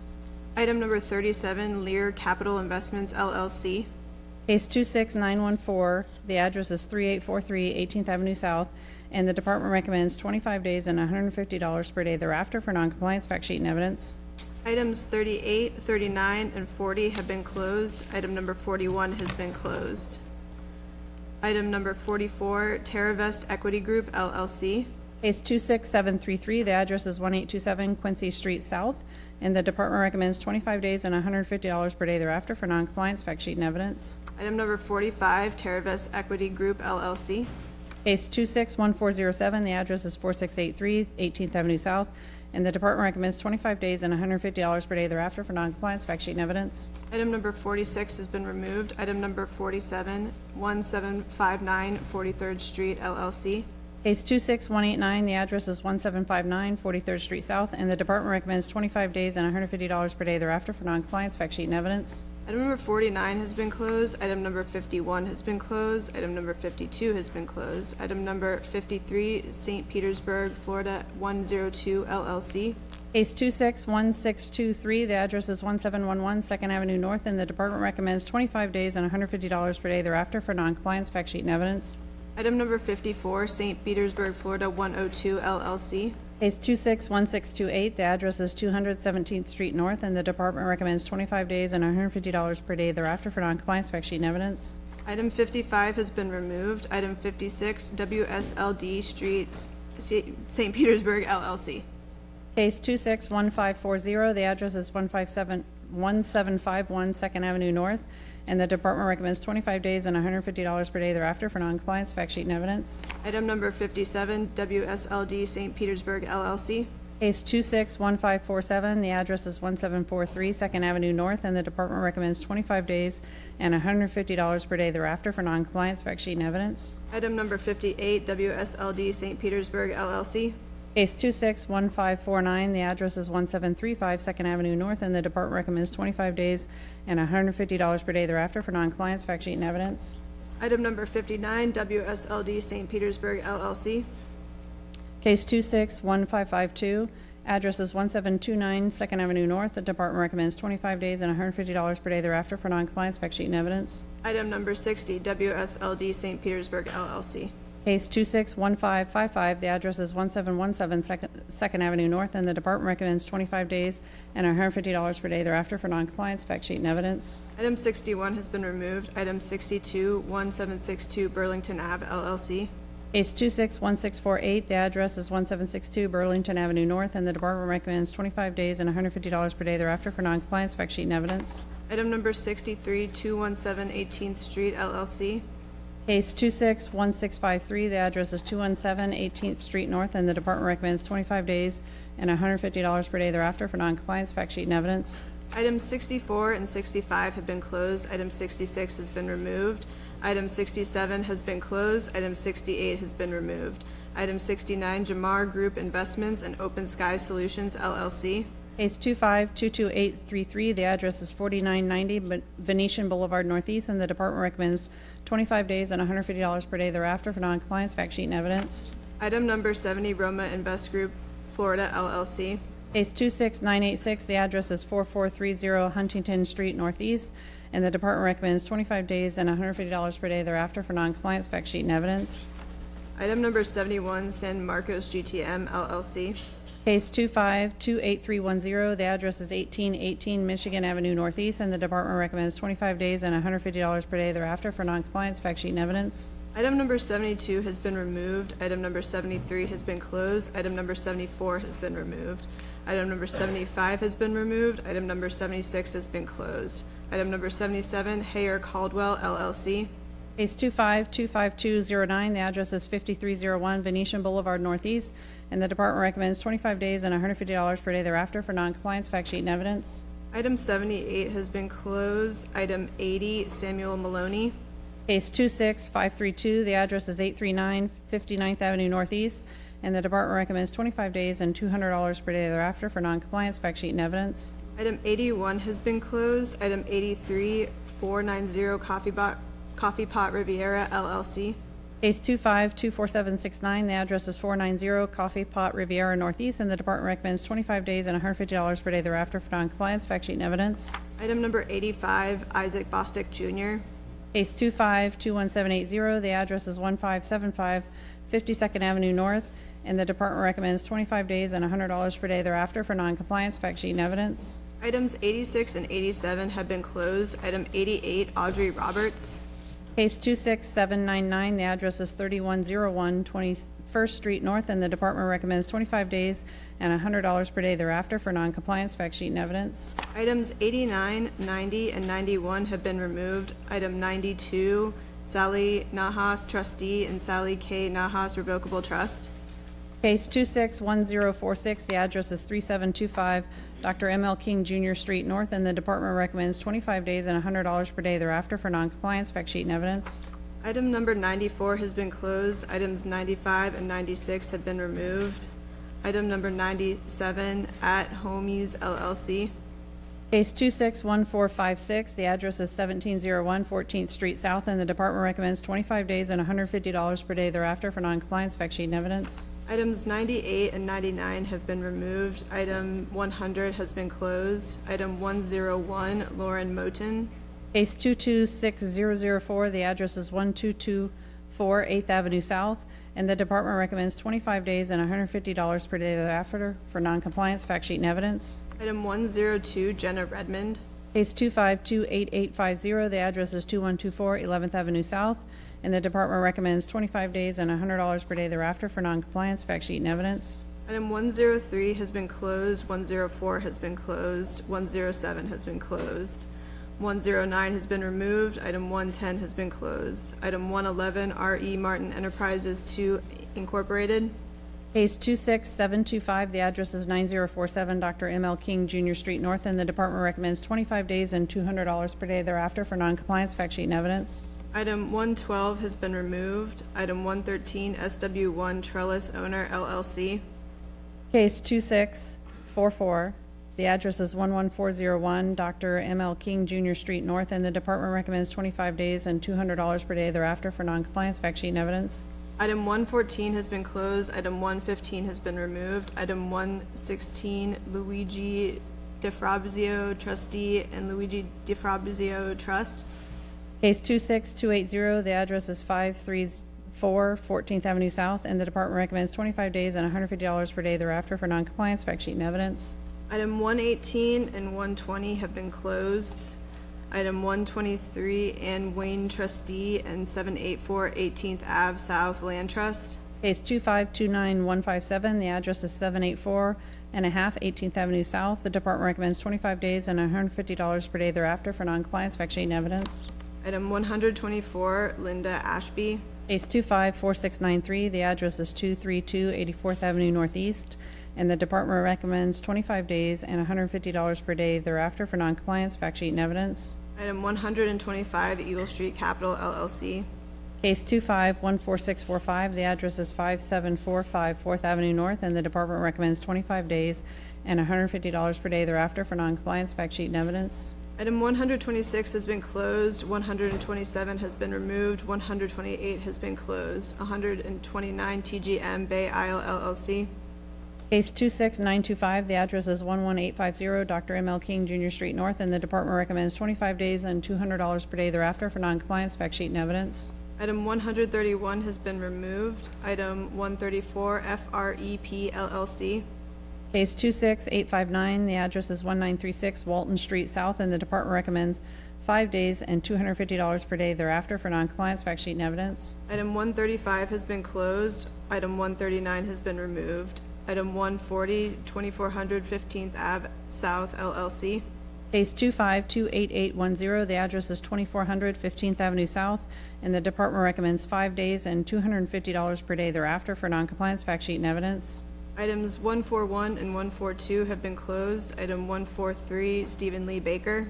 Case 26675, the address is 2610 24th Avenue North, and the department recommends 25 days and $100 per day thereafter for noncompliance. Fact sheet and evidence. Item 114 has been removed.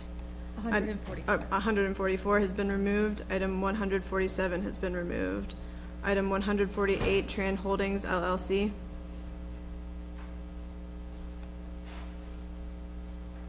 I don't have item 148. Case number 26-1232, address 2240 10th Street South. City recommends 25 days at $150 per day thereafter for noncompliance. Fact sheet and evidence. Item number 149, Blue Ridge Equities Incorporated Trustee and Trust number 4566. Case 2528816, the address is 4566 28th Avenue North, and the department recommends 25 days and $150 per day thereafter for noncompliance. Fact sheet and evidence. Item 150 has been removed. Item 152, SL Sago House LLC. Case 2529211, the address is 3835 7th Street South, and the department recommends 25 days and $150 per day thereafter for noncompliance. Fact sheet and evidence. Item 154 has been closed. 155 and 156 have been removed. Item 157, SFR TB owner LP. Case 2529162, the address is 634 Newton Avenue South, and the department recommends 25 days and $150 per day thereafter for noncompliance, fact sheet, and evidence. Item 158, Tukiva L. Smith and Virginia Gomez. Case 256631, the address is 644 23rd Avenue South, and the department recommends 25 days and $100 per day thereafter for noncompliance, fact sheet, and evidence. Item 159, Terrence L. Walker and Sonia R. Thompson. Case 2526208, the address is 2055 Barcelona Way South, and the department recommends 25 days and $150 per day thereafter for noncompliance, fact sheet, and evidence. This concludes the read-in.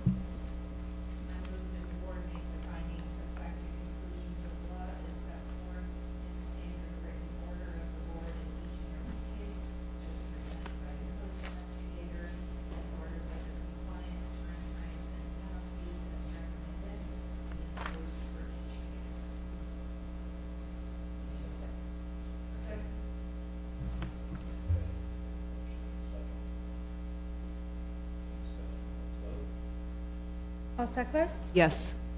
Hensler? Yes. Hanshaw? Yes. Wilson? Yes. Wade? Yes. So this brings to conclusion the April 2026 code enforcement hearing. Now, we'll be moving on to the lien release session. Go ahead again. Welcome to the April 2026.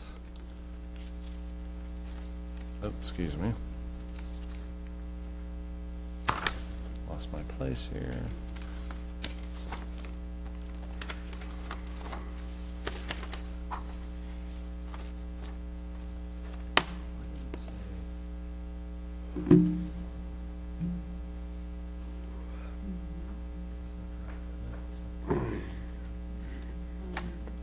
This one says that. It starts with code enforcement board. Does it? It goes into- Okay, even though it's claim release, we still say board enforcement. Well, there's an evidentiary release. Yep, at this time we're here, the release. So- It's still technically the board hearing. So I still say that or no? Yep. Okay. Thought that was a typo. Excuse me, sorry. Technical difficulties. Welcome to the April 2026 Code Enforcement Board hearing. At this time, we will hear lien release requests. These are cases where a code enforcement lien has been certified and the property owner or their agent is now seeking release of the lien. We have received a written report regarding each of these requests. These cases will be heard as follows. The City Code's Compliance Department will announce each case with the address, applicant, case number, and applicable liens. We hear testimony from the applicant regarding the request. We may ask any questions of either the applicant or staff. After hearing the testimony and answers to any questions, we may do any of the following. We may take no action, which will leave the existing liens in place, or we may take affirmative action to direct staff to release the lien in its entirety, or release the lien in consideration of payment of a specified amount of the lien within a specified period of time. Once heard by the Code Enforcement Board, lien release requests will not be reconsidered by either entity for 180 days unless the property ownership changes. So for those, can you please rise for swearing in?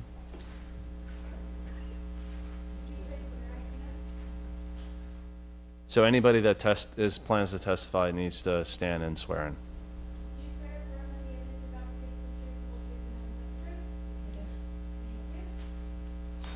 Roll call. Wilson? Here. Schneider? Hensler? Here. Hanshaw? Here. Alseklos? Here. Williams? Hobbs? Wait? Here. Ready.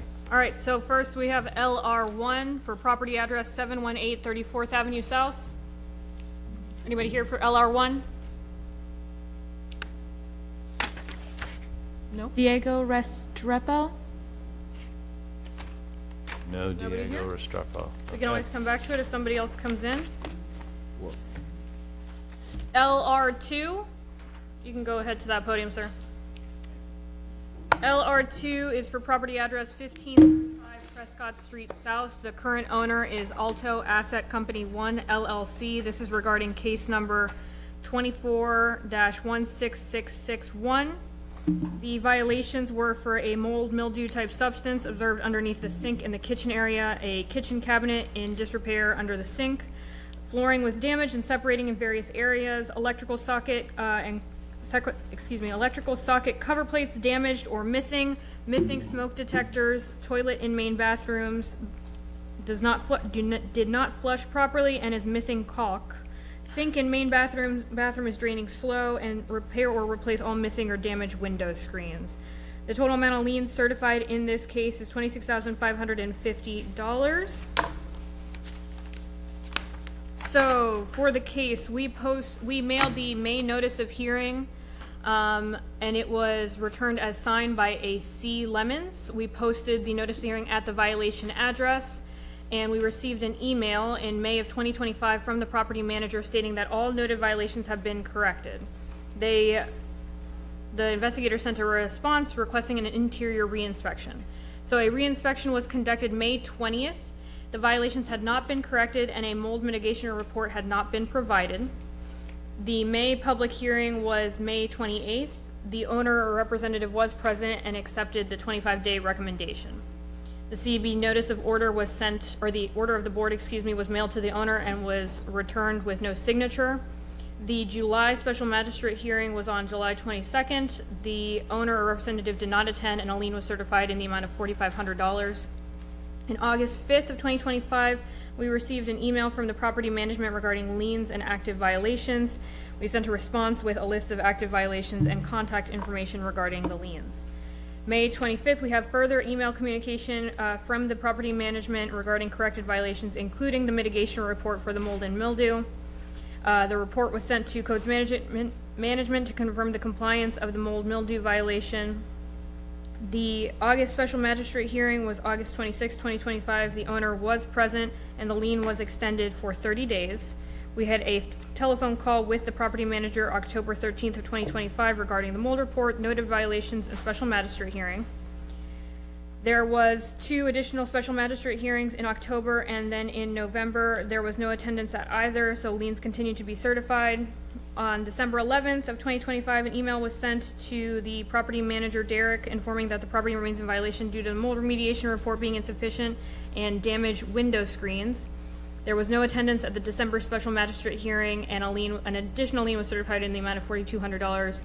The property management sent a mold remediation report in January 12th, 2026. It was forwarded to management for evaluation, and at that time, the property was found to be in compliance and the case was closed. And we have John Scalia here in attendance representing the property. Thank you. Can we please have your name and address for the record? Yeah, John Scalia, 5500 South Flamingo Road, Cooper City, Florida, 33330. I'm on the East Coast. Thank you. So you heard testimony from the city. Yeah, I don't know too much about it. I'm just here representing them with the lien mitigation. But I know I sell a lot of homes for them. I'm not manage them, but they're selling a lot. So this one is attached to a couple of homes. So we're here to try to get it reduced so we can pay it as soon as possible. Because you're trying to sell the home? Not certain other ones that they're trying to sell that's attached. So we have cross-attaching liens on a lot of these homes when you own several amount of homes. So what do you know about this case then? Not really too much, just basically that I know that they put it in compliance. When you send an email out to a company, usually it just gets in the mail and no one really looks at it. The management and the contractor and vendor that they hired probably didn't do their job, and they had to get someone else to hire to get it fixed the proper way. So, you know. So what did they send you in here to ask for? Well, they actually sent the letter over actually to you guys, asking for a $3,000 to a $3,000 property reduction fine to pay that in 30 days. John, I appreciate you being here. I'll just cut to the chase from me. Thank you, I read through the letter. Some of the things that stood out to me in the letter that I have issue with, you stated, or the letter stated, I should say, that there was problems with the previous tenant that moved out in '24, and that was part of the issues of being able to get these resolved. However, you also state in the form that a new tenant moved in February 26th of 2025. The first hearing was April 3rd of 2025, so I don't see how the previous tenant, who was difficult to work with, would have been the challenge. The violation started in September of 2024, so I understand there's a gap there between when the new tenant moved in, but the letter felt very disingenuous to me. It felt very much like you were trying to blame a tenant that no longer lived in the unit for not correcting things that were, from the read of it, should have been pretty easy to correct. And I think it's unfortunate, John, that you're here and not Mr. Cabanaro, Yeah, he's the on person who I'm assuming the letter in Cal. wrote the letter and would be the person that we could ask some very detailed questions of.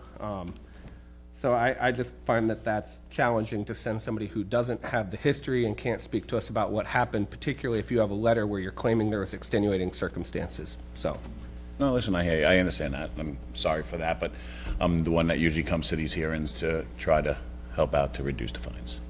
And additionally, the letter is making light of the violations when the tenant was living with stuff that they shouldn't have had to live with. These are all things that you could have accomplished in 3 to 4 weeks. 30 days. But yet, it took 16 months. 16 months? A year. Almost a year and a half. Yeah, I'm sure that it slipped through the cracks with the maintenance team that they have on the ground, that didn't go with the contractors that work in this company. That tells me they own too many properties here, or they won't hire. That goes with a lot of big companies, a lot of properties here in Tampa, Orlando, and Southeast Florida. So it's kind of a lot of big companies that are doing that. So why are they asking for a release now? They just want to get this property, a couple properties that it's attached to, sold, and it is in compliance, so they want to pay it in a matter of 30 days or even quicker to get this released off the properties that need to be sold. They are selling a lot of properties. Do you know if this place was rented throughout all this disrepair? Just as to the letter says, at 24 and 25 So it was rented, and they were collecting rent in this at that time, probably. crappy place? Okay. So, who's Derek? They referenced Derek as the property manager back in October. Back then, I don't know. I wasn't doing work Are for you them. the new Derek? No, I wasn't doing work in 2024. No, I'm not the new Derek. I'm actually a realtor for them. Okay. Yeah, Derek's the property manager. I stay away from the property management business. I kind of just sell the properties. Well, because it's relevant, because this is the person that I think was managing some of this during the time. That's why I ask, right? Is people were He showing could up be to one of meetings, that. not showing up to meetings. Yeah, I don't know. I don't even know if he's with this company. I don't know who it would be. I mean, you realize the situation you're putting us in right now, right? There's like I don't know. nothing that has any sort of tangible. You're not giving us anything tangible to say why we. I don't think a lot of consider people that would have came here that probably would have been tangible to tell you anything else, because these right now a lot of these people are getting let go. I mean, they're downsizing. They're getting a lot of people. They're not buying any more houses, so half of those people are probably not even with the company now. So you're a real estate agent? Correct. Yeah. Okay. So you're here because you're going to be selling the property? Correct. Yeah. And here's what kills me about it. They're talking about their commitment to the community. Yeah. I read Yeah. that. That was yeah, and Ridiculous. 17 other properties in Pinellas County under this owner. They're out of state. I mean, this is what we really hate to see, an out-of-state owner who is, I don't know this location, so I can't speak to this neighborhood, but as my colleague pointed out, they were collecting rent the entire time that they were not fixing a mold problem. So you're a for-profit business with 17 other properties in our county. We don't know how many in St. Pete specifically. You collected rent for the entire year plus of this case while there was mold in someone's house. And then, John, I know it's not, you're simply the messenger. I apologize that you have to take the hits and you don't know, but you come before us and you have, what can you offer us? Empty pockets. Well, listen, I can know if that can get it paid, pretty quick if we get a, reduction and helping you out selling these properties and get them out of St. Petersburg. So I know they're getting rid of some of them. And Very weak. You can get homeowners. Yeah, I don't really know what else to help you. I mean, I know it's in compliance, so, it's tough to say that it is fixed. It did stop, and, we just want to get it closed out. So as part of our, I have a technical thing I think we need to address first. Sure. I'm looking at this authorization, and it appears that the representative witnessed him being the representative. I don't even know if that's he's acceptable. Can he even be here speaking?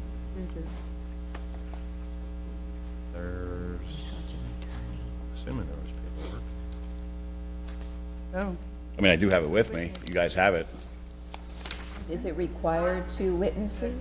I don't know that it's required, certainly not a practice that we would do, but I couldn't say for sure that I just don't want to go through everything and then find out that we really Right, have to do I it. think Are we good? feel comfortable considering the owner signed it, but no, typically we would not, want the witness to be the same person. And I'm It's sorry, I not a didn't mean state to owner. interrupt you. I just didn't want to go through all this. No, I appreciate No, it's that's a great question. and it's a Texas notary too. I'm not sure about, the Texas.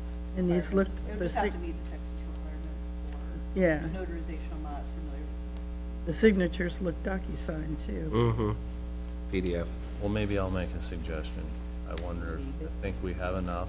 Why don't we just go ahead and decide and then just move on? Yeah, I think so. Make a motion. Yep. Who wants to read? I'll read something. Okay. You're okay with that? We read and, okay. I move that in this matter, LR2 be released in consideration of payment of $13,650 within 45 days. Need a second. Second. Okay, motion a second. Discussion. It was the third lien instituted after not showing up, so that's the number. And the city's put in a lot of time and effort for this. And they have 17 other properties, so maybe lesson learned. I don't care if they're trying to sell it or not. I think you're more generous than me. I was gonna say leave them in place, but. I was going to say leave it in place. However you want me to do it, if you guys would prefer that. Well, to John's point, the sooner we let them sell them, the sooner they'll leave Pinellas County, so. With their commitment. With their commitment to our community, yes, which, maybe they're gonna roll some of the sales proceeds back into the rec center, I don't know. So. Let's vote it. Do you- I was gonna, Okay. so, Okay. yep. Alseklis, Yes. Hensler, Yes. Henshaw, No. Wilson, No. wait, No, does not pass. we need somebody to read. I'll read. Can I, oh, okay, sorry. No, that's okay. I move that in this matter, the liens remain in their entirety. Second. Motion a second. Discussion. Let's vote this one. and Yep, see if let's that vote it. Alseklis, Yes. Hensler, Yes. Henshaw, Yes. wait, Yes. Wilson, Yes. Okay. So, liens staying in their entirety. What's our time frame? 6 months. 6 months? Like, they would be eligible to Since we reapply. didn't set a time. 6 months. So you have up to 6 months to make this payment. No, sorry. No, I'm sorry, I apologize. There's no deadline on when they can make the payment. The liens are enforceable for 20 years. But they can reapply for liens. Reapply for, okay, in 6 In months. 6 months. Good. I apologize. Thank you, guys. Thank you. John, just a piece of advice. Next time whoever comes back just needs to be able to speak directly to the case. I know that might be You're challenging not for gonna someone get from that any- Texas. Yeah, but you're not really gonna get that with these. Well, then they're probably not gonna get the liens released. No, listen, I hear you. That's your guys' decision, and I understand it. So a lot of other, courts do release it and do mitigate it, but I understand your side. Thank you guys very much. Thanks. For LR3? Ready as we'll ever be. LR3, Property address 1204 22nd Street South. Okay. Current owner is Pocket Properties LLC. This is regarding case number 20-28402. The violation was for window permits expired without approved final inspections. The total amount of lien certified is $37,400. So it looks like we sent the March notice of hearing on February 3rd, 2021. It was mailed to the owner, signed COVID-19. This was frequent during the pandemic. The posting was left at the violation address, March 8th, 2021. The March public hearing, there was no attendance, so the board gave 25 days. The CEB order of the board was mailed to the owner and returned with a signature, but was not legible. There was no attendance at the first April special magistrate hearing, and a lien was certified in the amount of $1,000. There was an owner representative present for the May special magistrate hearing, and the lien was extended for 60 days. After that point, there was no attendance for the next 7 hearings, taking us to March of 2022. Oh, I apologize, continued no attendance, so 8-9, that takes us all the way to the May special magistrate hearing in 2022. An owner or representative was present, the lien was extended for 60 days, and then the case was closed to compliance August 16th of 2022, and we have Dushyant Gulati here to represent the property. Yes, ma'am. So can we please have your name and property address for the record? Shant Gulati, 2207 Belchery Clore Drive, Clearwater, Florida, 33764. Oh, yeah, and your relationship to Pocket Properties LLC? I am the managing member.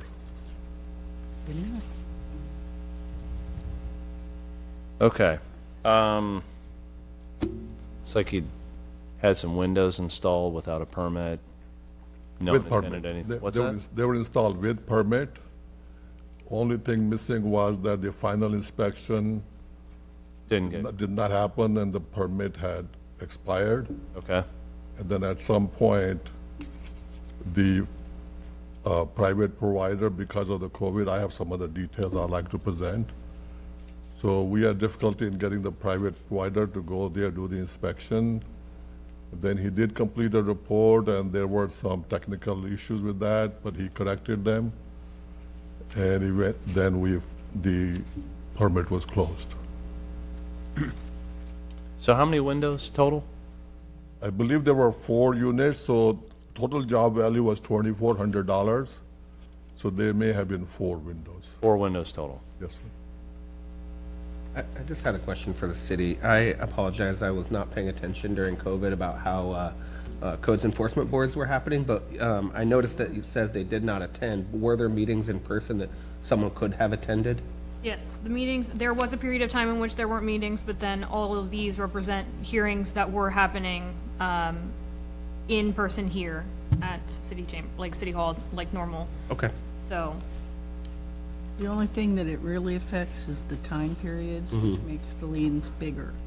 Yeah. Yeah.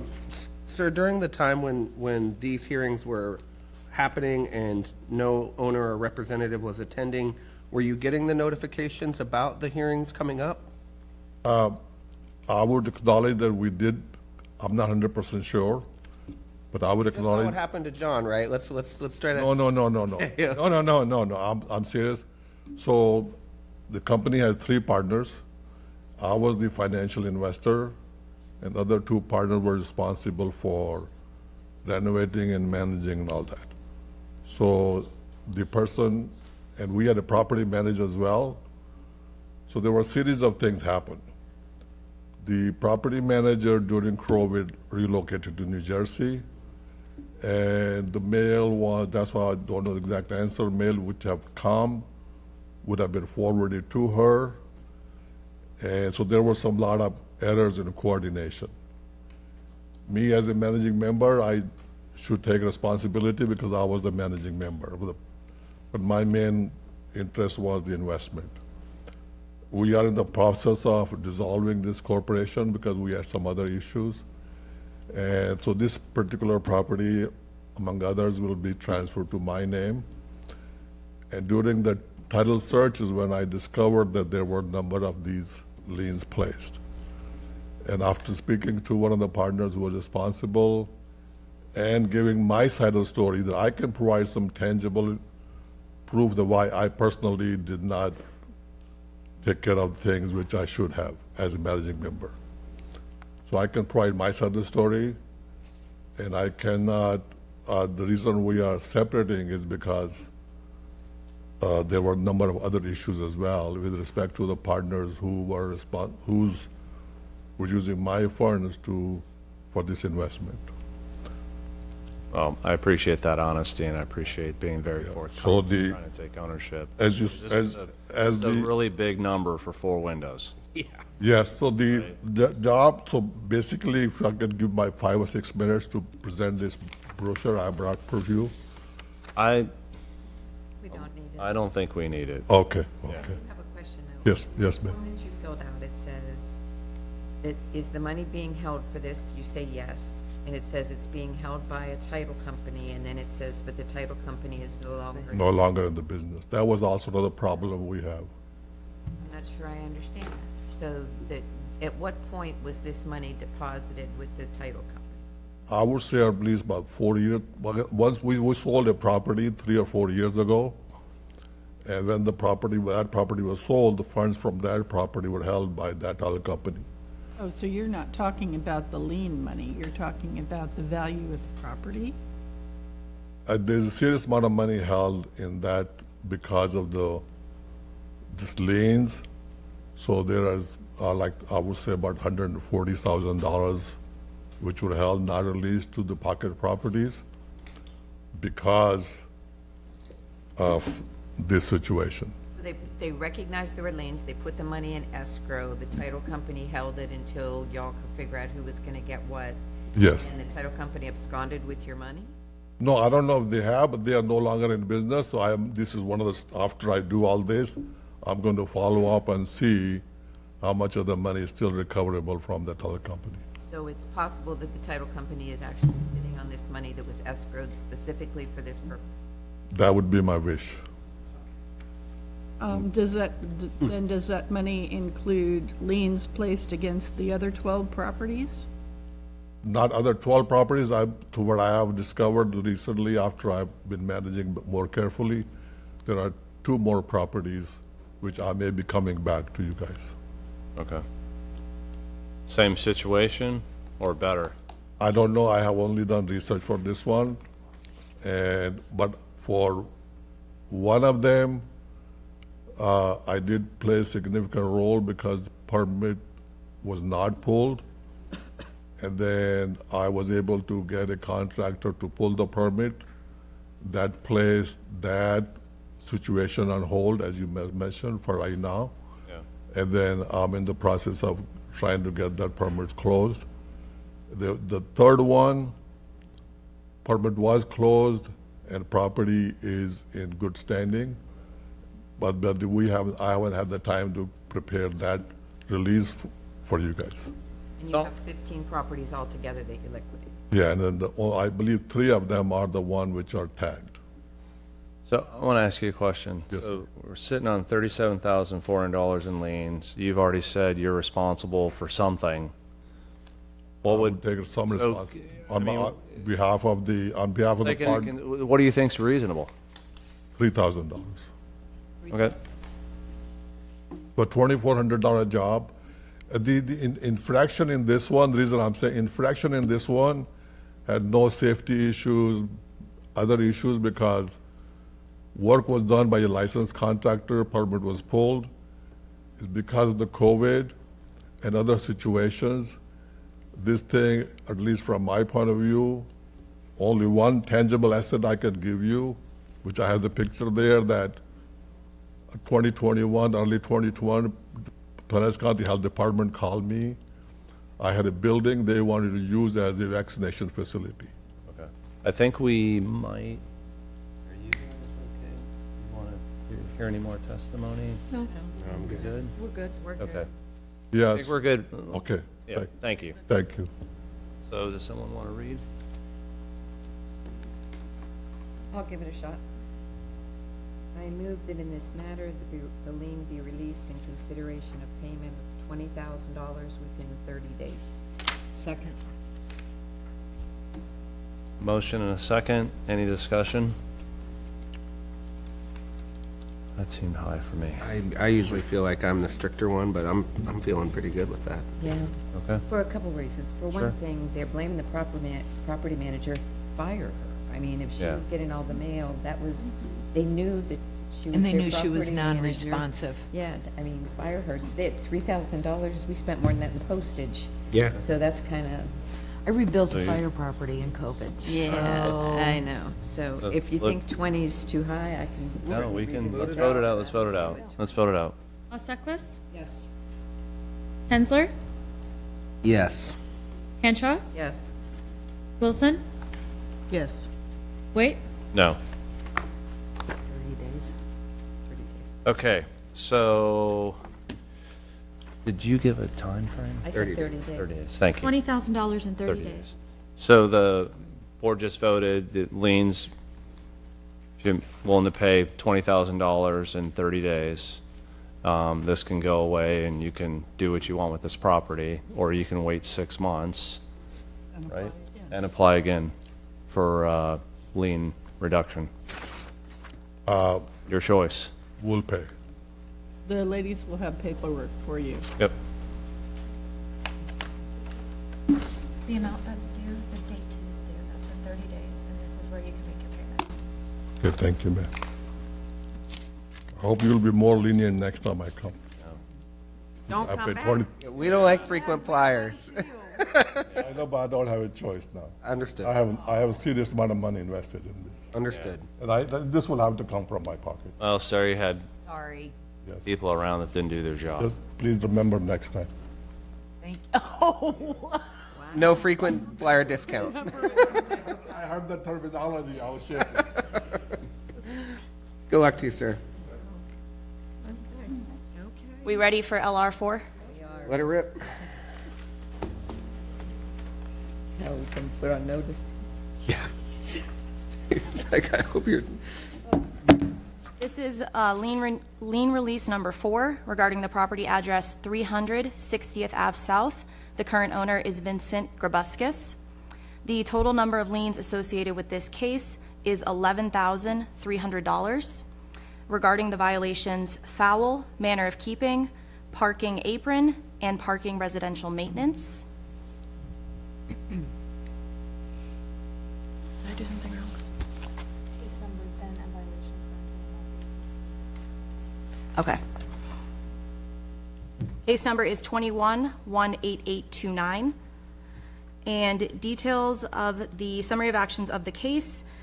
When this started in August of 2021, there was a telephone conversation with the owner about the foul, and they were also informed about the driveway and apron violation.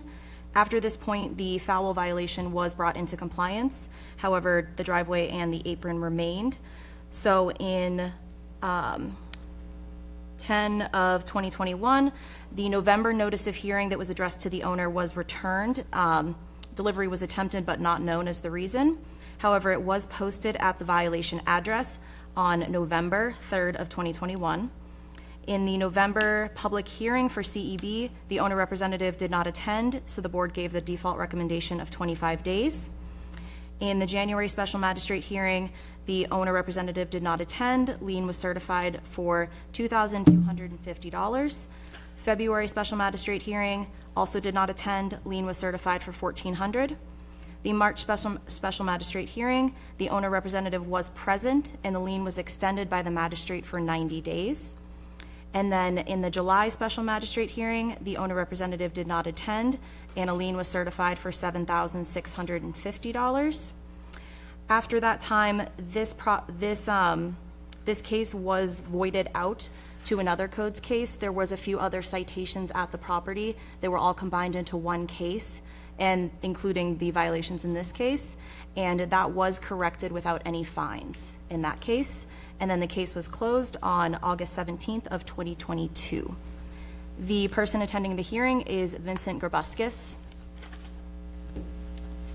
We please have your name And address for the record? Yeah, Vincent Grybauskis, currently staying at 2473 South Shore Drive, St. Pete, Florida, Southeast St. Pete, Florida, 33705. Okay. And do you plan? Natobi Neal, 360th Avenue South, Florida, 33705. Okay. Thank you. Are you the tenant? Yes. So, I knew you were here before. We've Yes. heard the case. You're The back only thing again I to- forgot to mention back then is the postmaster had made me move my mailbox from the house to the street, and they were not delivering the mail daily, like maybe once a month. I went to go to the postmaster to see if I can get that notarized or in writing, and they don't keep track of that. But if you go through that neighborhood, you'll see I'm the only one in Bahama Shores, or at least that I could notice, that has a moved mailbox. A mailbox on the road. I had dogs that never bit the mailman, but you could tell inside the house they didn't like them. So I think that might have been it, or I was having problems with my chickens escaping. Maybe the chickens got after them, but they decided they were not going to deliver the mail religiously. That's the only reason why I think I missed so many meetings. I did have health problems and yada yada other problems, but it was not like me to miss, well, that was like almost 3 in a row, I guess, or 4 in a row where it says I didn't make any. Well, you attended one, missed 2, attended one, missed the last one, then it still wasn't resolved, got rolled into another case, and then that finally got resolved. Okay. Were you living in this house at the time, sir? I believe so. I know for a while I was and everything. I was supposed to move into that house. But I had other properties and the city put liens on them. Long story short, my line of credit got frozen. And so it's really made life challenging on me. My one house that we're talking about is going through foreclosure now. We're selling a property at the end of this month to hopefully take care of the foreclosure, and I can start working on it. So this house is in foreclosure? Yes.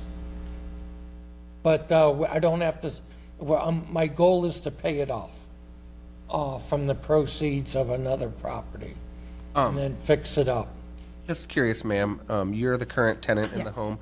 Just curious, what value are you bringing to this here? Well, the code violations have been corrected since I've been there. The parking apron has been fixed. The things in the yard have been moved and trashed. So I've been actively trying to get the codes in compliance. Do you still have the chickens? No chickens. No chickens. No Love chickens. Yeah. But you are, and no disrespect, I am allowed to have chickens.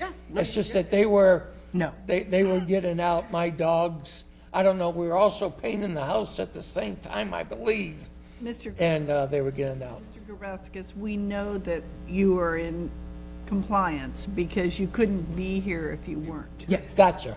Okay. Yeah, well, yes, I need to learn to shut up. Yeah. Okay. So why now? Why are you coming forward asking? Well, I had the foreclosure coming up, and I didn't have any property sold, so I didn't know what was going to happen.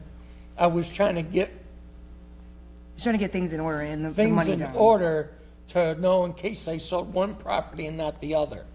Okay. Okay, so I had put them both up for sale. Luckily, I'm hoping we close the end of this month, and then the other one, the 300, I can keep. It's still not a done deal, but You're down to only 2 properties that you own now? No, he has 6 properties, but he's selling one to keep the 300. Okay. 6. Because I'm looking Yes. at the application and it says he owns 1 other property. No. I'm sorry, can you repeat No, that? his son has taken them and they're in a trust now. Yeah, no, I have bad The son health. has moved the titles of a lot of his properties into a trust, but currently they're his 2, are in his name. Yes, I'm sorry. I was going to say, I remember. Yeah. him, and I Yeah. know he had more properties. Yeah. Yeah, no, absolutely. I've been in the hospital a bunch of times. Sorry, he's had a stroke. I'm the brain. Yeah. Lucky you. So how much of a disturbance do you think you caused to the neighbors because of the chickens running around and the stuff that was I going honestly on? didn't know they really minded it. I was giving one to the the eggs across the street, and then the other man that's, they never really complained to me. Okay, but you got cited for it. You Right. you showed up to a board meeting. I'm sure they made it very clear in that meeting.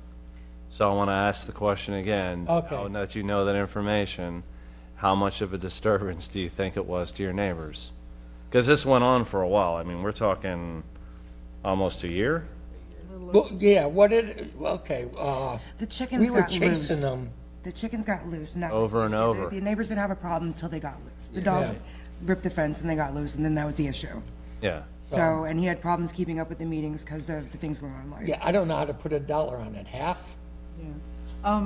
Ms. Zafra, can you tell me the initial complaint? Was that codes-driven? Was it a It was citizen? C-Click Fix, so it was a city. C-Click Fix. So he was annoying some neighbors. no, they're talking about themselves. Yeah. They were just mad they quit getting the eggs because the chicken. Yeah. So your suggestion is half of the 11.3, Please. if I heard you. Yeah. Okay. Any other questions? Someone want to read? I have to do my math first because I can't do that math in my head.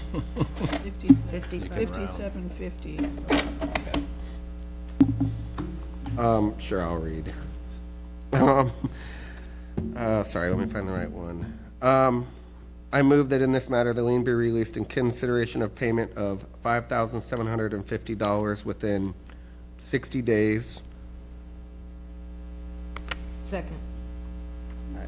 Motion Like is you're second. going on Any and off. discussion? I don't know on the timeline. I don't, Let's just vote and we'll see. okay. Alseckless, Yes. It took some. Hensler, Yes. Henshaw, Yes. Wilson, Yes. Wait, Yes. So the board heard you. Your liens have been certified for $5,750, payable in 60 days. So if you're amenable to that, you can come see, He's LR5 as well. what's that? Is that the next? Yeah. Oh, yeah. So stay there, yep. Then you can pick up both. All right, so for LR5, we have property address 2810 Fifth Street South, current owner Vincent Grabakas. This is for liens associated with case numbers 22-20039, 22-23601, and 24-2992. We have multiple violations across many cases. Junk, rubbish, outdoor storage, fence, wall, hedge maintenance, soffit screens, overgrowth, inoperative motor vehicle, domestic equipment, fascia soffit disrepair, and maintenance structure parts in the first case. Then we had plumbing condition and window glass in the second case. And then fence, wall, hedge maintenance again, walls exterior, stairs exterior, electric disrepair / unsafe, fence material / design standard, fascia soffit disrepair, illegal units, zoning prohibited use, and plumbing sewer system in the third case. Total amount of liens certified is $91,050. Okay. So for the first case, we had a telephone conversation with the owner about the violations in October of 2022, and he said he was working with the tenant. The November notice of hearing was sent to the owner in October 25th of 2022 and was returned signed by Grabakas. It was also posted at the hearing, it was also posted at the violation address. There was attendance at the November public hearing, and the board gave 60 days. The codes investigator met with the owner at the property to go over the violations in January of 2023. And there was attendance at the January special magistrate hearing, and the lien was extended by the special magistrate for 30 days. There was no attendance at the March special magistrate hearing, and a lien was certified in the amount of $16,250. There was a telephone conversation with the owner requesting a reinspection as some violations had been resolved. That was April 11th of 2023. There was no attendance at that April special magistrate hearing, and a lien was certified in the amount of $8,750. The owner did attend the May special magistrate hearing, and the lien was extended by the special magistrate by 45 days. There was then no attendance for the next 5 hearings, which resulted in lien certified each time. There was a pre-CEB meeting, just meaning that the investigator met with the owner or the owner's rep ahead of time, and an email from the owner's son requesting an extension. The staff recommended a deferral for that December special magistrate hearing, so the lien was extended by the codes department for 25 days. At the January special magistrate hearing, the owner was present and the lien was extended by 45 days. At that point, the case was removed from the CEB and special magistrate process in order to move it to an MOV, a municipal ordinance violation. The violations were corrected, so there was no trial, and the case was closed February 25th of 2025 for the first case. For the second case, in March of 2023, the notice of hearing was returned signed by illegible. The notice of hearing was posted at the violation address, and there was a telephone conversation with the owner about the violations before that CEB hearing. The owner met with the investigator before CEB and decided to take the recommendation.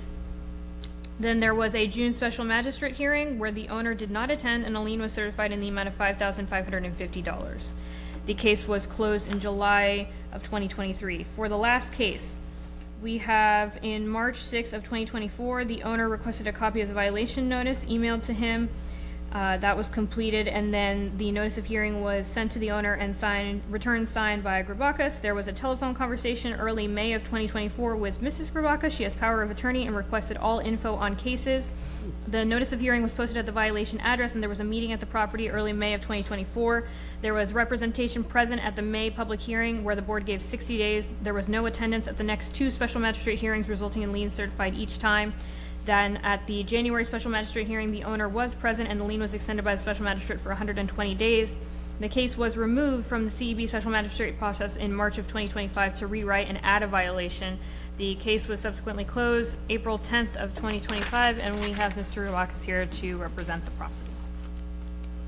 So if you could please state your name and address for the record. Vince Anthony Grabakis, 2473 South Shore Drive, Southeast, St. Pete, Florida, 33705. Natobi Neal, 360th Avenue South, Florida, St. Petersburg, Florida, 33705. Okay, thank you. So, I remember how this went down last time. Yes. You get another chance to present your case. Okay, great. So would highly suggest be concise, be pinpointed. You're talking $91,050 in liens. Yeah, I forgot, there was a... Before he even goes there, I understand what happened because I was the one helping him get into compliance with the meetings and everything. Why he missed the meeting when his wife was power of attorney. He had mental health issues and he went into a facility. So he wasn't around for most of those. His life was just in chaos. So a lot of it just snowballed. And when I came around, I started helping get into compliance, and I was here at the last meeting, so you see we're just trying to get everything in order. But also, besides that, I forgot, I tried catching Mr. Tucker today, which I did outside. He was my codes inspector for some of that, and then otherwise a big, tall man. But Mr. Tucker can verify, he said he should have notes saying where I was having problems with the tenant.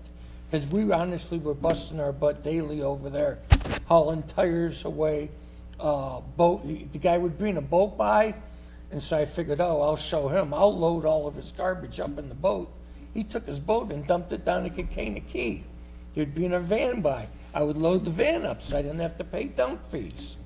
And he would do it. So there should be a police report there on that too, but the code should be in case for that, tires. He was bringing tires. I have to pay a special trip to get rid of the tires. I did all that, and he kept bringing them back. I don't know why I didn't end up in jail over that case. Well, I don't know why you didn't get rid of the tenant. Right? We did finally. No, eventually. But I'm a softie for trying to help out the wrong people. That's my fault. I learned the hard way. Sir, is that you're responsible for the property. Exactly, You should yeah. have come to the hearings or sent somebody. Yeah. Well, yeah. Believe me, I did not plan on going to the hospital or to the nutty farm and or the other things. Had someone showed up to those meetings, we wouldn't be looking at this $91,000. Yes, I understand that. Okay. Well, I'm just gonna. Let me share with you my concern. A lot of this is maintenance stuff. It's delayed maintenance. You didn't take good care of the unit. Shame on you. But the last set of violations are concerning, where you had problems with electrical not being safe, problems with the unit not being secured, you were renting out illegal units, you were violating zoning rules. Those are serious. So I think maybe if you could, because I understand, crappy tenant, boat, garbage in boat, haha, but that's a concern. Yeah, but I honestly don't remember the electrical. It was a lapse because once he went away, things weren't being taken care of properly. He wasn't there in attendance. It was being either rented out before it had been released because Correct. of all the problems. Yeah. Or you were just making up a place and shoving people in a bed. Either way. Yeah. That's Understood. an intentional, premeditated bad act. Understood, and he probably just had a lapse in judgment, but I get what you're saying. So that's, and I appreciate you helping. Yeah. We all need help. And Yeah. so I mean that genuinely. But that's more than just a lapse of judgment. Understood. That's making money off of somebody that you put in harm's way. No, she's talking about 416, where the unit on the bottom was converted to an apartment. Oh, but it was that way when we bought it. Yeah, that's what she is saying, Yeah. legal unit, that's what that is. I understand what you mean. So out of all of these things. Yeah. I understand that. Sloppy, but that Yeah. last set of violations. Understand. That's serious stuff. I understand, So ma'am. we're looking at it harder. Or I I'm understand. looking at it harder. Yes. I can't speak for the whole board. Understood. So what are you gonna do with this house? Oh, I plan on keeping it. This is the one you wanna keep? No, 300 I want to keep. 2810, I'm going to be having money where I can afford. The front house isn't leaking yet, but it needs a new roof. So you- But I'm finally going to have money. where I No, can he's fix planning it to up. keep this property. There's another property on 10th Street North, that's the one he's selling. Yeah. Yes, so, yeah. I'm selling one of my dad's properties. I ended up, that's why I stuttered with the address. I had to move into his house to help take care of him. It's a lot, ma'am. Yeah, it's a lot. You wouldn't even believe the last 6 months. I've had people die in my apartments. Okay, beautiful apartments. They drug overdose, mother and daughter. That's I too just much. had a car run through my fence. Mr. Grabelkis, what do you think is fair here? I'm gonna leave that completely up to you. Well, you remember what we did last time? Yeah. don't- Yeah, but I mean, But, okay, so I don't want to ask about your personal life, but when were you indisposed? When did you, I don't need to know the What period details. of What time? period of time were you out? say that again. What You know what I period of mean? time were you were away? I think just 2 weeks max, 10 days, I'm not sure. No, how long were you indisposed for your mental health? I think 2 weeks. No, that's not when you were locked up. The end of 24 to about mid-25. Okay. That's when everything was being changed hands to hand. His wife was power of attorney. His son started to take over, and he was not control of everything. Things, symptoms were leading, because, I mean, this property was in bad shape. Yes, understand. And everything just kind of just went downhill because everything was just hand to For a hand while. and moved. Yeah. Like So it he was, was gone for a good 6 months. yeah. And then probably not good leading up to those 6 months, which is why I left. Yes. Any other questions? Okay, who wants to take a stab and read? I'll go out on a limb, why not? I move that in this matter, the lien be released in consideration of payment of $25,000 within 60 days. Second. So I have a motion and a second. Any discussion? How much? I said 25,000 in 60 days. 60 days. It's not quite a quarter, maybe more, closer to a third, I don't know. Again, math, not my strong suit. That one sounds more reasonable to me, Okay. but, Why don't we vote yep. it out? Vote it out. Alseklis?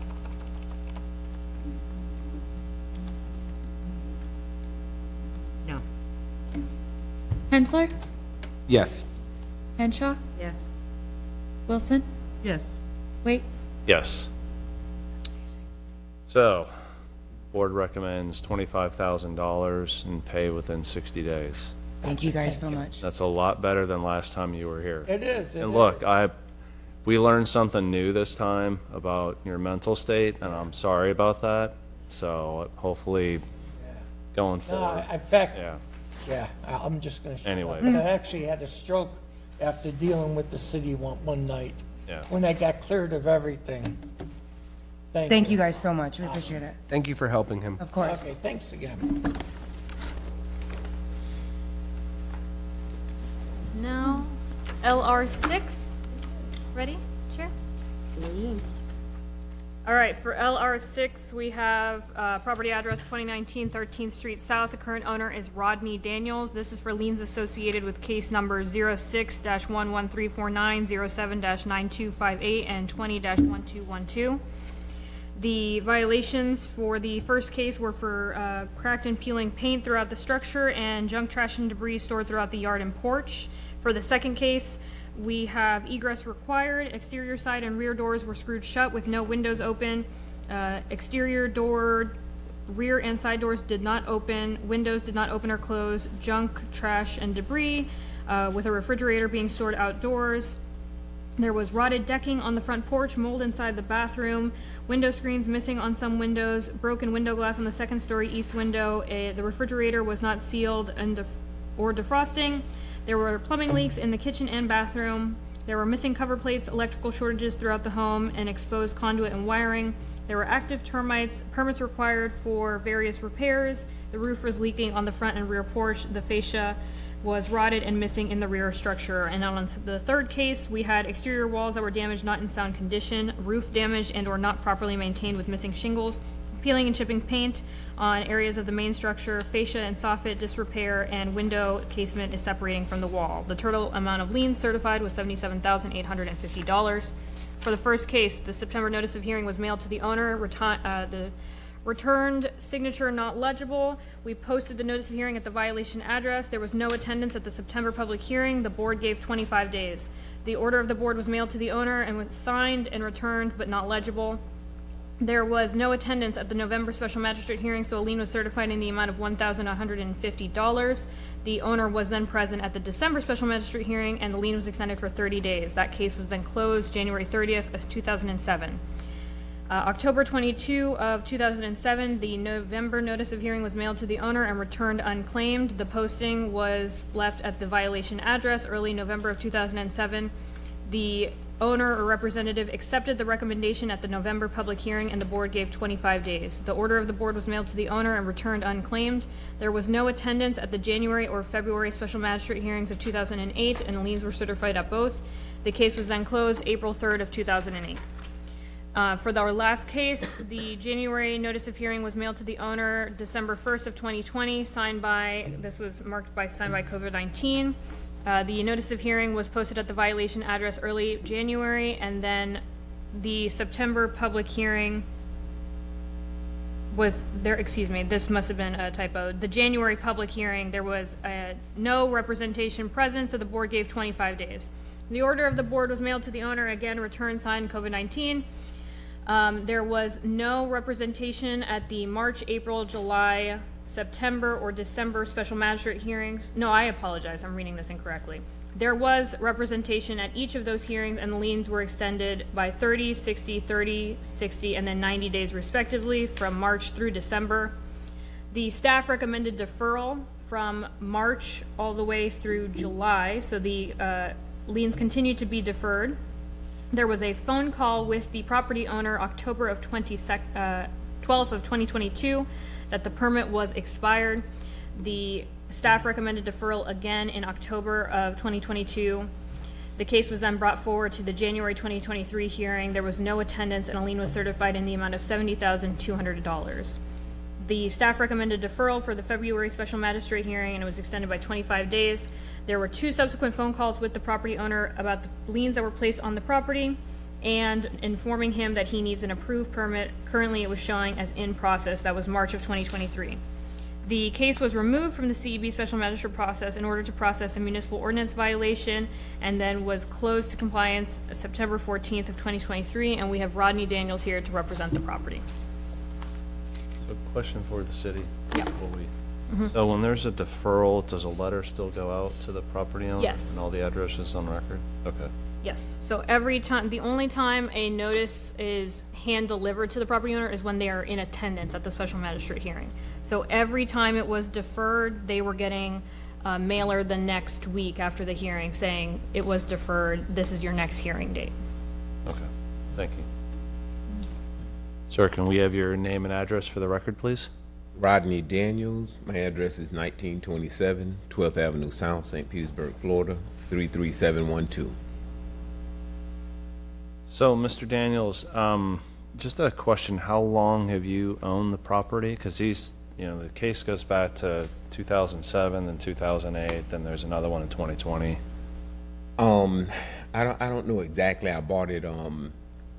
I gave my mom a couple of $1,000s because she was trying to give it to me, so I just gave her some money for it. And Right. it's soon after my dad passed. So was that like maybe early 2000? Like what? Can look it up. Okay. Yeah, please. I have It no changed memory. from Miss Daniels to Mr. Daniels, December 12th of 2003. Okay. Yes. Were you living in the home during this period in 2000? No, sir. I literally tried to. My brother stayed there at one time. I bought it from my mom. I was trying to give it to my brothers. If they were working, it wasn't successful. So it was vacant during most of this? Yes, sir. Yes, sir. Yeah, I know. So what about from December 2020 to December 2023? Was it vacant then, or was someone living there? No. I think we're talking about the time that I was trying to actually renovate the house. I was trying to actually move into it myself. Yeah. So my general contractor, Mr. Corsi, I didn't have a good relation. I mean, I paid him a lot of money to get things done, and actually, I don't even remember you guys sending me anything concerning the permits, but I had permits pulled, so my general contractor was supposed to be taking care of all of that. I'm not sure what he did with that, because I definitely told him that he needs to keep the permits up, and I was just, like I said, I was trying to renovate the house, and there's no house there now. So I just got to the point where I lost about $30,000 on that. So But I just tore down the house. You had the house to Yeah. I did, and I had so many problems with that. I mean, it's my childhood house, is where I grew up at. So I tried my best I was gonna fix it up and use my house as a business. I was trying to use it as a, what do you call that? So while you're thinking, I'm going to ask you Yes, sir. a question. So who attended these meetings in 2021? Did you go to the meetings? Did someone else go? So someone attended. Now, if we're talking about, I'm trying to remember all of the violations. Magistrate meetings and meetings like this, board. But this time, I mean, if we go real far back, I remember a gentleman by the name of Eric. I remember he was having a lot of medical problems. So I remember meeting him out to the property. I mean, this was way back in, that I literally had him meet me there. No. You're saying the most recent. Special magistrate hearings. So if you heard the city. Yes. They're, Once again, my general, if this was around the time I was trying to renovate, when he pulled all the permits, I was under the impression that he was going to these meetings. Okay. Because he told me he would take care of it. So, and I don't even know why the permits lapsed. I wasn't even aware. So I guess I should have been on top of that, but I thought he was supposed to be taking care of all of that. I can't read what you wrote on this form. It says reasons violations not corrected in time. It says not corrected before the lien was placed. It says general contractor did not renew permits. Right. And then you have code enforcement officer did not. That was probably the one way back in 2000. Cooperate. Yeah, that was probably way back in the 2000. That's what I was saying. Mr. Daniels, I'm just curious, what led you to want to get the liens released now on this property? I mean, you've had this for almost 10 years. So like I was saying, I wanted to, I'm using my home as a group home. I've been in the medical field for so long, so I'm just getting ready to retire. So I want to use my house as a group home, and I want to actually build a home on that lot. So that's what I was trying to do. I was trying to when I pulled all the permits, I was trying to just completely just redo the house, and I was just kind of just being at odds with the general contractor. I was just having so many problems to the point where I just told him, I said, just tear it down. So now you want to build your dream home? I want to build my dream home, yes, ma'am. You need to get financing to do that? Yes, yes. So, you know, between doing it out of pocket and just trying to do it as much as I can, I don't know. I'm just, that's what actually, I was trying to use the architect that I use to pull the permits and everything. So now he's still my architect, and it's in the process of putting something together for me. So like I said, that's what I want to do is put. But you need to get financing, and you can't with the liens in? Yes, ma'am. Yes, ma'am. Okay. Sure. My only thing that I want to add is that it does look like their structure was occupied over the years. The second case, the 2007 case, was a tenant complaint. Case, I knew that. I could absolutely, so, 2007. yeah, because when I'm reading the condition of this place, Yes, and ma'am. somebody was paying you rent Yes. for a property that was horrible. It was nothing, I mean, there's nothing, no better way to say it. It was horrible. It's hard to be sympathetic. So now, years later, we appreciate that you want to do over and you want to kind of wipe the slate clean and pretend none of this happened. And we're struggling with that a little bit.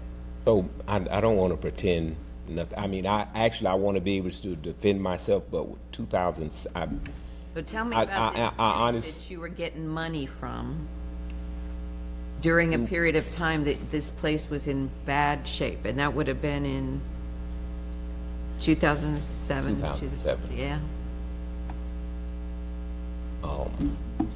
Because that's how this case came to be. The tenant called the city and said, "I'm living in a dump. Can you help me?" Okay. So, and like I said, at the point, I mean, when you talk of a refrigerator, I'm not even remembering that, but I know at one point in time, I know I dealt with a gentleman. That's what I was saying. I was dealing with a gentleman by the name of Eric. And several times I was asking him to meet me out there, and I remember actually more exterior stuff. I don't even recall a refrigerator. So when you say 2007. But even more simply than that, do you remember having a tenant? In 2007.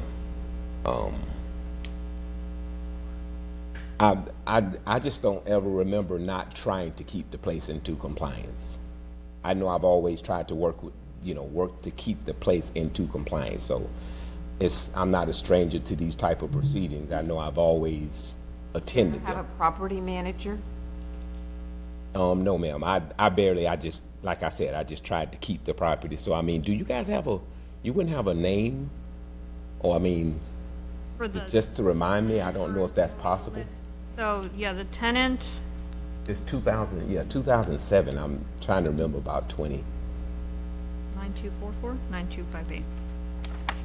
It sounds like you were working full-time, you had a lot on your plate. I've always. The condition of this house would probably not have been something you could have run over there and done in 15 minutes. I mean, windows are nailed shut, doors are not, I mean, there's electrical problems, plumbing problems, insect problems during a time that a tenant is there. I thought maybe because you were working a full-time job, you were asking, you had hired a property manager to deal with this, and that's why you aren't familiar with how bad it was. Is that possible? That's possible, but I'm honestly, I'm just trying to remember.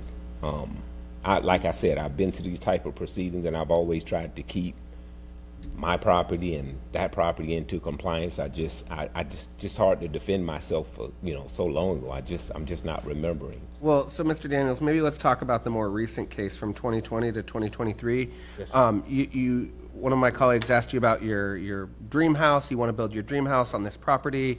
But your recent history with us, with the city, shows that couldn't get the permits, couldn't keep coming to the meetings. I guess really what I'm saying, walls disrepair, roof disrepair, fascia, soffit, that's all easy stuff. I guess what I'm saying is if you go forward and you build your dream house, do we have any assurances you're going to follow the process and file for permits and do everything appropriately?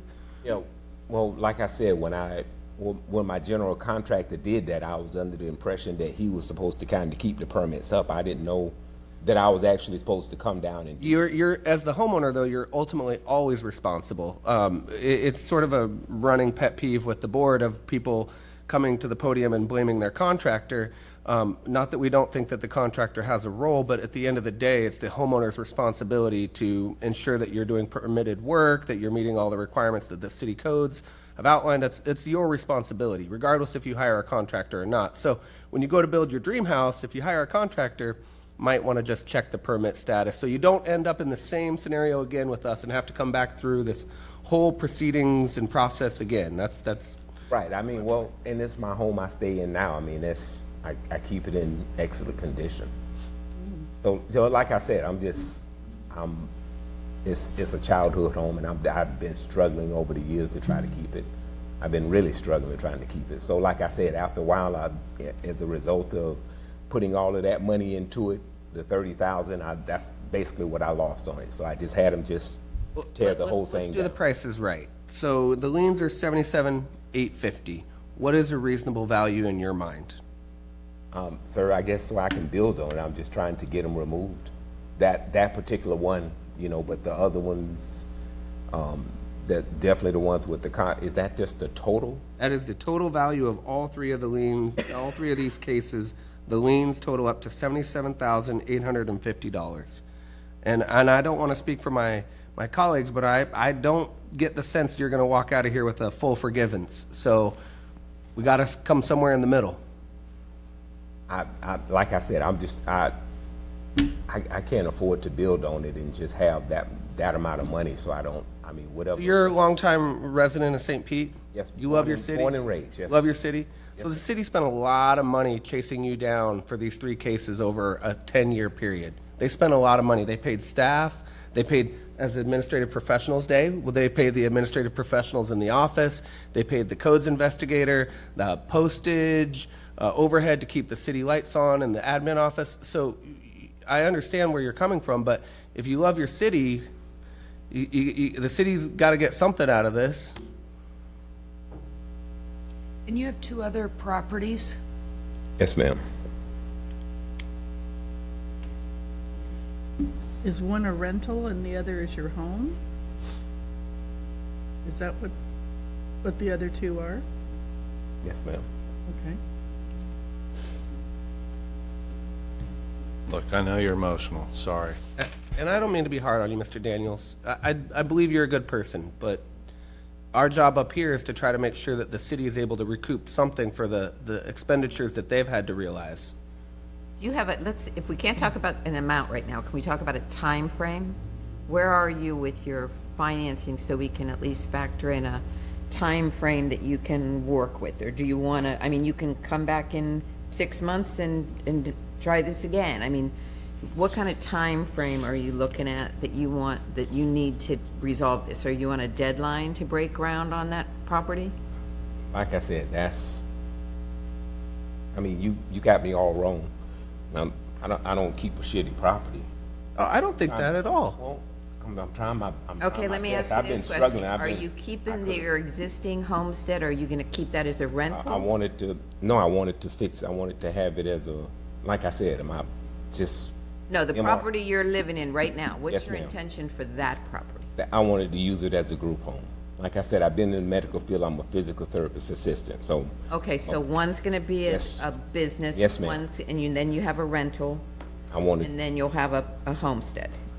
Yes, ma'am. I wanted to. That's the big picture plan. Wanted to use that as, like I said, use that as a group home, the house I'm in now, and then I wanted to build my dream home. Okay, because I was trying to figure out if you were selling one of those, you would have the money to put into building this one, but you want to keep all three properties.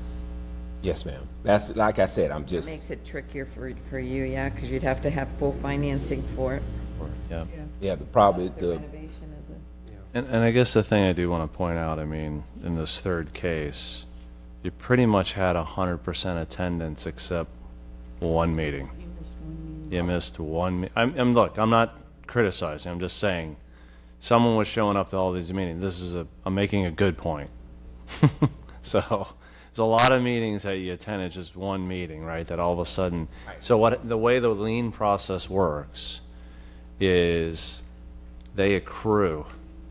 So when you got tagged and you came up to that very first meeting, those fines, they accumulate until the case is closed. So as long as you attend all those meetings, then there's no liens on the property. The second you miss one meeting, it backs up and captures everything. So that's why that 70,000 number is there, just so you understand the math. Okay? That's what I was confused about. Yeah, it accumulates, so it doesn't, just because you go to those meetings doesn't mean it forgave back to time zero. I know, that's just how the math works. And this has been hanging over your head for 20 years, so Yeah. I respect that it's time to fix this. 20 years is a long time. I like I said, at one point in time, I just wanted to sell it, but once again, it's my childhood home, and now, like I said, that's what I was trying to do, is remodel it, live there, but that just didn't work out. My general contractor just, I'm not blaming it on him, I should have been more on point, but I tried my best to just fix it up and make it my homestead. Yeah. Well, and I think some of us are struggling with too is this property sat for a long period of time, not looking really nice, right? I know you're putting a little money into it, chasing the contractor.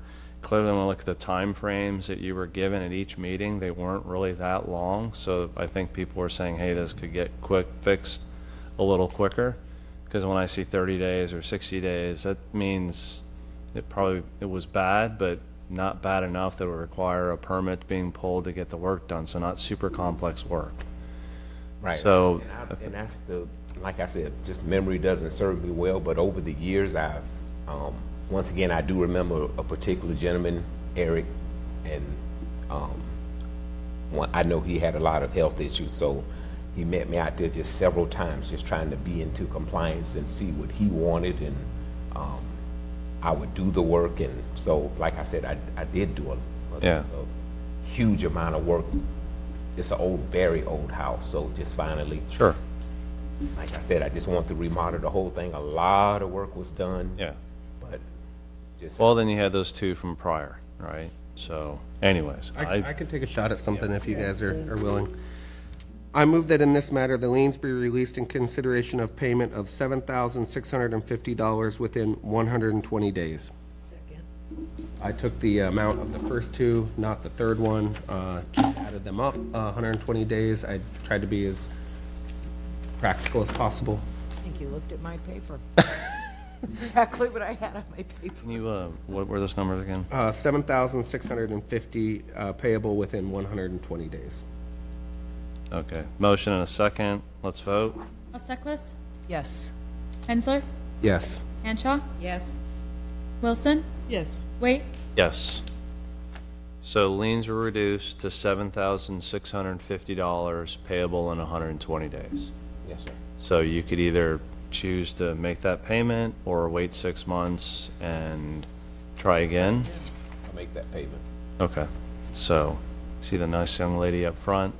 Good luck on building your dream home And the group home, that's a and wonderful. the group home. I think that's awesome. That concludes the code enforcement hearing, lien release. April 2026.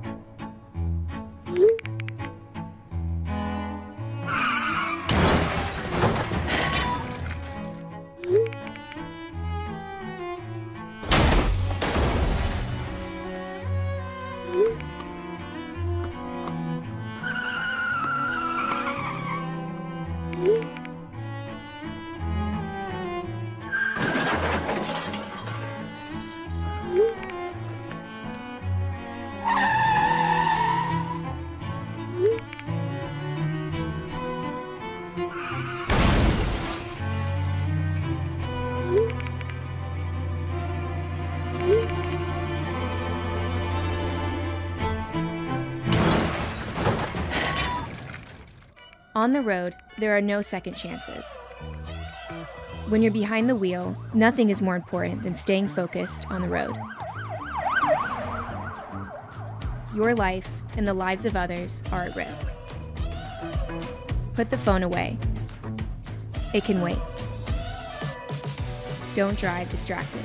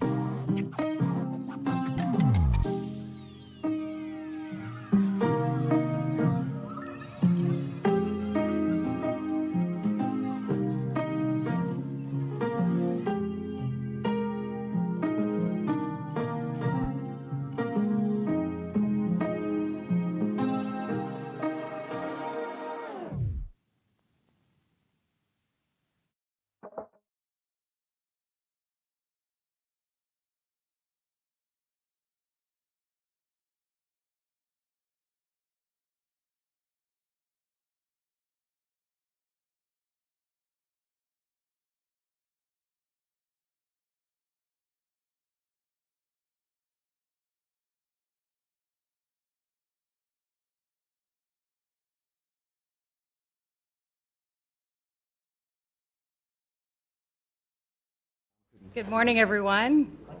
We'll call to order the City Council Economic and Workforce Development Committee meeting for April 16th, 2026. Could we start with a roll call, please? Driscoll. Here. Harding. Here. Fick Sanders. Givens. Here. Curtis. Here. Thank you. Committee members, we have an agenda before us for today's meeting. I'll entertain a motion for approval. Move approval. All in favor? Aye. Motion passes. We also have the approval of the March 26, 2026 meeting minutes, which were contained in the packet. I'll entertain a motion for approval. Move approval. All in favor? Aye. Motion passes. And now on to our new business for today. We have discussion on Main Street districts, including how the city currently supports Main Street districts and potential funding options for increased annual financial support. This was brought forward by Councilmember Givens, and so with that, I'd love to have an introduction from you if you'd like. Thank you, Councilmember Driscoll. Driscoll. I appreciate everybody today, and I appreciate the administration's hard work on this effort. I know this was something that I brought forward initially because I wanted us to kind of look at how we can support our Main Street districts additionally. I know there's a lot of support that the city currently provides as far as technically, but I also wanted to find out how we can find potential additional funding for these Main Street districts. Currently, a lot of the funds that we allocate to them go toward the salaries of those executive directors for those Main Streets, but there's a lot of events and productions and activities and festivals that go on within these Main Streets that really support those businesses. So I wanted to find out, you know, with inflation and the cost of living increasing, was there a way for us to find additional dollars in some sort of economic or workforce development pot? So that's where we are today, and I appreciate you all. So thank you, Chair. Thank you. And presenting with us from the city staff side, we have Economic Development Manager Andrea Falvey and Economic Development Officer Gary Jones. Good morning, and thank you for joining us. Good morning. Thank you so much for both the opportunity to be here this morning to talk about a program just very near and dear to our hearts at the staff level, our Main Street program. And specific thanks to Councilmember Givens for bringing the item forward and giving us an opportunity to discuss this program with you all. So I'll turn it over to Gary Jones. He is our long-term Main Street manager here at the city, and he'll walk you through both the national Main Street model and then how the program looks here at the local level. Gary? Yeah, thank you, Andrea. And thank you, council members, for having us here today to talk about the Main Street program. I want to take this opportunity to give you an overview. You know, the more that we can educate is great. So I want to talk about the national Main Street model, and then I'll get into the St. Petersburg Main Street program.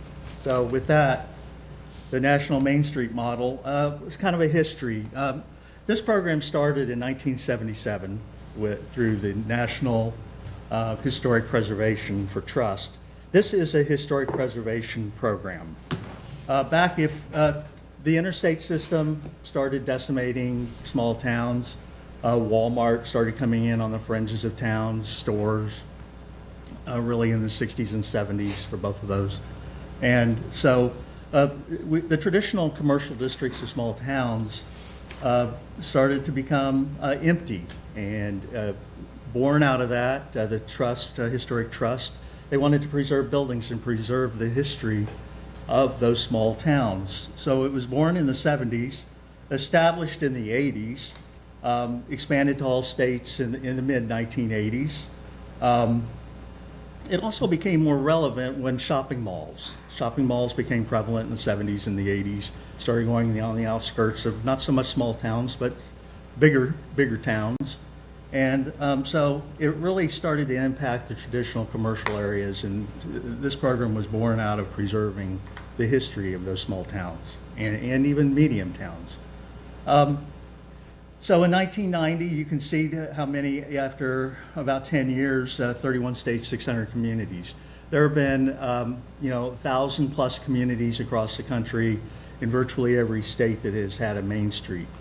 And it is a national program that is often run by the states, but there's resources from both the national and the state organizations.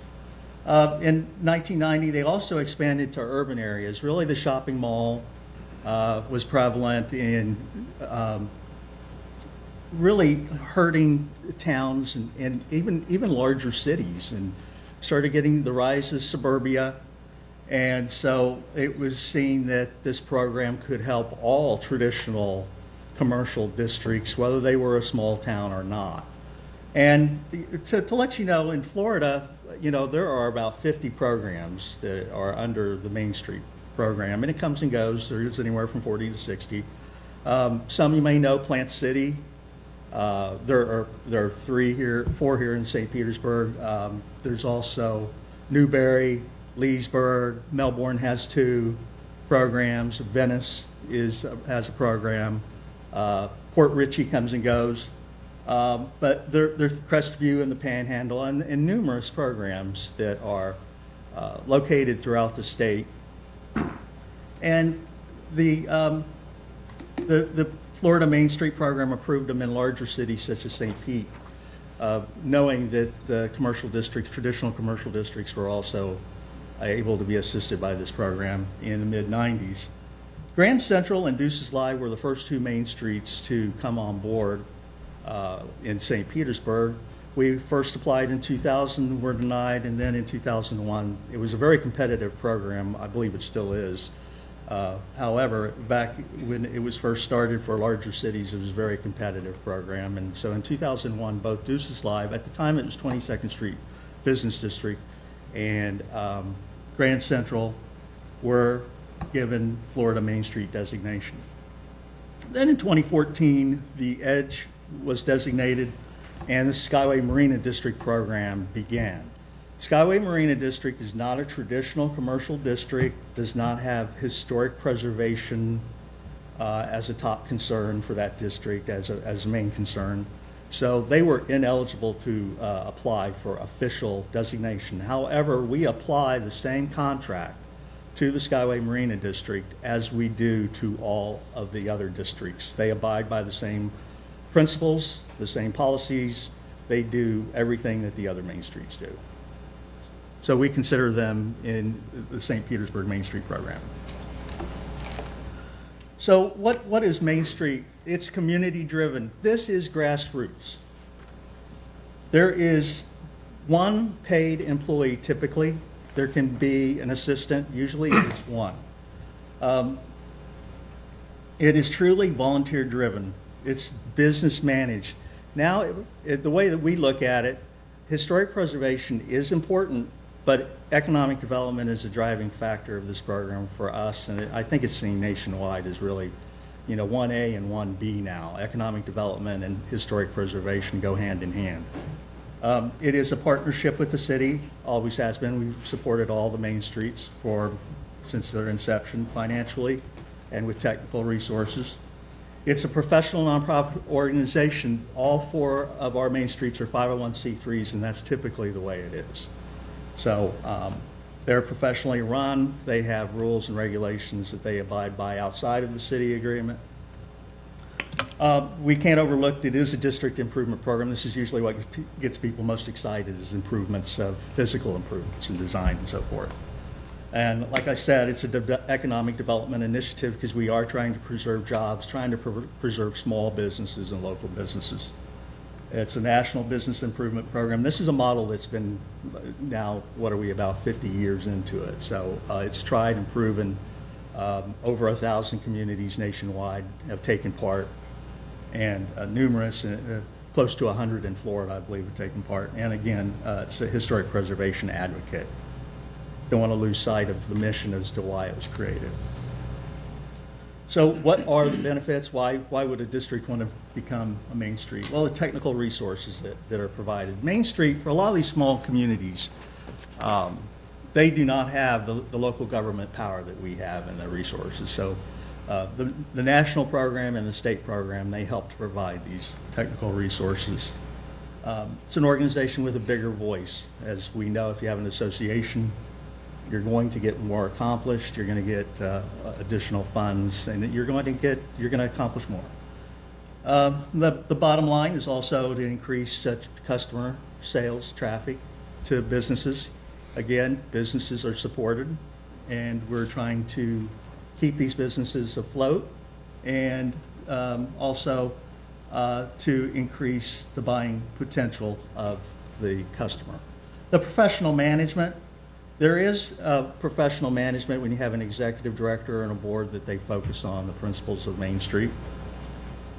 Again, appearance is always something that gets people most excited when they see streetscape, planter boxes, all of the new stuff. That's usually what people gravitate to the most. And it's something that obviously is important here, is to have a better district appearance and a more vibrant business district. And that's accomplished in a lot of different ways that we'll get into even more. So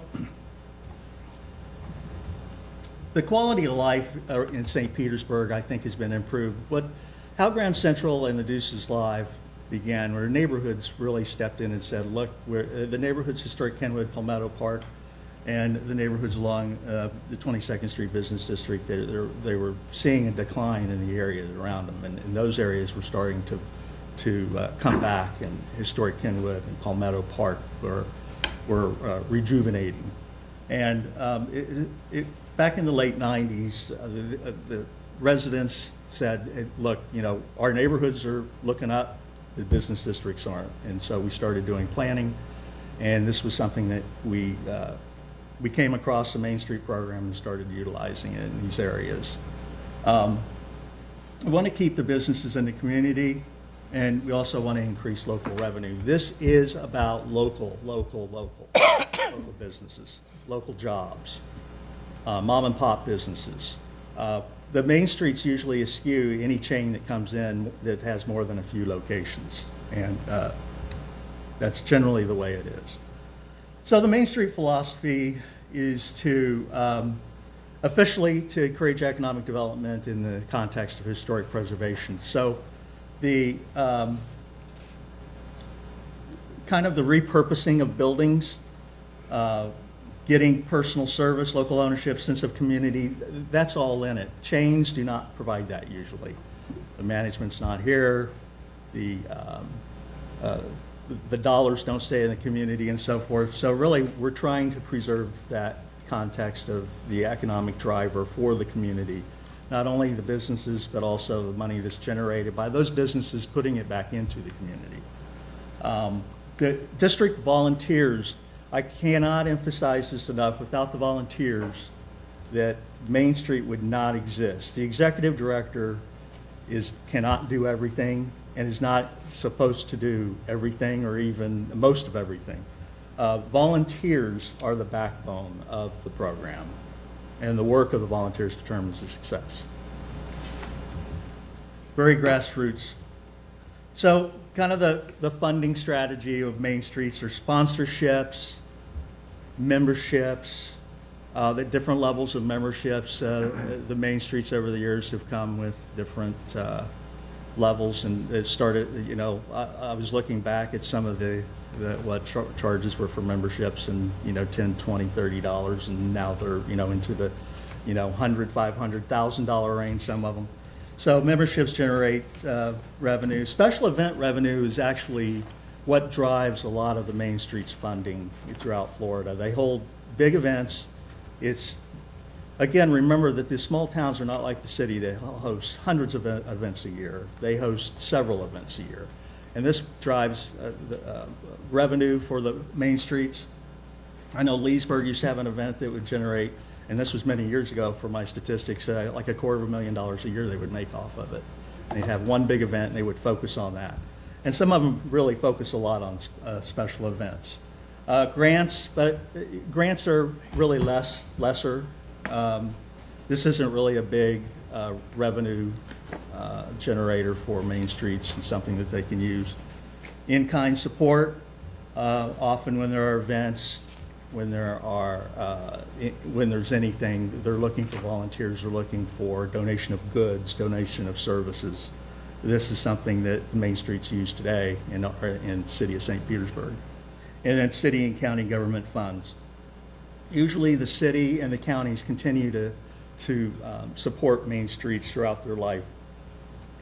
I will tell you that in the beginning we said we had a 3-year commitment to the Main Streets, and it was something that we were hopeful that the Main Streets could become independent from a financial standpoint, and it's for all Main Streets, I think that is what the goal is. However, it rarely happens. It's just really difficult for Main Streets not to have some sort of government funding. So the organizational structure isn't really any different than you'll see in other structures. This is the official organization structure. The board guides policy just like City Council does for the city of St. Pete. There are committees, the community, and the manager reports to the board of the Main Street, and there are staff and volunteers that the Main Street manager will oversee. This is really no different. This isn't anything. It's similar. But the practical standpoint is that the manager is the daily person answering all the phone calls, going to all the meetings, doing a lot of work, answering to all the different groups of people, whether they be committees, the board, residents, investors, outside groups. So this is really the functional structure. And the manager responsibility they implement, it's really no different than, you know, a city administrator, city manager, or local government, really for the most part. They implement the policy for the board, directing daily activities off staff. They assist in fundraising, committees, and administering contracts. I want to point out that it's really, they're helping to make things happen. The volunteers on the board are really the entity that are supposed to be the impetus for also getting things done. It's just not a one-person show for Main Street. That's really important for you to understand. So the Main Street approach, there are 4 pillars, 4 committees. Organization committee, this is often the board, and they build public support for the district. They take on the menial tasks and so forth. The Economic Vitality Committee, this used to be called Economic Restructuring Committee many years ago, and the National Main Street changed it to Economic Vitality. The economic restructuring is very, very important because old buildings they're no longer able to be used for what they were intended to be used for in communities. And so this is something that, in order to save, in the context of historic preservation and save the fabric of the community, they are restructuring these buildings, and they have now changed it to Vitality, but it's still basically the same thing. Councilmember Harding, you're in a banker, I think it was Banks plumbing supply business that was 25 years ago, and so you're a part of that, and that's great. That's the way it works on Main Street. People like you come in and do things like that. Then there's the design committee that obviously for the physical appearance of the committee, and promotions committee where the special events and marketing the committee. To get into it a little more, the mundane stuff of the organization committee, budget and bylaws, and they do awards, and these are all things they can do. Some of our main streets do these things, some don't, and it's different. It comes and goes as to what they exactly do, but by and large, this is what the standard is for each committee, and the memberships and the sponsorships and the fundraising, and really the boards are important in that, and that's their function. The Economic Vitality Committee, those buildings that are vacant, it's important. In the very beginning for the districts, we held, St. Pete wasn't what it was today 25 years ago, as you know, and we held economic, it was economic restructuring meetings with real estate community, taking them on tours of buildings that were available, telling them about Main Street program and what was going on. And it really was an educational for these areas were kind of, dead areas for lack of a better word, back many, many years ago. It may be hard for you to imagine that, but that's the way it was. Business workshops and assistance is something else that the Economic Vitality Committee does. The Promotion Committee, they're primarily a special event committee. They do marketing materials, social media, the website is part of this committee. They do presentations to the community. This is something that's not as needed as much as it was back before. Remember, our program started at the kind of the birth of the internet when it wasn't much, and so some of these things aren't done so much anymore. The internet has really provided an educational opportunity for Main Streets. The Design Committee is in charge of the public realm. And when I say in charge, it's really coordinating, working with the city, doing things. Most of our districts, they've done planting projects of one sort or another, be it planting of flowers in flower boxes or landscaping in public rights of way with our permission and our support and our coordination. Cleanups, this is something that is a tenement, sort of like the broken window theory that, if you see a lot of trash in a district. So we require quarterly cleanups. This is something that has been required in our agreement for a very long time, since the inception. Facade improvement assistance is something else that that is done. So with that, let me get into St. Petersburg's Main Street program, a little more detail.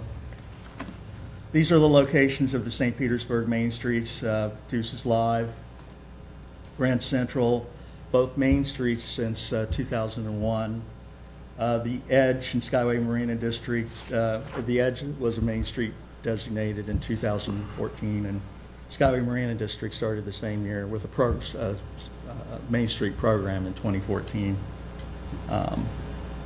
And the city has supported them throughout the years, financially, technical assistance, and in all other ways. Our budget for Main Street is $220,000 a year, $55,000 for each Main Street. This support has been ongoing since 2014, when we raised our support to Main Streets in 2014, and we have continued with this same support since that time for all 4 districts. We do have an agreement with each district. It is the same agreement for each district that we require. They're required to have the 4 Main Street committees that we talked about. They are required to meet monthly with these committees. And these are all minimum requirements. Most do, they all do more than this, I'll say that. 1 promotion in the district, something to get people to the district, business assistance activities, board training is required. The specific committee requirements for the design committee, like I said, we require quarterly cleanups. They do that in support with the sanitation, whatever support we can provide them, quarterly cleanups.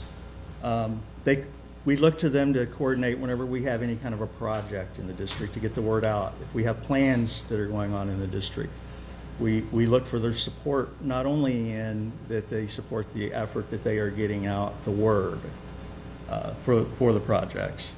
They coordinate with the city on public improvement projects, whether that's a plan, that's a landscaping project, that's an infrastructure project. They are helping us get the word out to the businesses and kind of softening the impact of, if it's something that could be negative, such as shutting down the road for a water project or something like that. The organization committee, they hold regular public meetings. They build partnerships with the community, increase membership and sponsorship, and maintain bylaws. This really is a mundane committee that's usually the board, but it's very important, very important. And the final 2 committees, promotions committee, we require that they stage 1 promotional event. Most are staging a lot more promotional events than that, many events, and you probably see that coming across every year. And they promote the district via marketing events, and social media is just big now, and their websites and so forth. Economic Vitality Committee, there's administering and business assistance activities.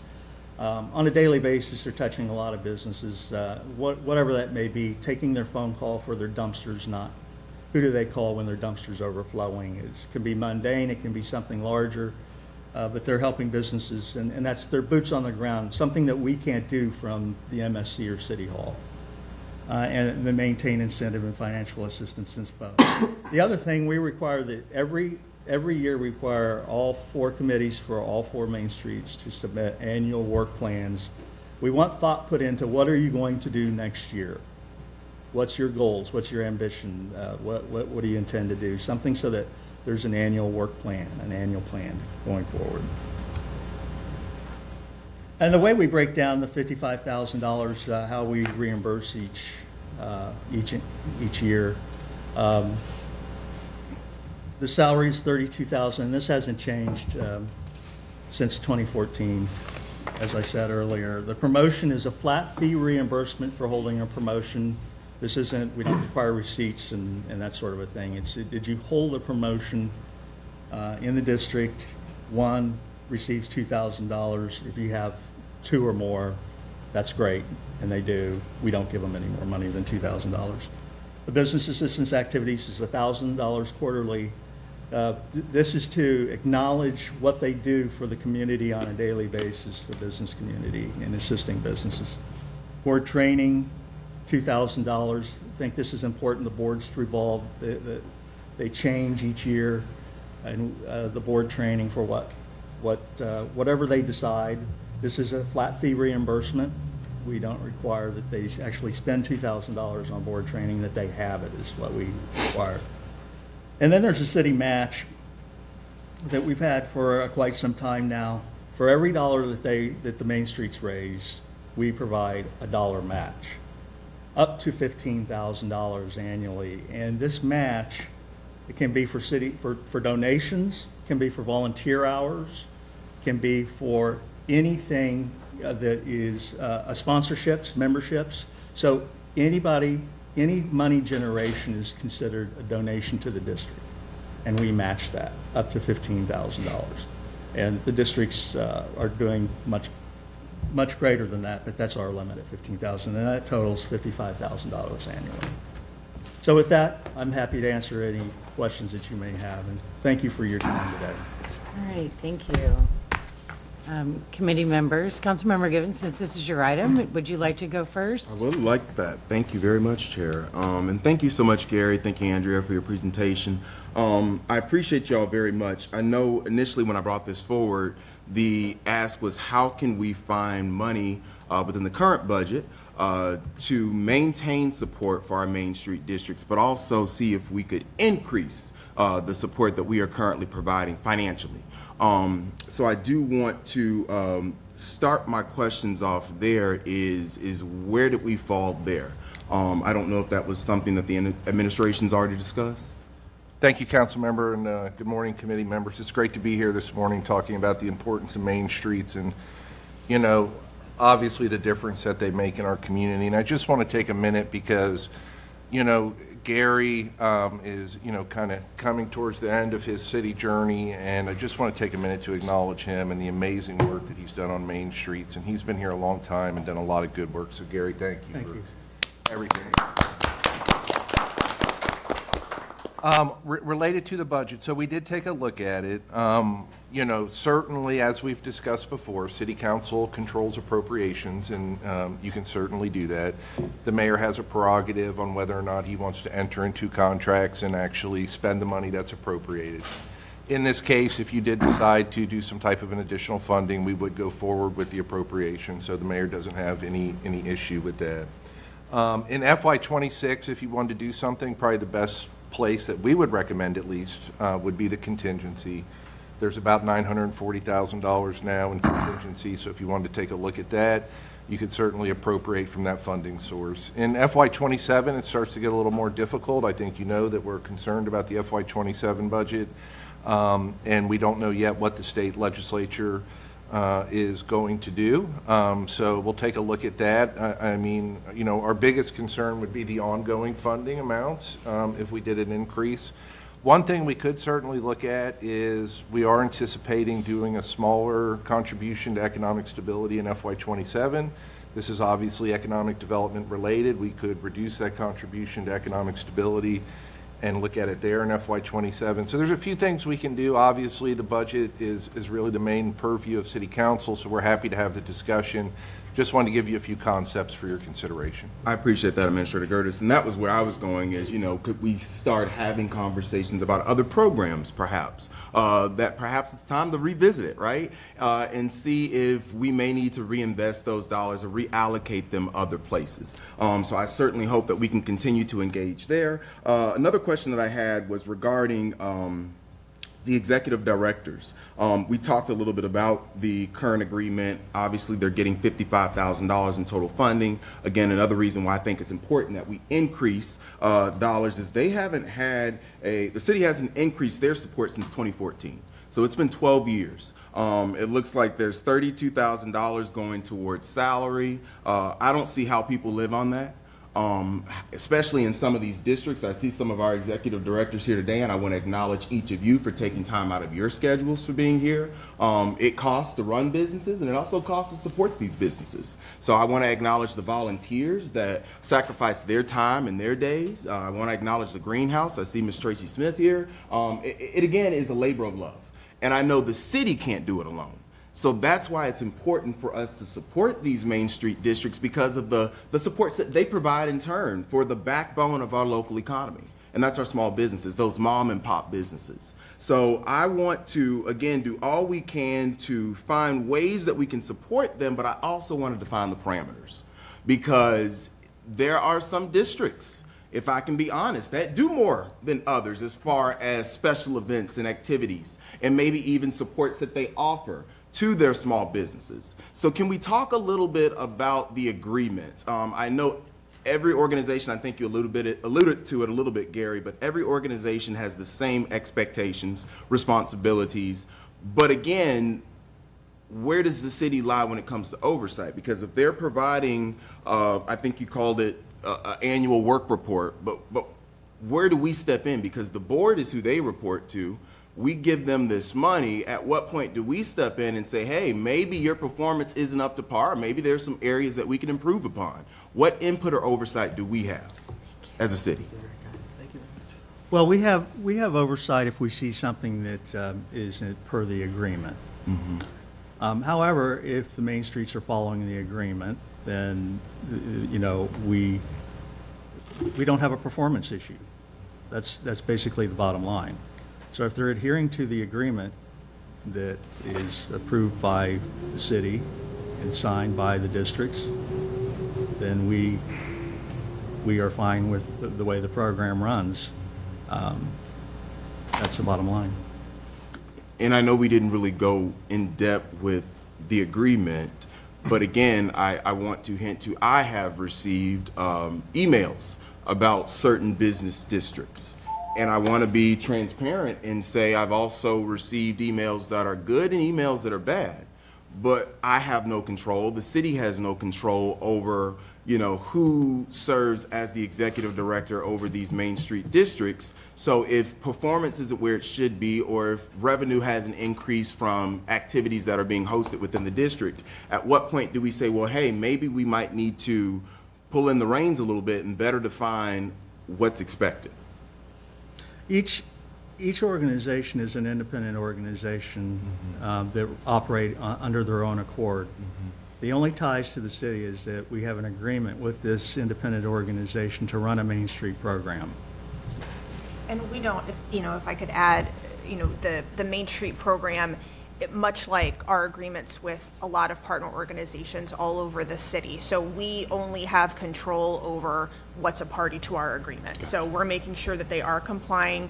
Gary is, and again, I just want to echo what Rob said earlier. Gary is leaving us this summer after 35 years, and I just can't say enough about his commitment to our community and how important he is to all of us and to me personally. So he'll be much missed.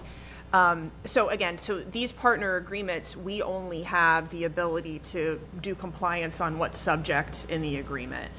So much like our funding with other partners, there might be things that they're doing that are good or bad, but we can't control. We can only control what's subject to the agreement that we have.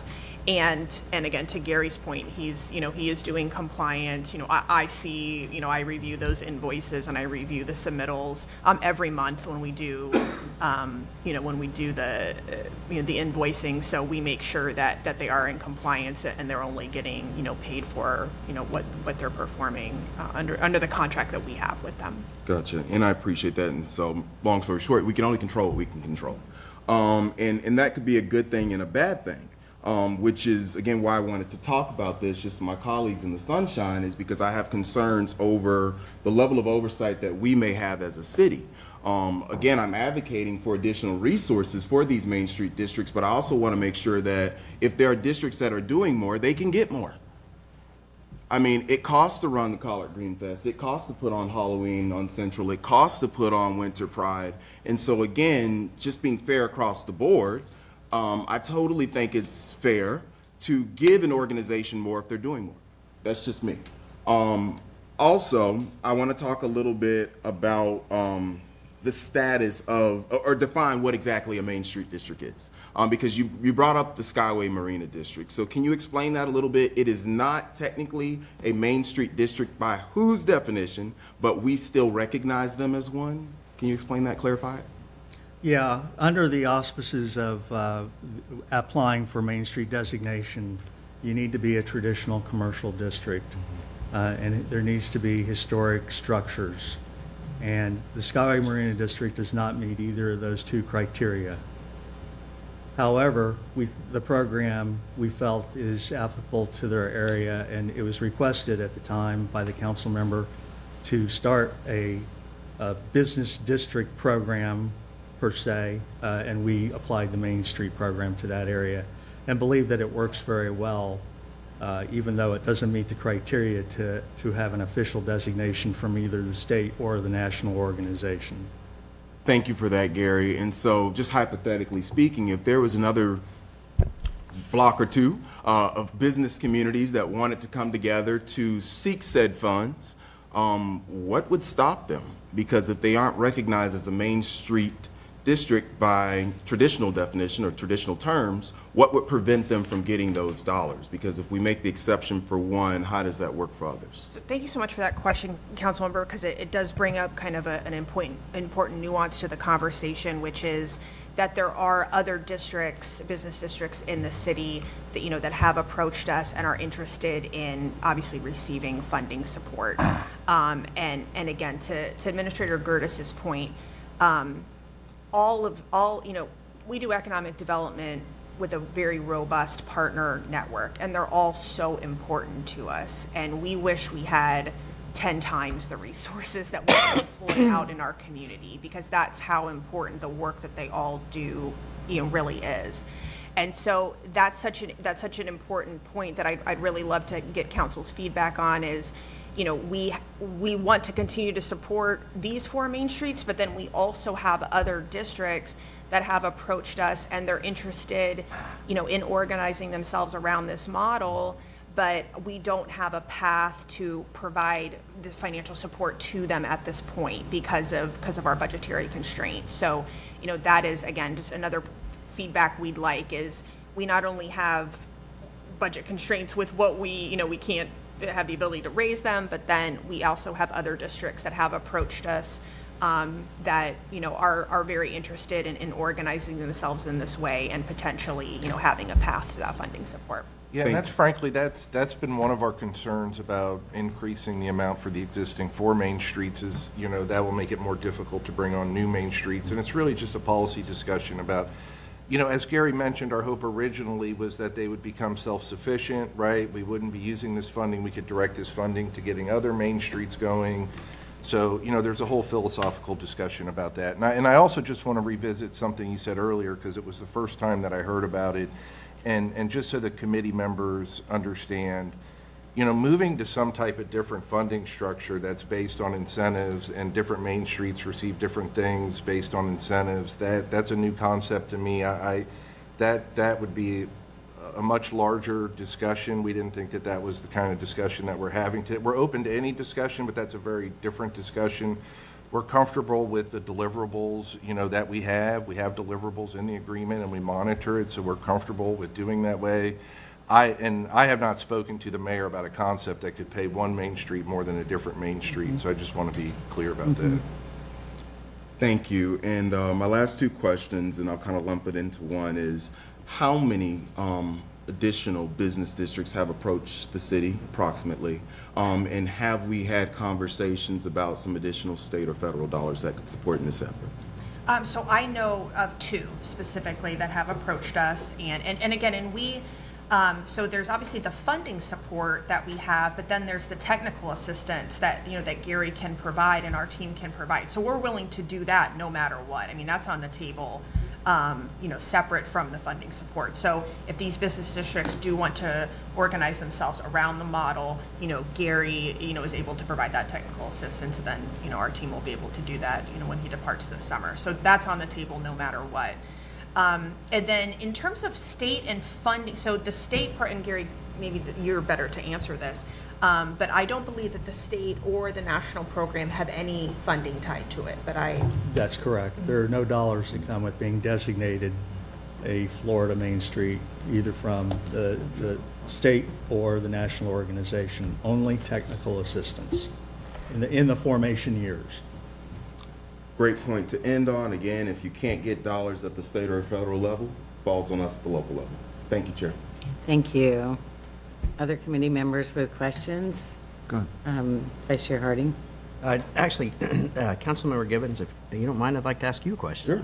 I want to put perspective around you're advocating for increased funding, and everyone could use more funding. Everyone that comes before us, but for what particular reason? What is it that you're trying to accomplish in bringing this? Well, I think I should best answer that by just reading a paragraph from one of the Main Street executive directors who's actually here with us today. And again, I wish they had the opportunity to speak, Councilmember Harden, but I'll try to speak for her because I think she can answer that best. As City Council continues its discussions around Main Street funding, we are asking for your support in maintaining and increasing annual district funding to $75,000, an additional $20,000. This investment helps ensure that we can continue delivering the business support, district advocacy, beautification, activations, and community-based economic development work that the city cannot do alone at the neighborhood level. I think it's important to note, Councilmember Harding, when you have events like Halloween on Central, Winter Pride, Collard Green Festival, any of those events, it comes at a cost. And it comes at a cost to these Main Street districts because they have to pay for police security. They have to pay to do a lot of other things that involve promoting and marketing these events. And it comes from this budget. They also are in charge with their own fundraising. They're charged with providing that day-to-day direct technical support that the city cannot provide. They're in the trenches doing it. And so again, when you talk about living on $32,000, I have to say, hey, where can you find an apartment that cheap in St. Pete? So it comes down to hearing from each of the Main Street districts within District 7, 4 of them I've heard from, who have said, we need more. We cannot do it alone. And if we don't get those dollars, we don't think these events can continue, and we don't think we can continue. So if we lose this institutional knowledge that we have from these Main Street districts, we lose some valuable knowledge that the city can't provide on their own. Okay, thank you. I appreciate that. I wanted a little bit better perspective from your. If I could, Councilman Harding, Yes, sir. because this is just a second, I just want to be clear. The city of St. Petersburg is not paying anybody $32,000. You know, that these are not employees of the city. We are making a contribution. It's always been our hope that there would be other income raised by the Main Street, that we are one participating entity. So I just want to be clear for anybody that's listening on TV, the city of St. Petersburg is not paying a Main Street manager a $32,000 salary as a city employee. So, thank you for that. And I want to be clear, I never suggested that the city was. I just wanted to point out in the city's report that the salary out of the total allocated of $55,000, 32 of that is for salary. well, I think you clearly indicated twice, suggested that we are. So that's why I made the comment. Thank you. Appreciate your time. Thank you, Chair. Councilmember Gertis. Thank you very much, Chair. Thank you for the presentation. Thank you, everybody that's here this morning. A couple of clarifying questions, and most of them, frankly, are out of curiosity, just trying to wrap my head around these programs, because although attending some of them and knowing some of the executive directors and things like that, we don't have one, and so in District 1, and so this is all, I want to make sure that I'm getting my arms around this whole thing. Okay, so you mentioned some of the other cities. I think you said there are 50 programs, approximately 50 programs in between. It fluctuates, right? 40 to 60.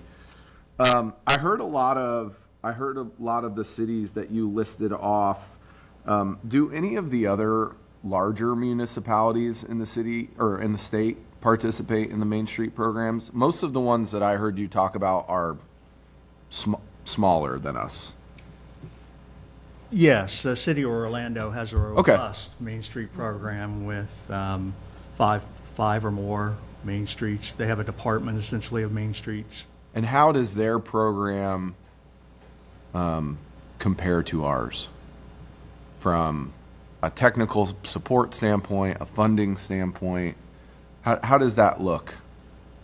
It's been a while since I've looked at their program, so. I don't mean to put you on the spot. I can't speak, but what I know of from many years past, when we were talking to Orlando and they going to presentations and so forth, they have a lot of staff support, a lot more funding for Main Streets. Okay. Yeah, they have, and I think it actually might be more than 5 right now, but they do have, like to Gary's point, they have an entire division that supports them, and they have quite a bit more funding. Now, I'm not sure if, they're using any grant money to do it, or if it's just coming from their operating budget. And it really came, that Orlando program, and again, I don't want to speak for our colleagues in Orlando, but it really kind of germinated from the idea that obviously that's such a unique city and county in a lot of ways, where kind of the pull of the activity with the parks and everything, they were trying to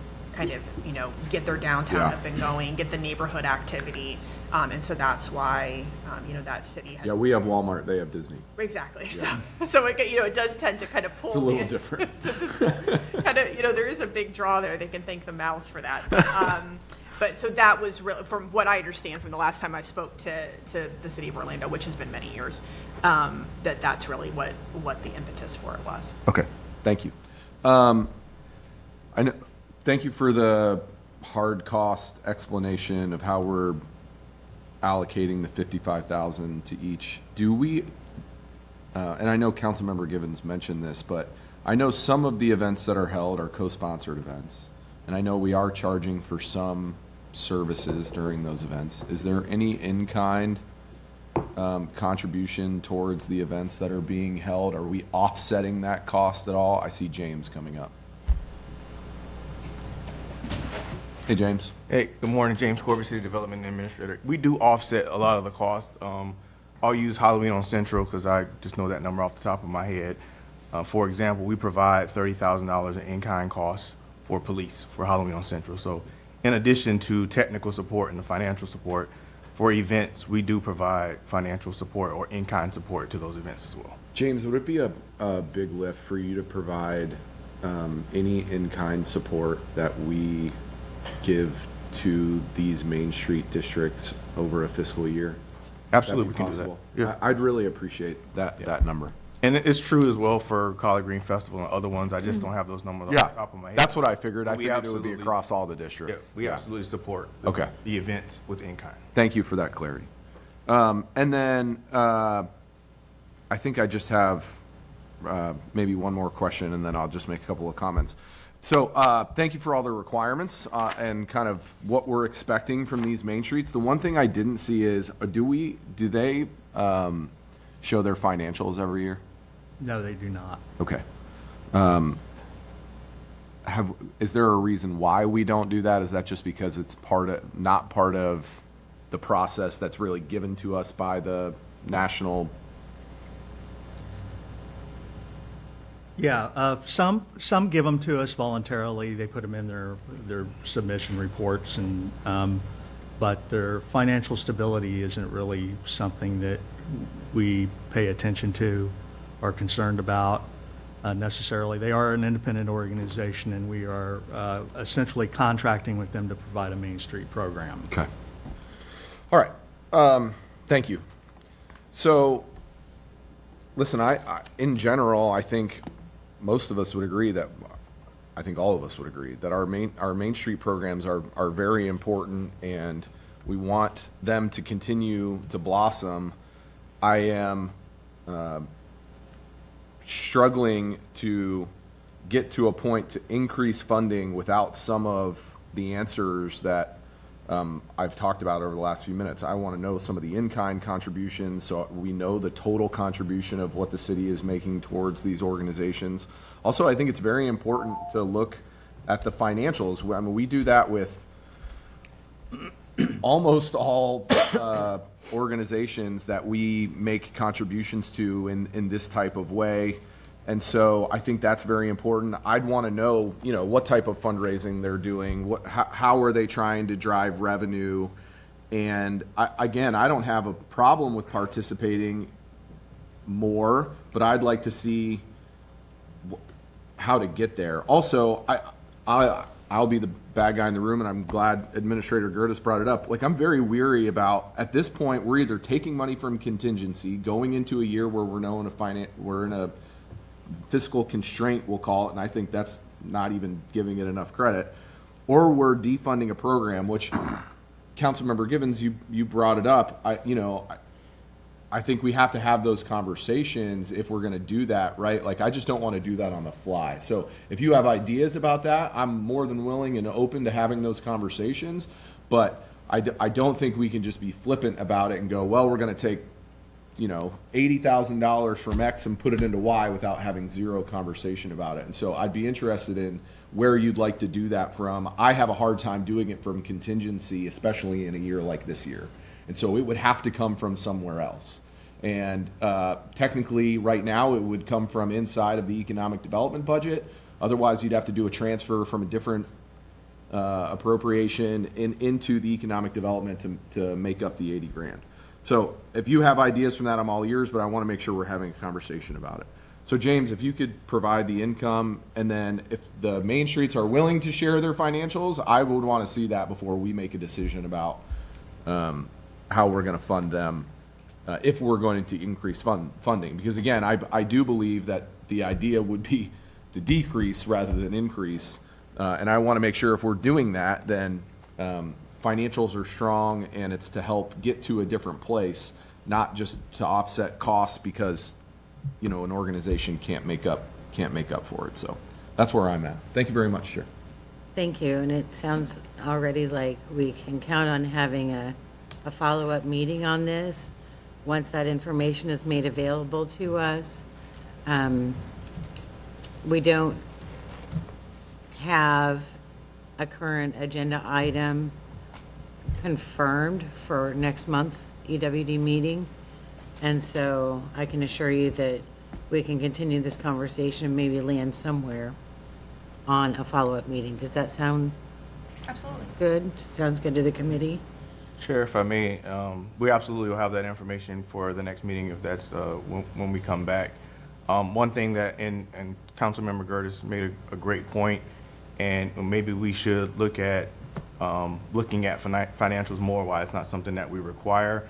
Part of what we offer is technical assistance, and I think that it's clear, at least for all of them, but certainly 3 of the districts, where they were and where they are now, is dramatically been changed, and there's an opportunity to tap into some of the new development that is happening in some of these districts to privately fundraise, and we could certainly offer technical assistance to help with them being able to raise private dollars based on the growth that these districts have experienced. So we'll be prepared to provide that information at the next meeting.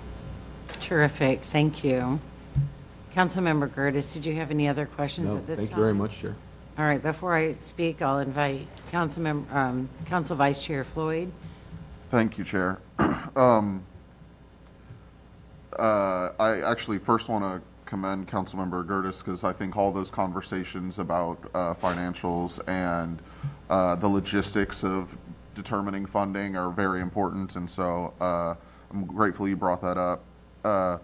I just wanted to come advocate specifically for how we might move forward in this.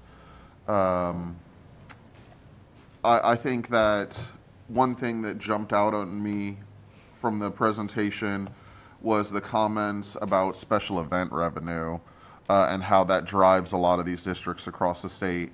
And I think if we were to look through financials of these organizations, we'd see that that's driving a lot of them as well.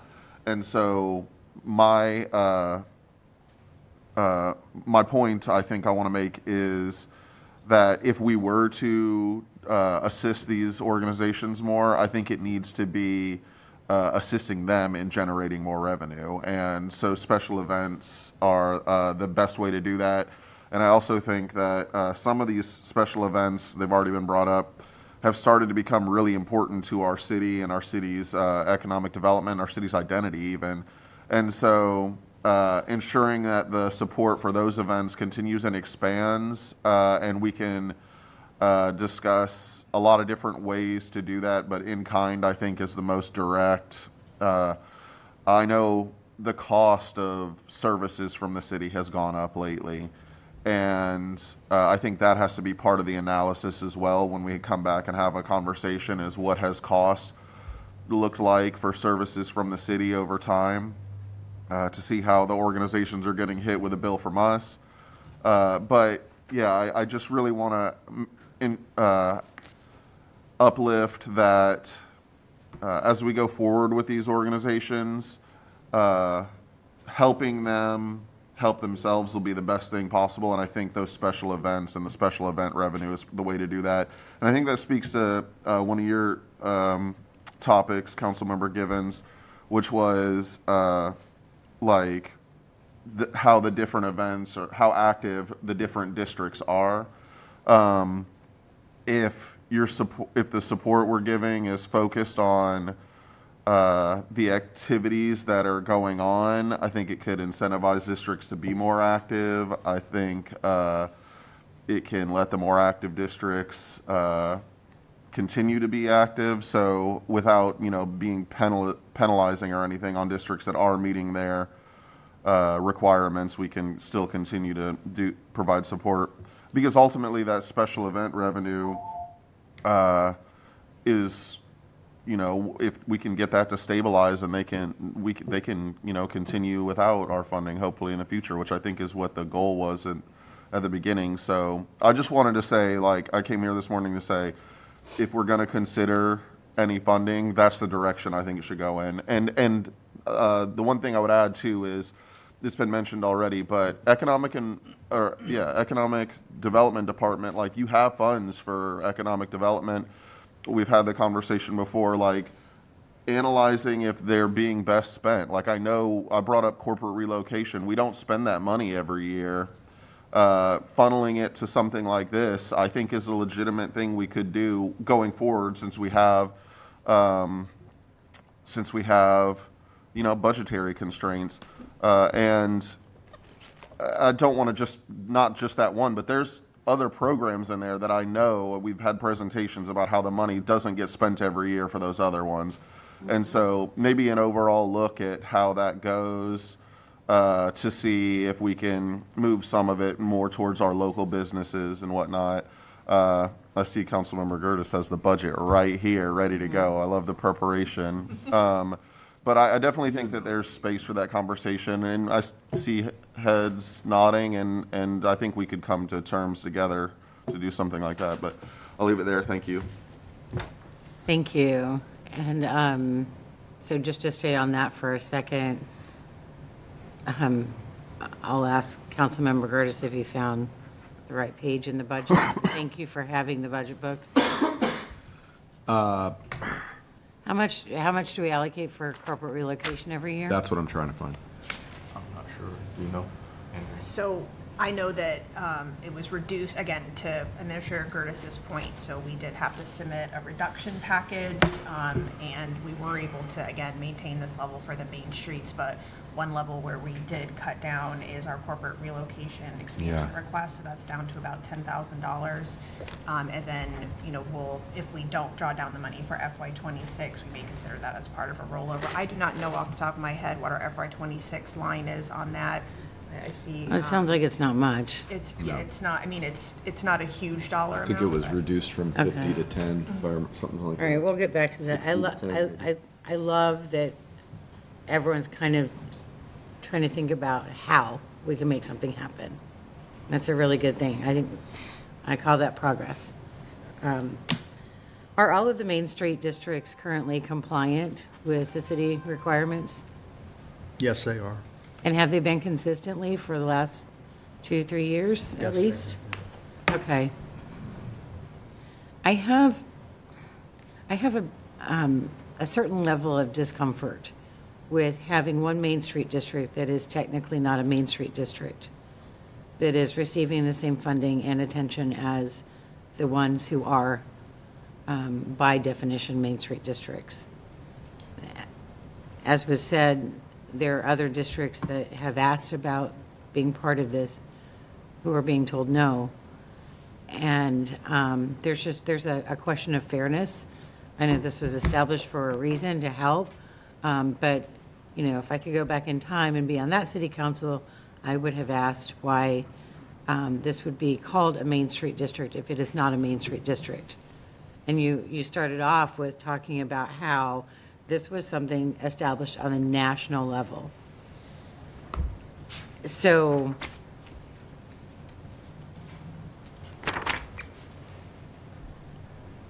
what do we tell the MLK Street Business District when they say, look at all the things that we've already been doing?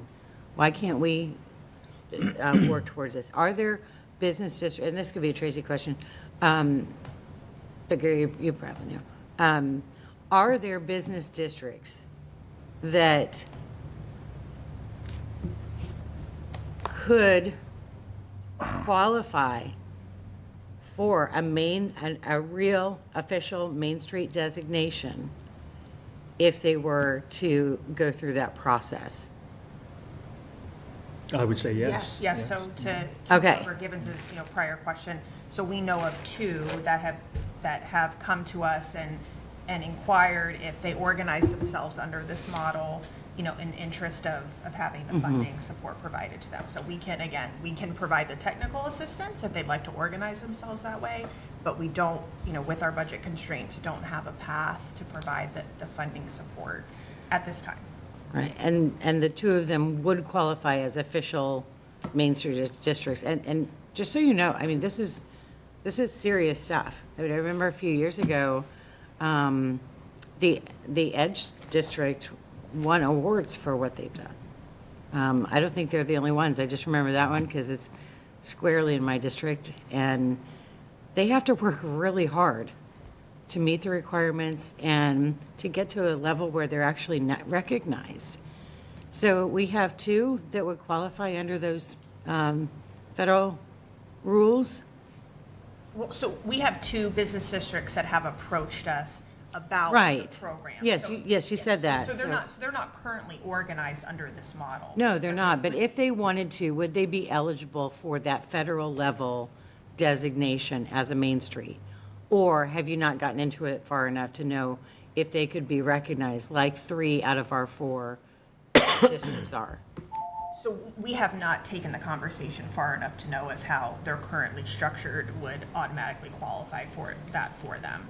But that would be a part of what we would assist them with at the beginning, is making sure they understand what the requirements are and helping them get organized under the model.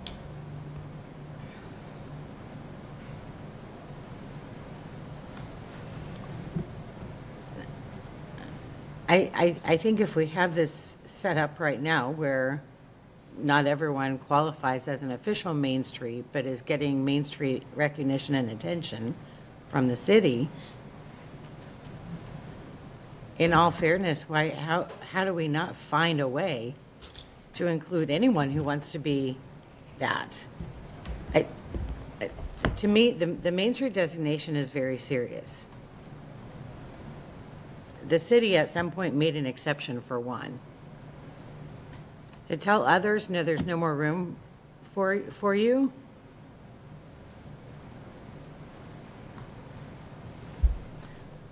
I don't know where I can get comfortable with that, with telling someone no when we've told someone else yes. And they're working hard. I feel strongly about this because I feel very strongly about our business districts and all that they do.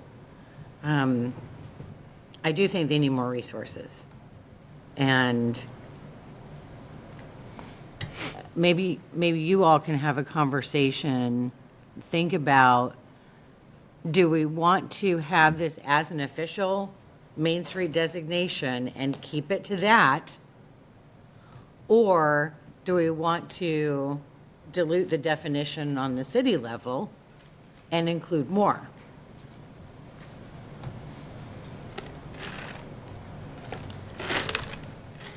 There's some different ways that can happen. Well, I'm glad we'll have time to do another meeting on that. But I think that needs to be discussed, and we need to find a way to be more inclusive with business districts, and maybe it's business districts and some of them have a Main Street designation. So there are two levels here. Just something to think about. If we were to increase, let's say we add 20,000 to each of the four, do we have to specify what those funds have to be used for? Yes. Yes. Okay. Regarding the city match, does every district max out that match every single year? Yes. Maybe that's where we put it then. Then there's something being done in return. You know what I mean? So it's not just a, here's some more money. It's, we will give you the opportunity to earn more through that match. So that could be one way to do it.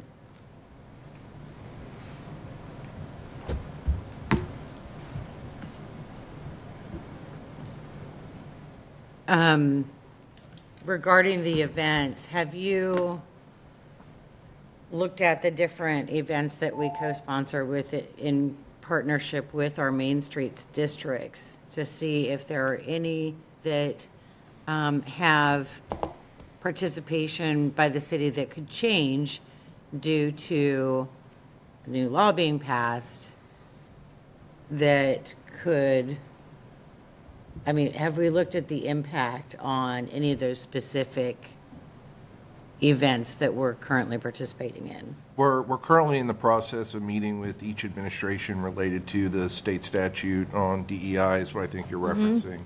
The governor hasn't signed it, but we expect that he probably will sign it. So we're meeting with the city attorney's office right now, going through every program, every event, and taking a look at that. So it's under consideration now, but we don't have any definitive answer for it Okay.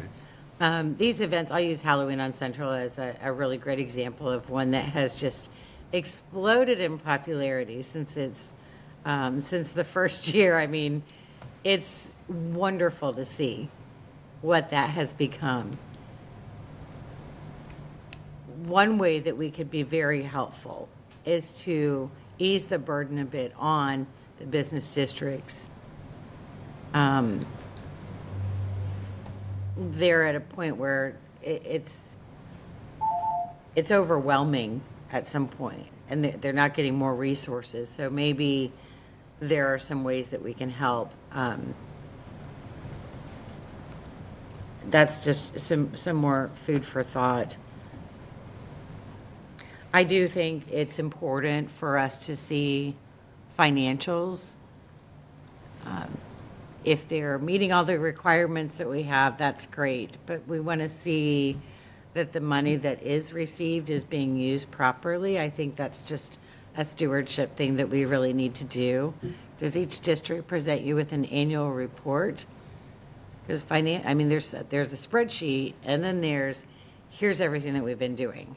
Because we do want to know that our partners in these districts are really doing their part to do the fundraising, to get out there and promote, to be offering assistance to the businesses, and all of like a little detail about that. Not just yes we've been doing it, but I don't know how far your compliance goes. But I think when we're talking about more money, I don't want to just take someone's word for it.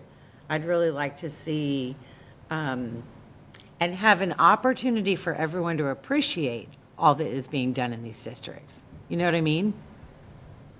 So do they give you an annual report? How does the compliance get determined? Compliance is determined by if they meet the criteria for reimbursement each month or each quarter, whatever they. Right, so how do they show that? Schedule they are on, and as I went over, the requirements are exactly as I talked about, that they hold a promotional event, that they hold board training, that they have committee meetings, monthly committee meetings, quarterly cleanups, and also for City Match, that they are getting in-kind donations, they are getting sponsorships, memberships, event revenue, that sort of a thing, in order to get the City Match. So those are the compliance criteria. And since most of them do submit monthly, again, Gary is, right there with them, and if they're having a problem, if, we see that they're not progressing through the contract, Gary's able to work with them to make sure that they are able to take advantage of the full support. So it's very much an active, every month. And Gary is just on the ground with them too. That's another thing. And also they, of course, the Greenhouse's District Navigator program, functions in our community, and they're out and walking the main streets too, and providing one-on-one support to those businesses. So we're really out there making sure that, if they have any problems, we work with them and that they are able to avail themselves of the full, support match. Okay, great, thank you. Well, I'll conclude my comments by emphasizing the importance of these business districts and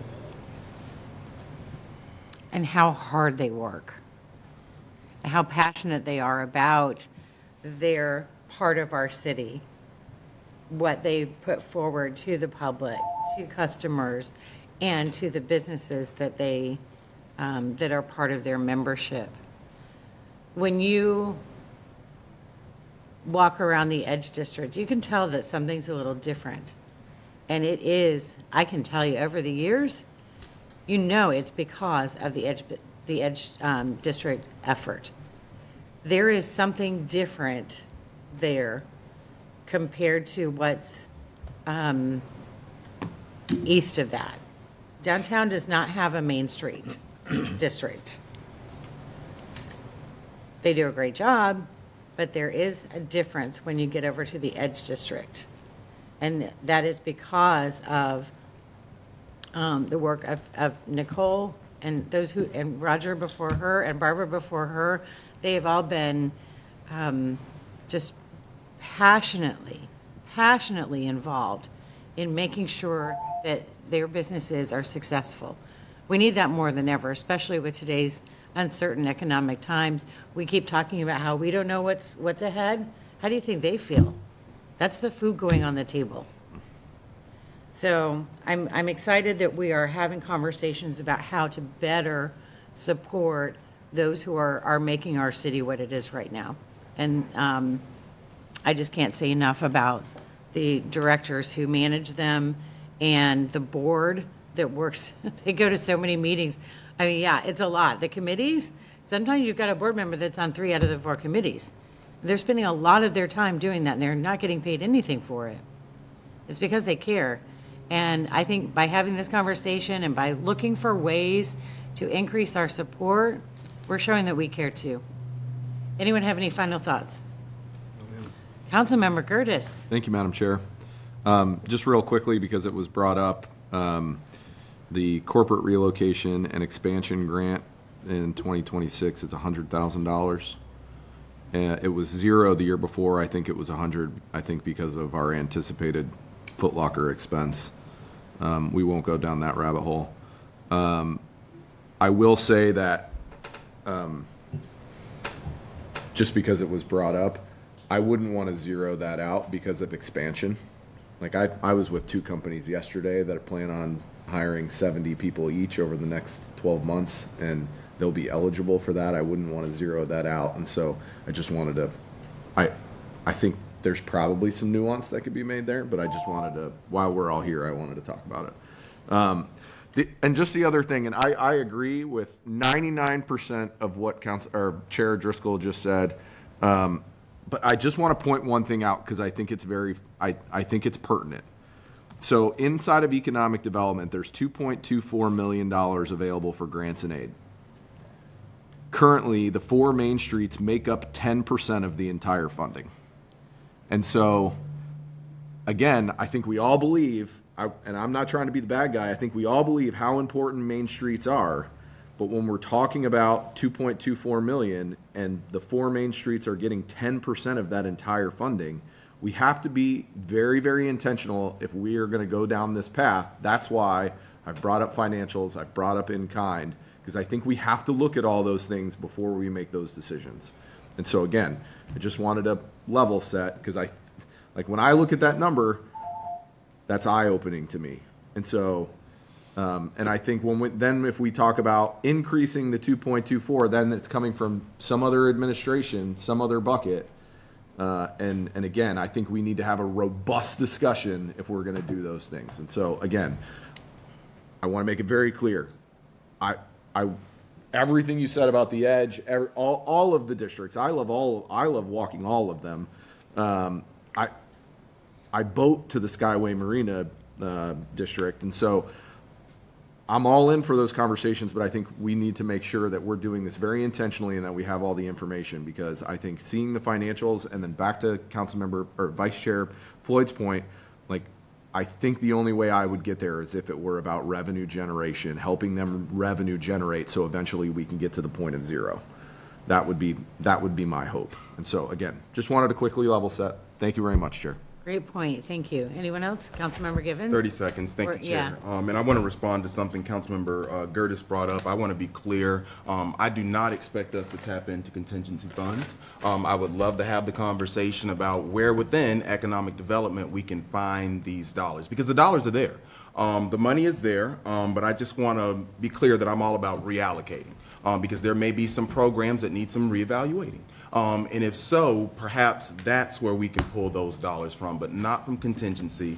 And again, I love Councilmember, I made you a council member, Mr. Corbett. I love Administrator Corbett's idea of relying, profit, I see it, relying on the future development that's taking place within a lot of these districts, because I think there's some private partnership opportunities out there for us. And if we can just provide that technical support with connecting these Main Street districts to those opportunities, I think that would be great. And then lastly, to your point, Chair Driscoll, I would love to see us provide that technical assistance to those other organizations and business districts that may be interested in getting to the Main Street status. So thank you all so much. This is where I wanted to go, just kind of hone in on the conversation about the current agreement, right? How can we better define the parameters and expectations for these Main Street districts? Because again, if we are to increase funding, there has to be some stiffer requirements and regulations around that. So thank you all so much, colleagues, and thank you, administration. Thank you, Chair. All right, thank you. This is a great conversation. This will be continued in the next meeting of this committee, which will take place on May 21st, 2026. There could be room for another item, so I do recommend that all council members take a look at that referral list. Let Brian know if there is something else that you would like to have added to the agenda for that next meeting. It's the last one before our summer break, so let's make it count. Thanks again to everyone who joined us for this conversation, and we are adjourned. Thank you, Chair. Thank you, Chair.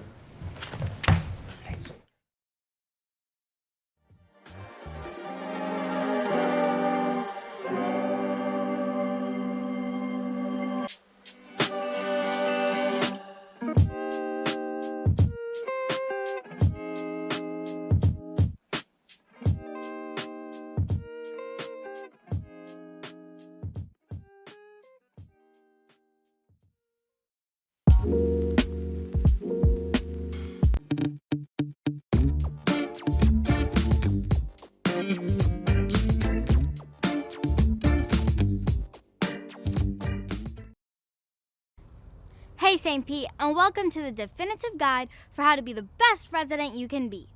A little tip from our good neighbor guide. Let's talk about something stinky. Sewers. Not just sewers as a whole, but specifically what we put down our drains. The city works hard to keep things smooth. Here's how you can help. Remember, every drain in every building citywide all goes through our sewer system. So, when it comes to the bathroom, the only thing that goes down our drain is, well, number 1 and number 2, toilet paper is A-OK too, but not flushable wipes.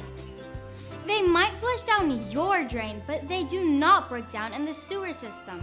And depending on where the clog exists, the expenses might be on you to fix. Use dental floss, any kinds of wipes, baby diapers, adult diapers, and Peppa Pig toys also do not belong down the drain. Also, don't forget, the sink in the kitchen can be the worst offender for a city sewer system. Never, ever put fats oils, or grease down the kitchen sink. This includes butter, frying oils, and other cooking fats. Once these items go into the sewer system, they congeal and contribute to sewer blockage.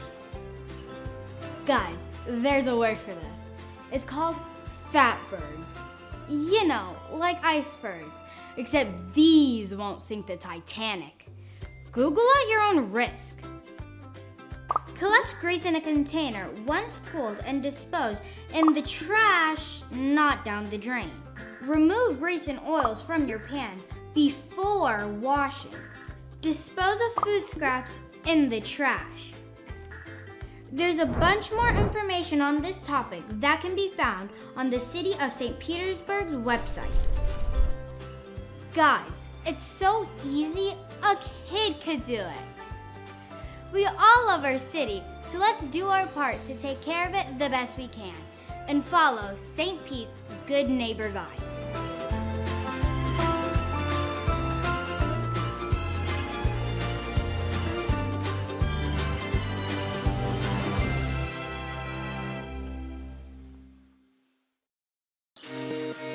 $2 million visitors, 26 acres of waterfront.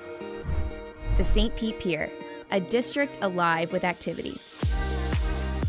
Outdoor spaces, Spa Beach Park, Family Park, the Glazer Playground, the Splash Pad, Coastal Thicket Boardwalk, Fishing Deck.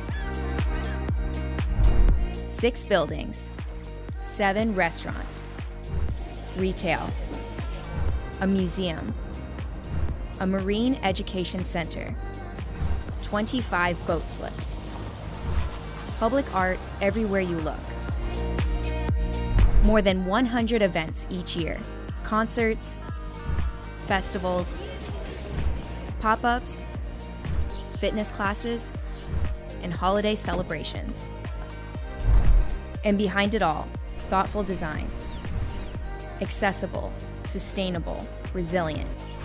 Protecting our seagrass, recycling oyster shells, planning for sea level rise. The pier is more than a landmark. It's our waterfront gathering place, where St. Pete comes together.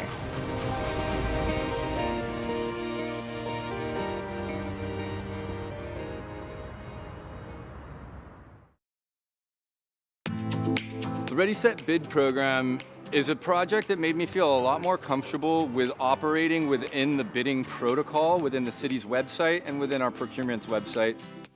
So the Ready Set Bid program has been an amazing experience for me. It has helped me develop my business. It has definitely helped me learn how to properly bid with the city of St. Pete.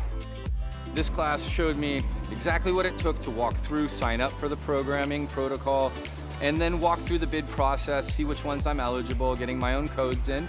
And at the end of the day, it allowed me bonding and financing and insurance partners to be able to scale when I did get the bid. A city that works with its local, especially the small and startup businesses, it's an amazing feeling to have your city behind you, pushing you, helping you to grow and expand and learn the things that you really need to know. I would recommend other business owners apply for this course because it gives you a first name basis with all of the different aspects of the entire life cycle of a contract. It's going to give you behind the scenes experience on how to get a bid. It's going to give you the partners to be able to fulfill the bid, and it's going to give you the skill set and the confidence to communicate back and forth with the city to make sure that we're being an adequate partner to them.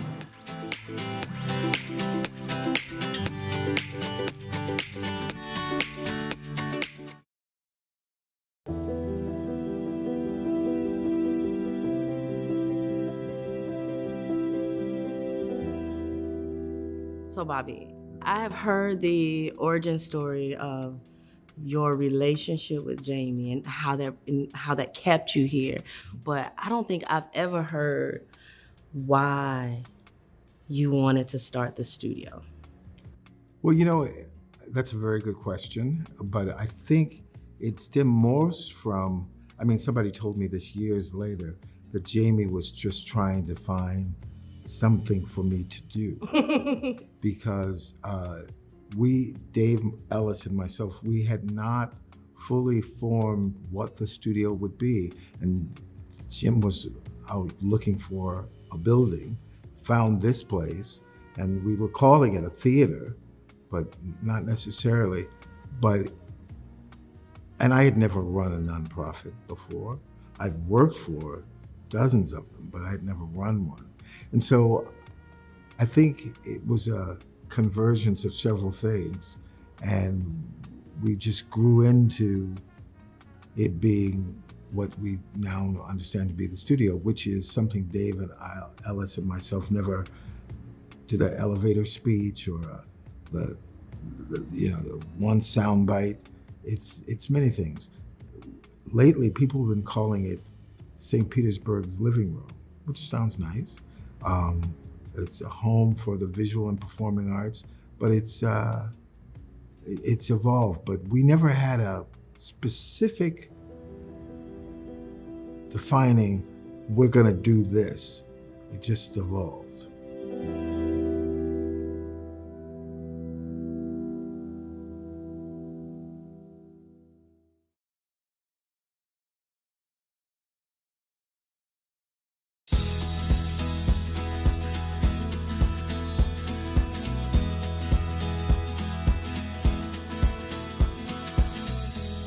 District 5 is at the southern end of St. Petersburg. It's bordered by Tampa Bay to the south, Bogosiega Bay to the west, 4th Street South to the east, and as far north as 18th Avenue South. I'm Deborah Figgs Sanders, your council member for District 5, an immensely diverse district that is home to many of our city's treasures. To get in touch with nature, you can visit Maximo Park, or Boyd Hill Nature Preserve to enjoy waterfront access, nature trails, all with family-friendly activities. Then there's Lake Vista's popular walking trail, playgrounds, and a dog park that encourages you to participate in a city initiative known as Healthy St. Pete. Also, education and academic excellence is important for our city. And in District 5, you will find 3 of Pinellas County Schools' finest in Bay Point Elementary, Bay Point Middle, and Lakewood High School. Not to mention the mighty Tritons of Eckerd College, a liberal arts waterfront campus which sits on the Gulf Peninsula of Florida's west coast. District 5 is a diverse makeup of cultures, communities, and socioeconomics that can be seen throughout our neighborhoods. Lake McGorry Shores offers a sense of community, or the pink streets in the Pinellas Point neighborhood that are a unique feature not seen anywhere else in the city. Our growing economy, friendly residents, and beautiful coastline showcases our best about living in St. Petersburg.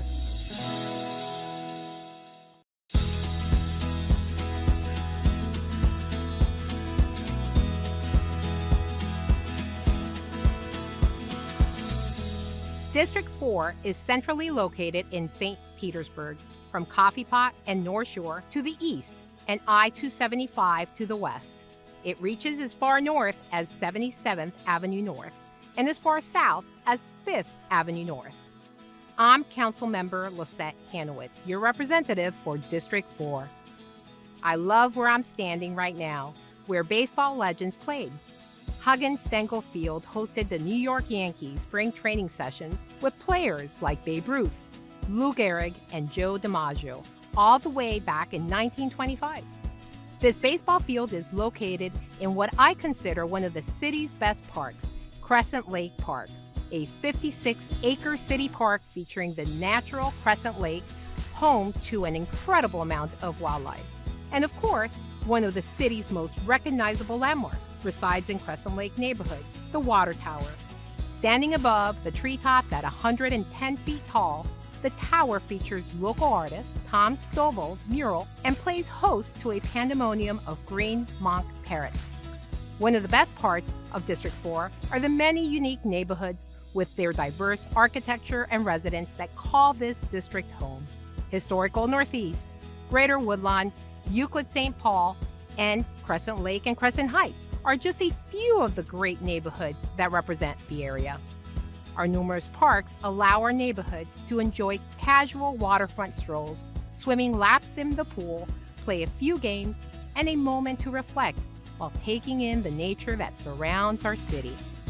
Speaking of nature that surrounds you, tucked away in District 4 is a true tropical oasis, right along 4th Street North. Sunken Gardens is considered St. Pete's oldest living museum and has been around for more than 100 years. Meandering paths guide visitors through a living collection of more than 50,000 tropical plants and flowers. And don't forget about the flock of flamingos. There's really no shortage of energy, nature, neighborhoods, and great local businesses to enjoy while you spend a little time in District 4.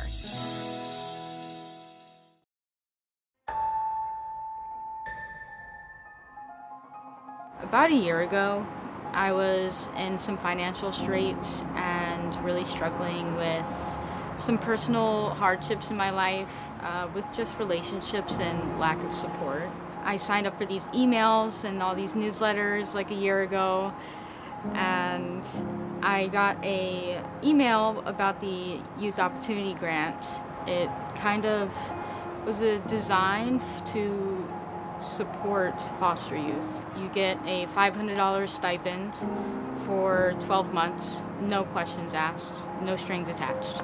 It just gave me that confidence in myself that even if I was going to have like a lack of income, I always had that to rely on, no matter what was going on. And I was able to save it for a new vehicle.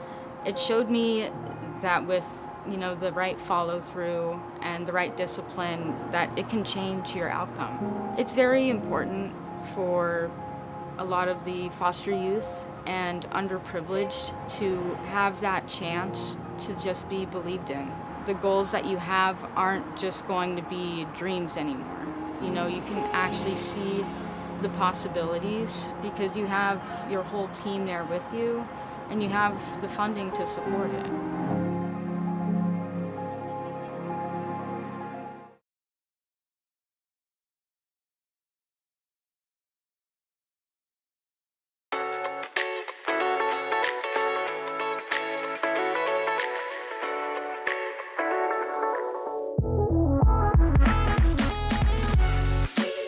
We're here at the Shell Dash Townhomes ribbon cutting where 10 homeowners were given the keys to their homes, and it's the first project like this for Habitat in St. Petersburg. And 10 lives now are going to move forward into home ownership. It's a great day. Our families go through a lot to get to a day like today. After being accepted into our program, these families take 38 homebuyer education classes, teaching them everything they need to know to be a successful homeowner. We cover topics from budgeting to home maintenance and even how to be a good neighbor. They also put in between 350 and 450 sweat equity hours on our construction sites, including their own home. It represents all the hard work and dedication that I've endured over this past year. I am greatly proud of myself going through this journey. At times I thought I could not, but I am here. Through a partnership, the city put in more than $1 million from the South St. Pete CRA, donated the land, and Habitat is providing an interest-free mortgage. So it's an intentional effort to have affordable housing right here, just south of Tropicana Field, for folks who make our city work, and that's why it's important. The average median price of a townhome in the city of St. Petersburg is over $650,000 right now. So to have a home made affordable to these families at $279,000 with a zero-interest mortgage, it'll keep these homes forever affordable for these families as they move in. We have 50 more just south of here on the 18th Avenue corridor that we're working with Habitat on, and those will come to fruition. So folks need to understand that the process takes time, but we're dedicated to making sure it moves forward.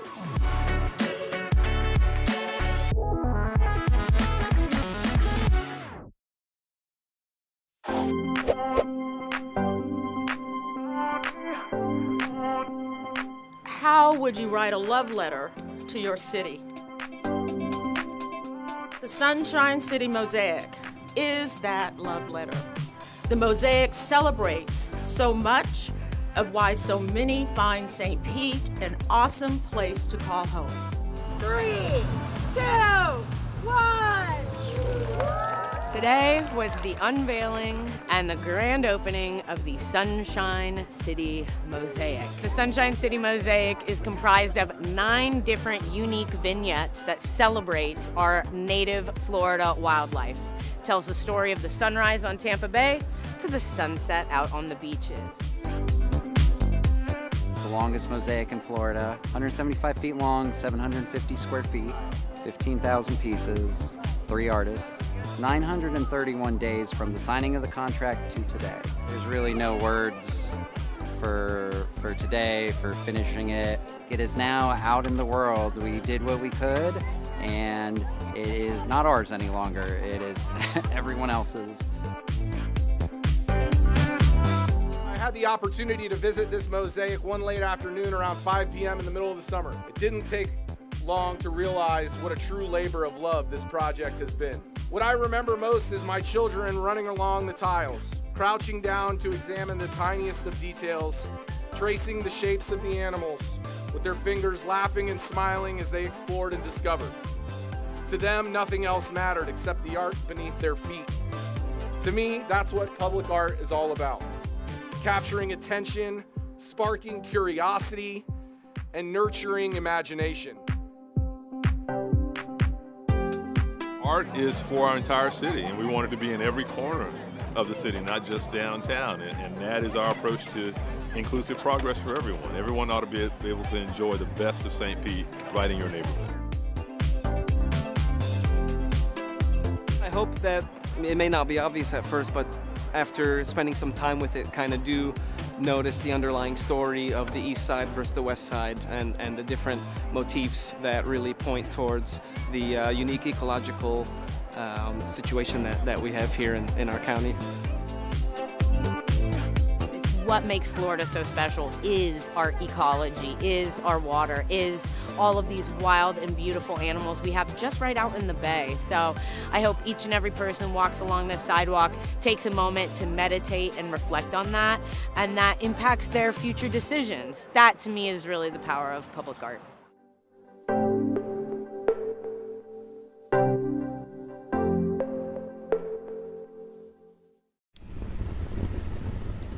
It was the best of times, it was the worst of times. It was the age of wisdom, it was the age of foolishness.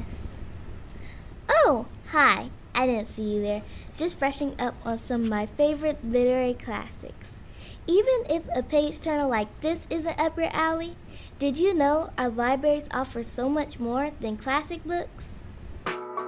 There's also things like passes to local museums. You can download ebooks onto your Kindle device. And super cool things like a team gaming program. Visit your local library and see all it has to offer.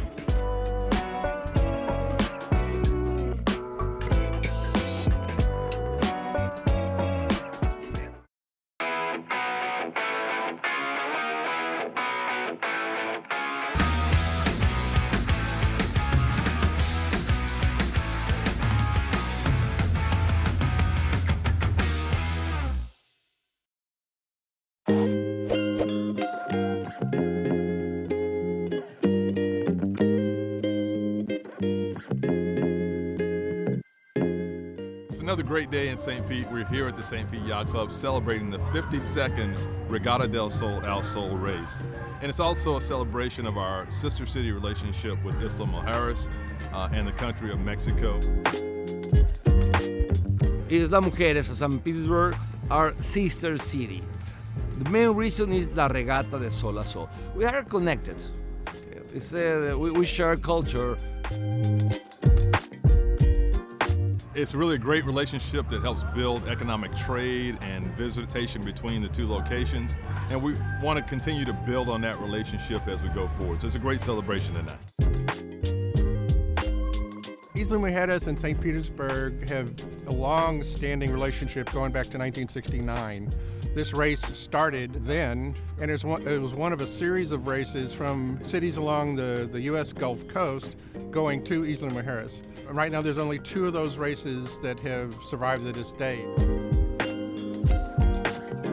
For St. Petersburg, that means we have 2 sister cities, Takamatsu, Japan, which is our oldest, and Isla Mujeres, which was started in 2016. I mean, it's really just a way to recognize the connections that we have with another city around the world and build that economic and cultural connection.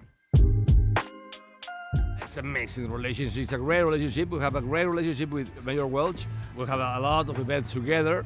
And now, Association of Mexican Mayors has a recognition, an award, the name is ALMA, to Mayor Welch. The reason is the great relationship with Mexico. We really want to be in touch and make sure that the entire world knows that we welcome everyone to participate with St. Pete in our economic growth and enjoying everything that St. Pete has. Buen viaje. Bienvenidos a México.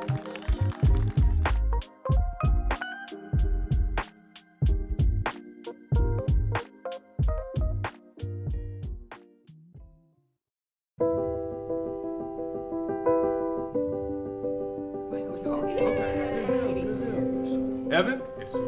My name is Evan. I graduated from St. Pete. St. Pete, all right. Good to meet you. My name is Mario. Mario. St. Pete. Another Green Devil?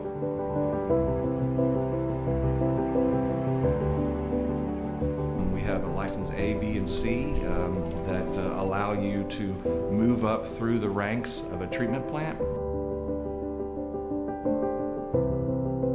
Okay, 1, 2, 3, everybody.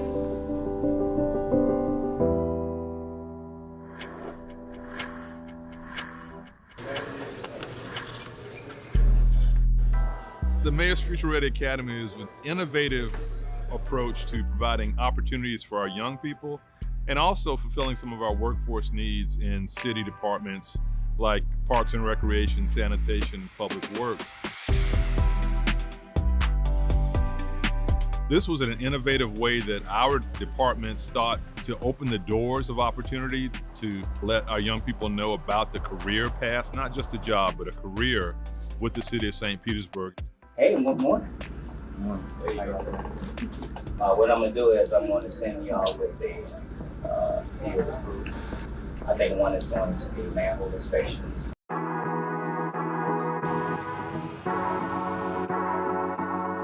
Our Future Ready Academy really consists of going through each department through the city and then learning new experiences through each department and what each department consists of.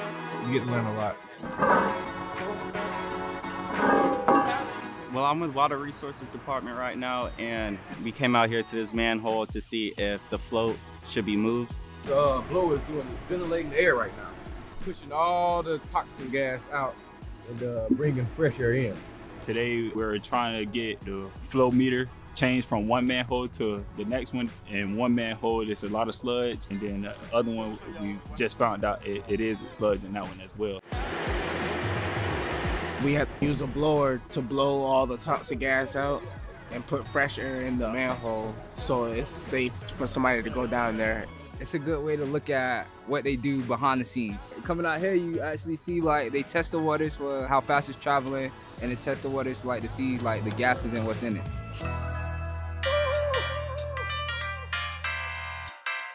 They clean out at the lift stations things that come through the toilet filtration system. That's like the flush wipes. They're really not flushable or biodegradable. There's just a lot of things that people flush that don't need to be flushed.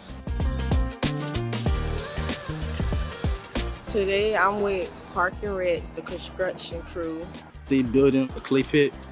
We had to stack all the bricks up and then make our own mix, spread it in so it can lock.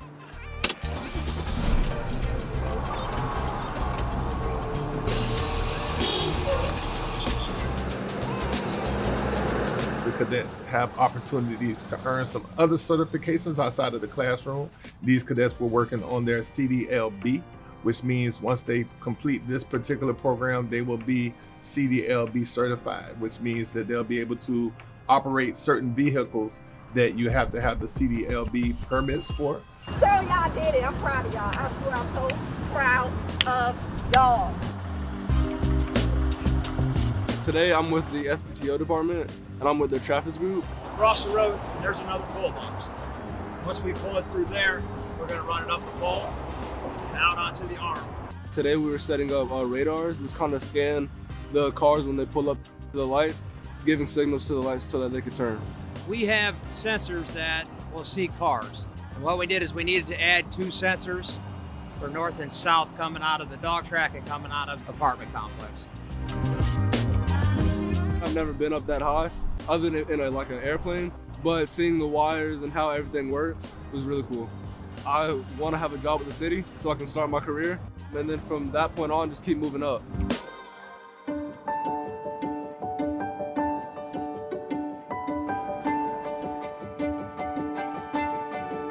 You are a leader. You are important. You deserve everything that you desire. And St. Petersburg is a great place for you to achieve those things. Is that right? The program was good. At some points it was a little hard to kind of, I guess, keep going, keep pushing through it. But being here today, it's really good. I feel very accomplished. He started out and he continued and completed everything that he set out to do. So I'm proud of him. I just think it's incredible when we talk about this program. 9 graduates, 6 full-time opportunities, 3 CDLs, 1 part-time. I mean, it's just incredible to think about what you've accomplished in that time period. I feel like I'm real proud of myself. I feel like I did a good job throughout the whole program, you know, not giving up and just keep working so I can better myself in life. I'm just so thankful for the program. It gives him a start in life, and I'm really, really proud of him. You are the first. You set the standard, and you've proven the concept of this program. We want to make sure that whether you're with us for 5 years or for 50 years, that you know that you have the foundation to move forward in life and achieve anything that you all want to achieve.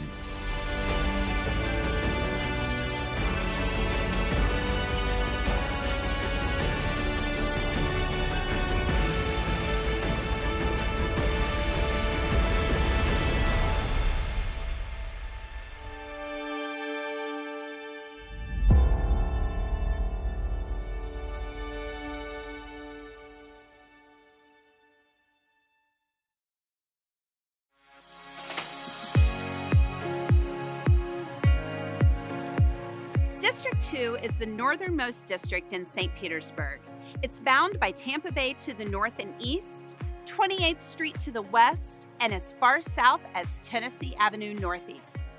I'm Councilmember Brandy Gabbard, your representative for District 2. Today, we are at Power Design, Inc., the city's largest private employer and a majority women-led business that has continuously been ranked one of Tampa Bay's best places to work. District 2 is the gateway to St. Petersburg for many coming from Tampa and North Pinellas.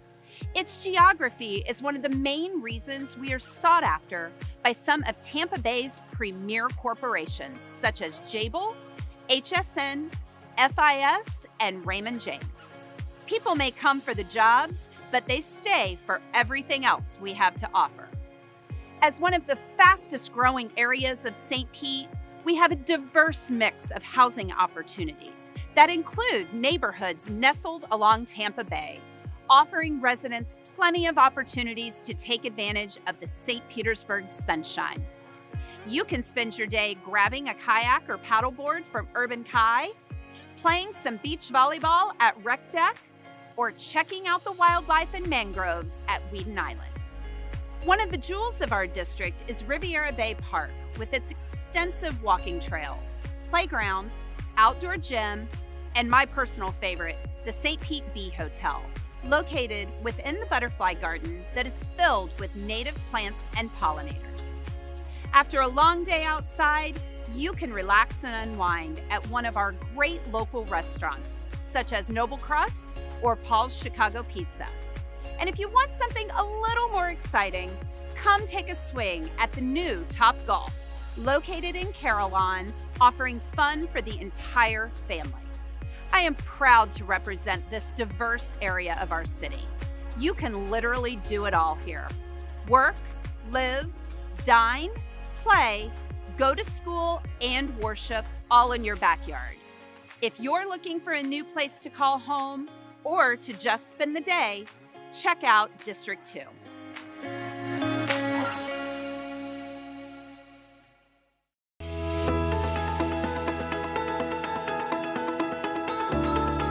Camp Ignite is a 3-day program where aspiring female youth between the ages of 13 and 18 are able to come to fire rescue and experience what it's like to be a firefighter. The girls will be learning a lot of hands-on skills within the fire department. They'll learn about the importance of teamwork and mentorships and building lasting relationships. 18 Sparks, together we ignite!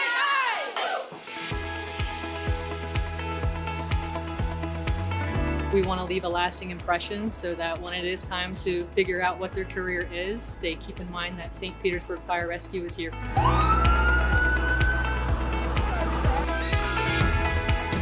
Last year, we provided opportunities for about 12 campers. This year, we were able to expand that capacity and actually double those numbers through continued partnership with Pinellas County Urban League, partnership with Parks and Rec, and our local union, Local 747. This type of program is important for us in the community and the city. I want the girls to be enlightened about all of the opportunities that they have available to them here in our city, that the Urban League is there to support them in ways that they could not imagine, to make a selection that best fits what they want to do with their future. Growing up, you don't see female firefighters as much as you see the males. So to see a female doing this is great for girls. So I think this is an excellent opportunity for young females to get involved and see what they can do. It's very rewarding to see children get excited about our job. So being able to mentor those individuals in the right direction and stress the importance of physical fitness, nutrition, and establishing mentors is huge. We want to make sure that we are getting the best. And this is an opportunity for them, if they do decide to become firefighters, they can be local heroes. And this is a great career.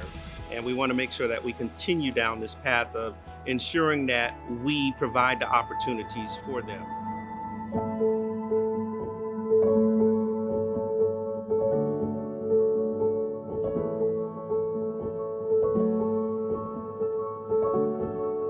Camp Ignite is being a firefighter. They're just giving us new experiences of what the firefighters actually do. They're trying to inspire young girls to want to try and be firefighters.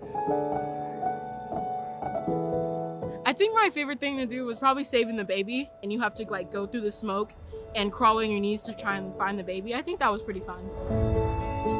I really liked going up in the ladder truck because they took us like all the way up. It was like 100 feet. It was really fun. My favorite thing was when we went in an ambulance, we got a thing on the radio that said there was an alligator attack. It was like cool to feel like the adrenaline and try to like save them. It's inspiring to see females doing firefighting because like when they do it, it means that I can do it too, and so many other women can too.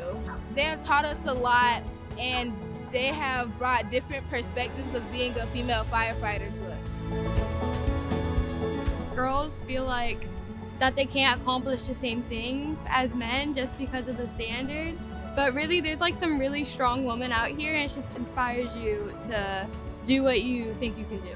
I think they are all amazing women, and they do such a hard job. And I think it's very inspiring, and it really encourages like girls like me to really like want to join this force. 18 sparks, together we ignite. 18 sparks, together we ignite. 18 sparks, together we ignite. 18 sparks, together we ignite.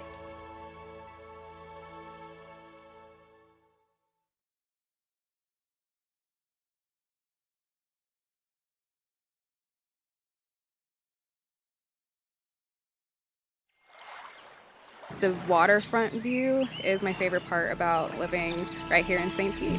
Sounds of the water, the sounds of different species of birds. I find it very soothing and relaxing. Everybody ride good? How you feel? Yeah, I feel good. It's like a perfect day for it.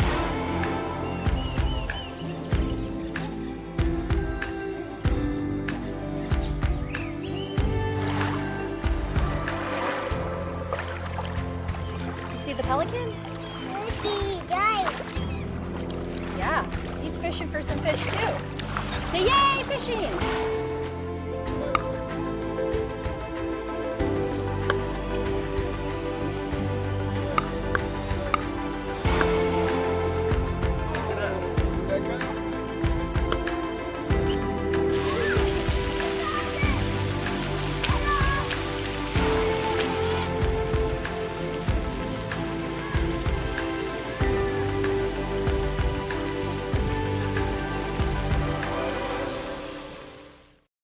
Hi, my name is Barbara Stallbird, and I work for the City of St. Petersburg Parks and Recreation Department, and I'm here to talk about debris.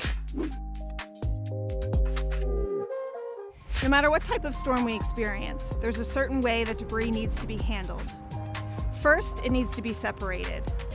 It needs to be separated by vegetative debris, which would be trees and limbs, construction and demolition debris, which would be flooring and drywall, and also household goods such as appliances. Step 2, placement of your debris is very important. Place your debris on the curb, not on the street and not on the sidewalk. This will allow the call to come and grab the debris. Pro tip, never put your debris next to infrastructure or any obstruction for the claw to grab the debris, such as near a fire hydrant, a mailbox, a sign, or even under a tree. Number 3, please do not place your debris in bags. Monitors need to be able to view the debris to ensure that it's not mixed. And remember, always keep up to date with what's going on before, during, and after a storm at St. Pete FL.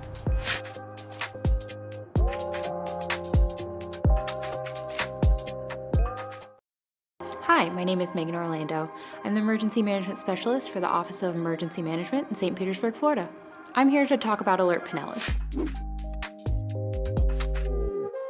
Alert Pinellas is our emergency notification tool.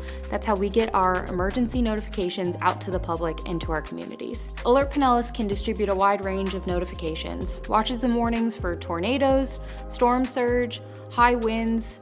It can alert for shelter evacuations, for boil water notices, and hazardous materials incidents.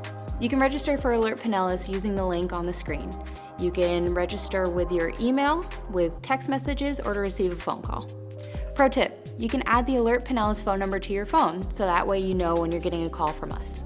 Opting into Alert Pinellas is the best way to ensure that you receive emergency notifications from your partners at the City of St. Pete and Pinellas County. Every storm creates its unique hazards, so follow city socials to stay up to date on the most important information.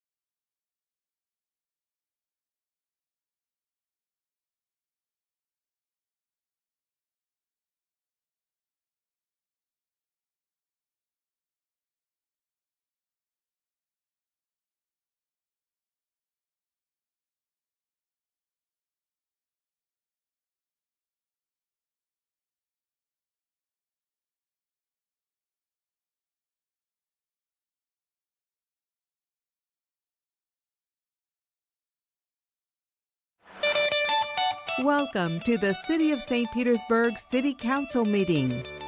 Your elected officials are Mayor Ken Welch, District 1, Copley Gertis, District 2, Brandy Gabbard, District 3, Mike Harding, District 4 and Council Chair Lisette Panowitz, District 5, Deborah Fig Sanders, District 6, Gina Driscoll, District 7, Corey Gibbons Jr., and District 8 and Council Vice Chair Richie Floyd.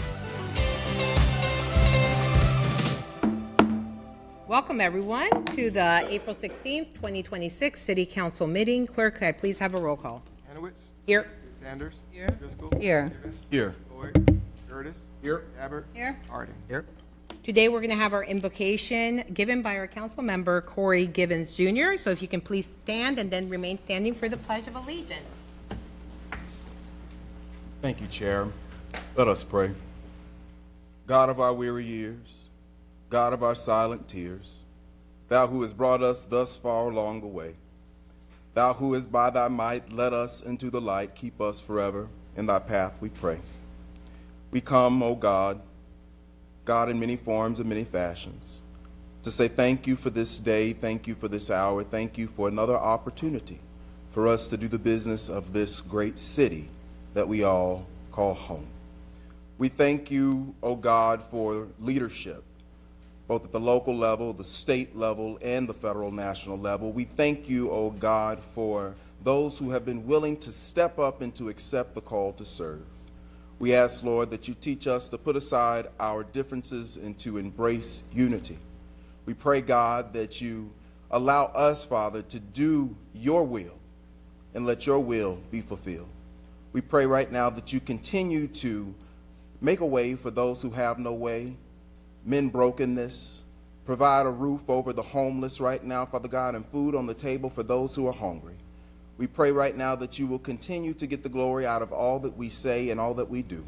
In the mighty matchless name of Jesus, we do pray. Amen. Amen. I pledge allegiance to the flag of the United States of America and to the republic for which it stands, one nation, under God, indivisible, with liberty and justice for all. You may be seated. Thank you, Councilmember Gibbons, for that beautiful invocation. Council members, we have an agenda before us. I'll entertain a motion for approval. Move approval. Second. We have a motion and a second. Clerk, if you can open the machine for voting. Council members, please enter your votes. Seeing that all present council members have voted, clerk, please tally and announce the vote. Madam Chair, the motion to approve the agenda passes unanimously with Councilmember Floyd being absent. Clerk, I see we have speakers today for open forum. Could you please read the rules? The consent agenda, Madam Chair. Oh, that's right. That's right. Forgot the consent agenda. I'll entertain a motion. Move approval. Second. And we have ours for it. Okay, Councilmember Driscoll. Thank you. I just wanted to call attention to item CB5, which is regarding the fire training complex project. Again, this is always, it's been one of my favorite and most passionate items for many years. And every time I see something come up, it reminds me that we're taking another step forward in making this come to fruition. So I just wanted to point that out and thank everyone who is working on that. Thank you, Chair. Thank you. Motion in? We have a motion? I think so. Motion second? Okay. Clerk, you please open the machine for voting. Council members, please enter your votes. Seeing that all present council members have voted, clerk, please tally and announce the vote. Madam Chair, the motion to approve the consent agenda passes unanimously with Councilmember Floyd being absent. Do we have speakers? Yes, we do. Clerk, please read the rules. And before I read the rules, Madam Chair, I just want to make the audience aware that we're having some technical difficulties with the clocks, so you'll be able to see the time on the screen for your 3 minutes that you're speaking. So your 3-minute time clock is going to be on the screen up here because the clocks down here aren't working. Thank you, clerk. If you wish to address City Council on subjects other than public hearing or quasi-judicial items listed on the agenda, please sign up with the clerk. Only the individual wishing to speak may sign the open forum sheet. Only city residents or owners of property, business owners in the city, or their employees may speak. All issues discussed under open forum must be limited to issues related to the City of St. Petersburg government. If you are speaking to an item on the agenda, you may only speak once during the open forum or when the item comes up on the agenda. Applause is not permitted except in connection with awards and presentations. In order to provide an opportunity for all citizens to address council, each individual will be given 3 minutes to speak, and after which the microphone will be muted. If you wish to address City Council through the Zoom meeting, you must use the raise hand feature button in the Zoom app or enter *9 on your phone at the time the agenda item is addressed. When it is your turn to speak, you will be unmuted and asked to state your name and address. At the conclusion of your comments or when you reach the 3-minute time limit, you will be muted. All raised hands will be lowered after each agenda item. Regardless of the method of participation used, normal rules apply, including the 3-minute time limit on comments, the requirement that any presentation materials must be submitted in advance of the meeting, and the rules of decorum. If live public comment is disrupted by violations of the rules of decorum, the chair is authorized to accept public comment by alternate means, including by email only.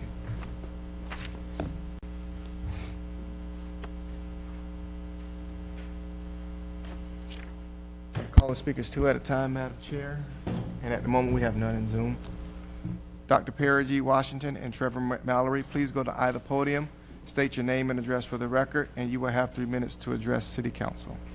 It seems that Dr. Washington wants Mike.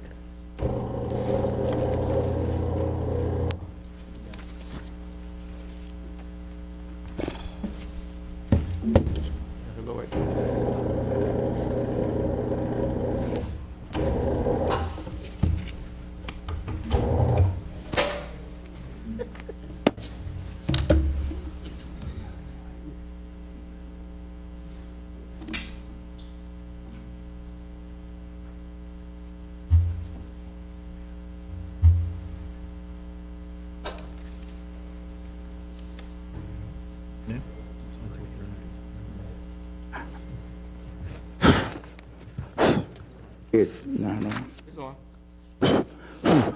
I can't hear. We hear you. We hear you. You can hear me. I can't hear me. My name, someone needs to hold this.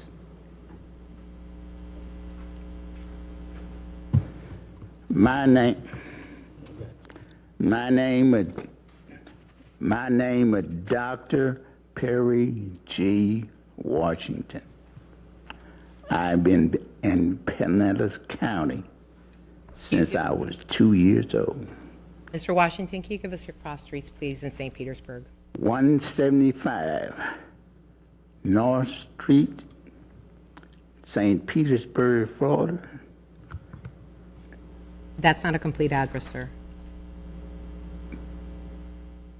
What do you want, the zip code? Can you give us your cross streets? 5th Street North and 2nd Avenue. Thank you. Now my time starts, right? Your time has already started. We go through this. Okay, now you're gonna give me 3 minutes and tell me what to say in my 3 minutes. Does that make sense to anybody? Today's sermon is about send help, it's time. Back in the day of slavery, the slave had a communication network. They said things their white masters couldn't understand, such as send help, it's time. He's killing me. But they didn't say send help, it's time. You had to understand the language. S-H-I-T.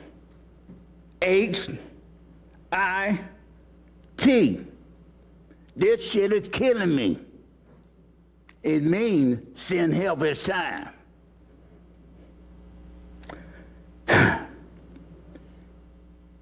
During my travels around the world, I understood you had to search, theorize, analyze, network, and defend yourself. S-T-A-N-D. Take a stand. I was arrested last year. for stopping people from putting a fence in my yard by the city police. This day is Awards Day. That's why you have this many people here. I have an award. First to the mayor. This is the boot for a jackass. Second boot for the chief of police. And all you, I'm going to make sure my people do their job. I'm going to make sure everyone knows. I told you last week I'm running for mayor. Why? Because no one else will stand for everybody in this city. God, you didn't speak to me all last year. You think I forgot? You threw me out. Thank you, sir. Next speaker. Good afternoon, Council. Trevor Mallory, 4501 6th Street South, St. Petersburg, Florida, 33705. Happy Fair Housing Month, you all. I'm here to speak on behalf of a three-year member of PCAR, which is an affiliate under the umbrella of NARAB organization. And I'm pretty sure you guys will hear more about that history as today goes on. So as we observe fair housing this month in April, we also have to recognize that housing is just not a commodity. It is a fundamental pillar for our democracy. The core promise of a democratic society is equal opportunity, and that promise begins at the front door of every home. True democracy requires that every individual has the freedom to choose where they live, where they work, and where they raise their families. When discrimination creates barriers to certain neighborhoods, it limits that freedom and silences the potential of our citizens. And I see this on a daily basis, not only in the city of St. Pete, but all around our country. Stable housing is the anchor of civil engagement. A resident who has a secure home is more likely to vote, more likely to volunteer, and more likely to invest their time and energy into the betterment of their local communities. Democracy thrives on the exchange of ideas between diverse groups of people. Fair housing policies dismantle the geographic barriers that keep us apart, fostering the kind of inclusive, integrated neighborhoods that are essentially for healthy representatives, that are essential for healthy representation in government. Fair housing is the realization of a Fair Housing Act in 1968, a landmark piece of civil rights legislation that reminds us of our community is only as strong as its most vulnerable residents across the country. And it also is most vulnerable to residents' access to an opportunity to create generational wealth. As we celebrate this month, let us recommit to the idea that in true democracy, your zip code should never be a barrier to your dreams. By ensuring housing is fair and accessible, we aren't just building houses, we are strengthening the very fabric of our republic. Thank you for your time. Thank you. Next two speakers. Next two speakers, Madam Chair, Keandra Darling and Manny Williams. Please go to either podium, state your name and address for the record, or cross street, and you have 3 minutes to address City Council. Good afternoon. Go ahead. Good afternoon. Much shorter than Trevor, but my name is Keandra Darling, and I live at 873 Newton Avenue South. I am a proud fourth-generation resident of this city, and I am raising the fifth. Good afternoon, council members. I am so grateful to be here with you today. This Fair Housing Month, I am here on behalf of Pinellas County Association of Realtors, this beautiful group that sits here to my right, and I proudly stand as their political advocacy chair. Not to just inform, but to call for urgent action and accountability. In 1968, the National Association of Real Estate Brokers helped lead the fight for the passage of the Fair Housing Act following the assassination of Dr. Martin Luther King Jr.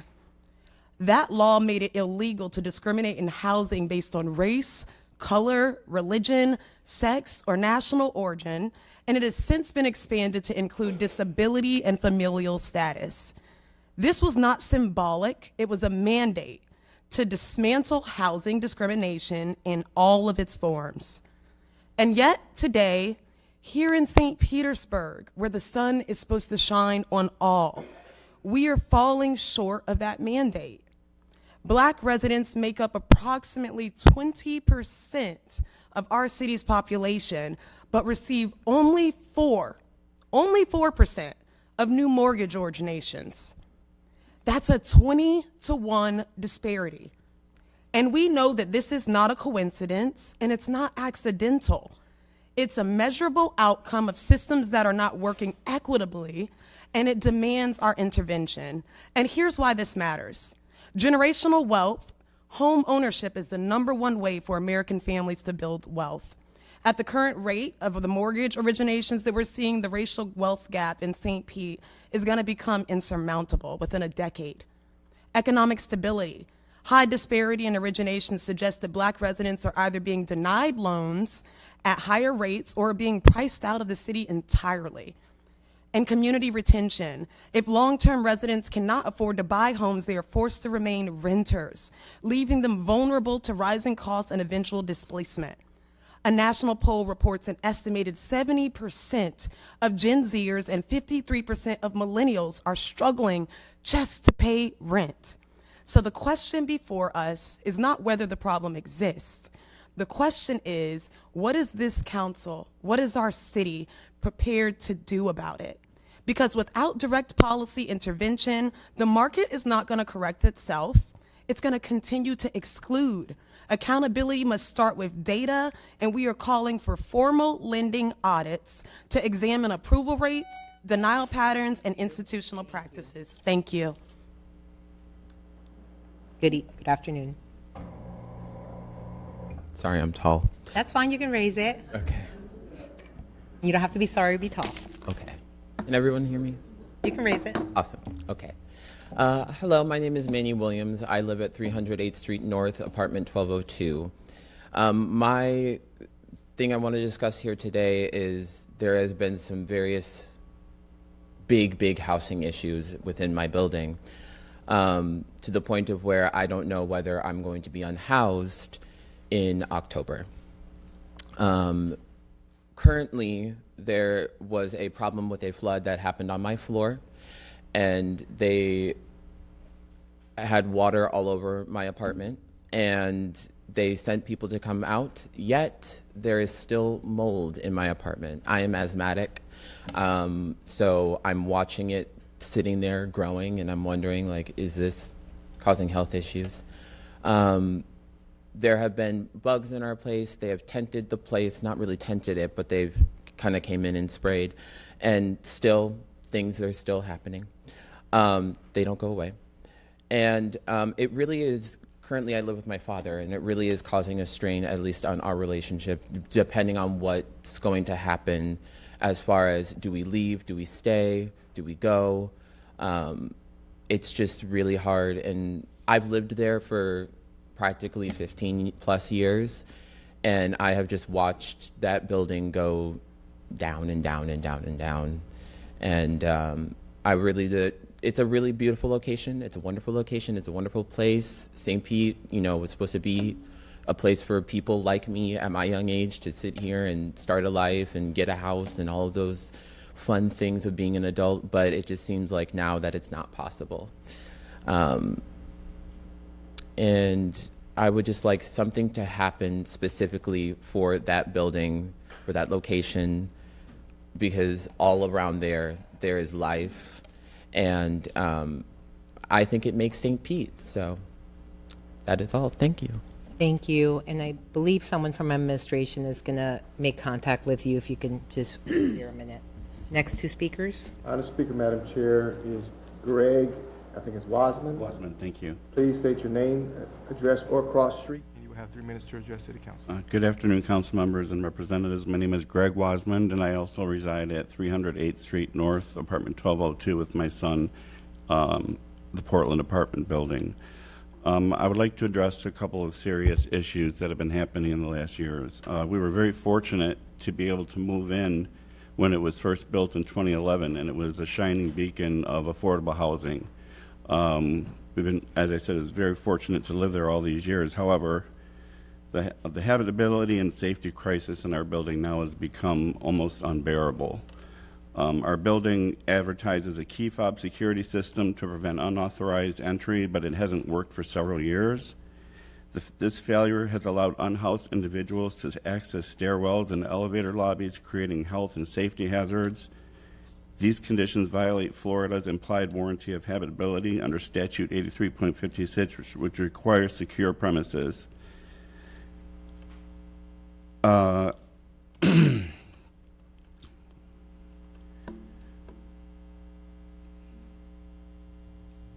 lost my space, sorry. A couple of years ago, a repeat intruder was sleeping under the stairways, entered multiple floors, and repeatedly defecated and urinated in the 12th floor stairwell. It took management 6 months to finally trespass this person despite tenant complaints. These incidents have created health hazards, fear, and violate Florida's implied warranty of the statute, as I mentioned. We recently received a note on our door that the affordable housing program, the 35% that we've been fortunate to have, has expired, and our rent will increase an additional $600 per month in October when our lease ends. There is no way that we can afford to stay there at that rate. I don't even know how that's possible, that they can raise the rent that much and $600 more per month for affordable housing. It doesn't make any sense to me. I'm just urging City Council to please do a full inspection of the building. There are many violations that have not been repaired. It recently was bought again for the third time. We've always been told every time that it's been bought that these things are gonna happen, but they never do. And I just would appreciate it if you would take some action and, as I said, do a full inspection of the Portland apartments. Thank you. Thank you. And sir, if you can go with Joe over there, and you can talk to him about it. He's with administration. Thank you so much. No more speakers. Okay. We move to awards and presentations, and the first award and presentation is Fair Housing Month Proclamation, which I believe Amy Foster is here. The housing administrator is here, who is going to present it. Good afternoon. Good afternoon. Well, we've already heard that it's Fair Housing Month, so we're excited to present this proclamation on behalf of Mayor Welch. We have the city's housing team with us here, a small contingency of them, and then we also have the Pinellas County Association of Realtors. Whereas the Federal Fair Housing Act, enacted in April 1968, was a landmark piece of legislation designed to eliminate discrimination in housing based on race, ethnicity, national origin, religion, and sex, and to expand housing choices for all Americans. And whereas April is observed as Fair Housing Month, both nationally and locally, to honor the progress made and reaffirm the ongoing commitment to fair housing for all. And whereas the fight for dignity and equal opportunity in housing remains a shared responsibility, requiring action at the local, state, and federal levels to address persistent barriers to access and equity in housing. And whereas effective local efforts to combat housing discrimination and expand affordable housing options are critical to ensure that all residents have access to safe, decent, and affordable housing. And whereas discrimination in any form, whether based on race, color, national origin, religion, disability, veteran status, or family structure, undermines the fundamental right to fair housing and diminishes the rights of all people. And whereas the City of St. Petersburg is proud of its efforts to further fair housing and recognizes that this can only be accomplished through forging partnerships with other government agencies, corporations, for-profit, and nonprofit organizations, entrepreneurs, and all persons interested in furthering fair housing. Now, therefore, I, on behalf of Kenneth T. Welch, Mayor of St. Petersburg, Florida, do hereby proclaim April 2026 as Fair Housing Month.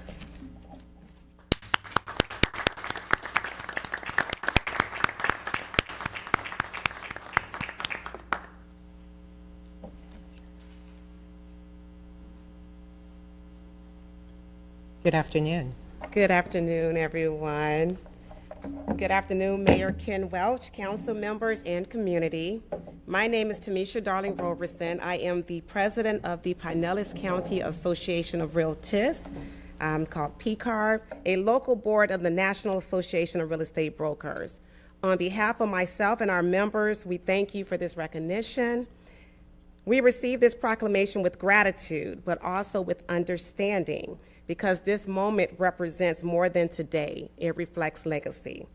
NARAB was founded in 1947 out of necessity.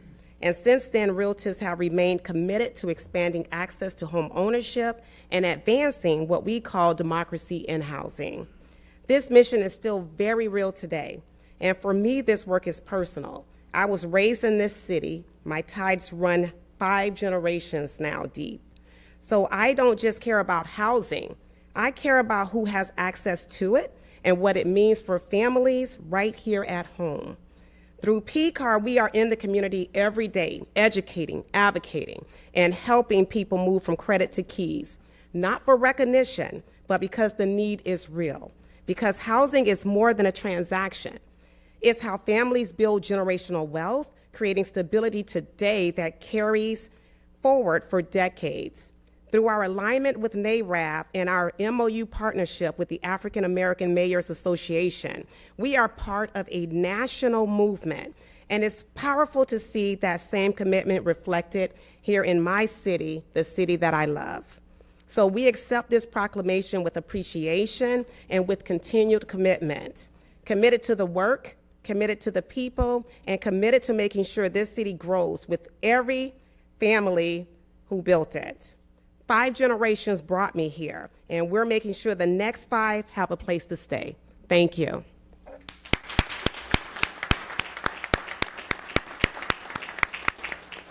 Well, thank you, Chair. Thank you, Council. Dr. Avery Sliker, Housing Community Development, and I cannot follow that up. I'm sorry. But on behalf of the department and on the 2026 Fair Housing Symposium Planning Committee, we do express our sincere appreciation to you all for your unwavering support, your advocacy. All of this is essential to us to advance fair housing practices across our city. Through our work, we are strengthening neighborhoods and expanding opportunities. I thank our fellow city departments who help us each and every day. I especially give great gratitude to the staff who every single day use their professionalism, diligence, and ongoing efforts to uphold all of these principles in their daily work. I thank our community partners so very much for helping us spread this word. All of this commitment from the council to the staff throughout the community plays a vital role in making a very meaningful purpose of ensuring that we have access to not free, but safe and affordable fair housing standards. So thank you. Thank you.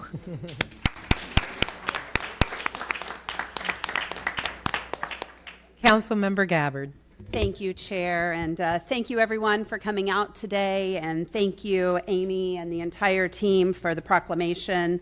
Looking forward to joining you all at the symposium next week, and I just want to thank NARAB and the members of the Pinellas County Association of Realtors for your advocacy. It does not go unnoticed, and I have, in my other life as a real estate broker myself, I do have a member in my organization that is part of NARAB as well, and I'm very familiar with the work that you all do every single day, the legacy that you leave to fight for fair and affordable housing for, to your point, Tamisha, generations to come.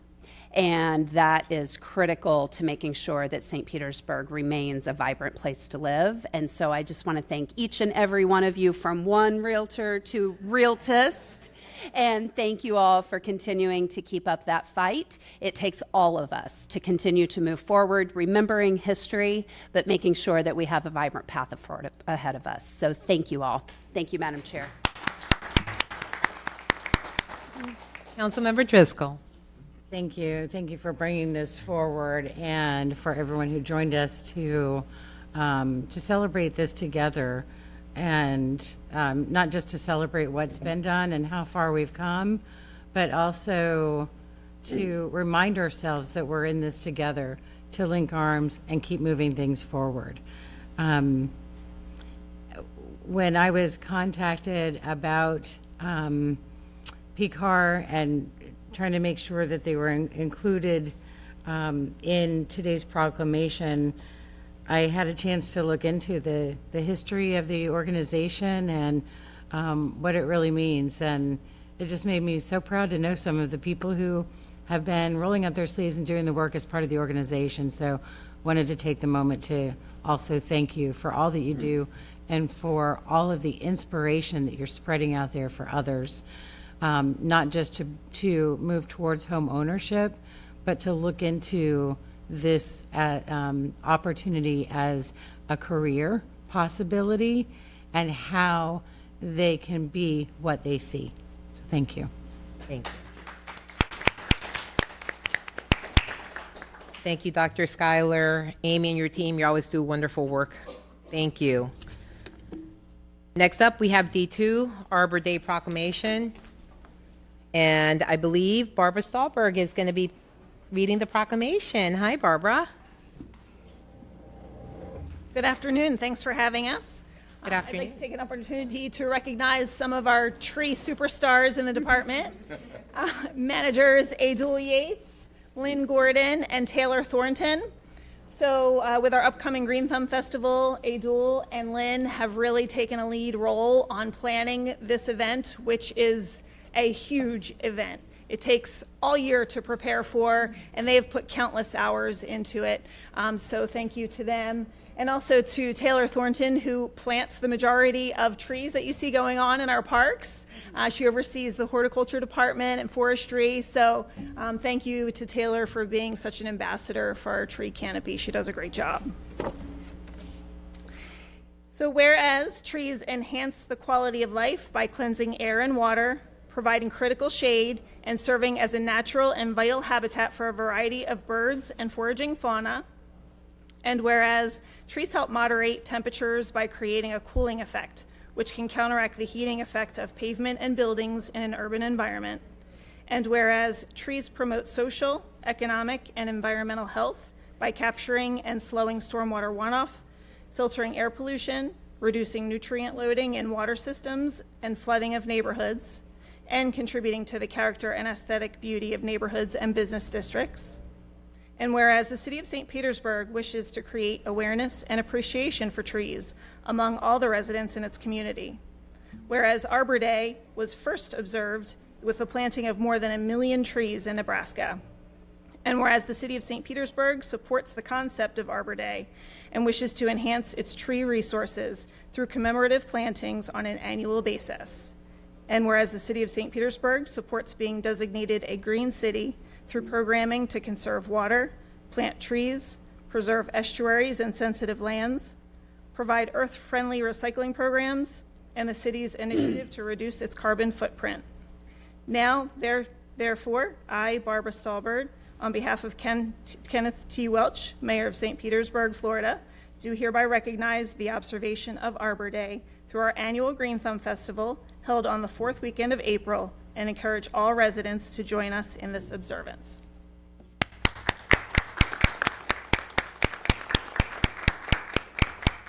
I just want to take a quick minute and thank Barb Stahlberg for all of her hard work. She thanked everybody else.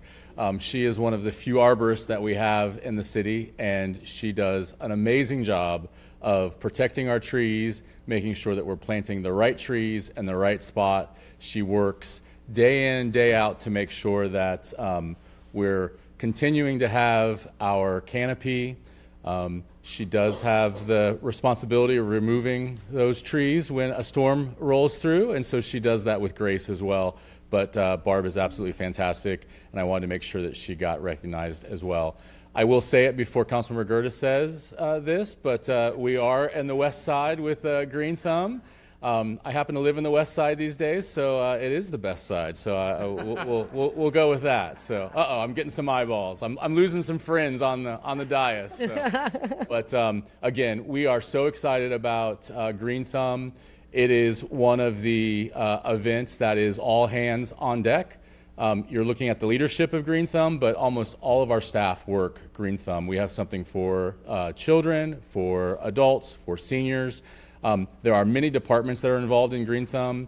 If I started to name some of them, I will miss some of the others. But I think, Administrator Gertis, I think every department is there represented. So it really is an amazing event. Plant people are good people, and they are fun to be around.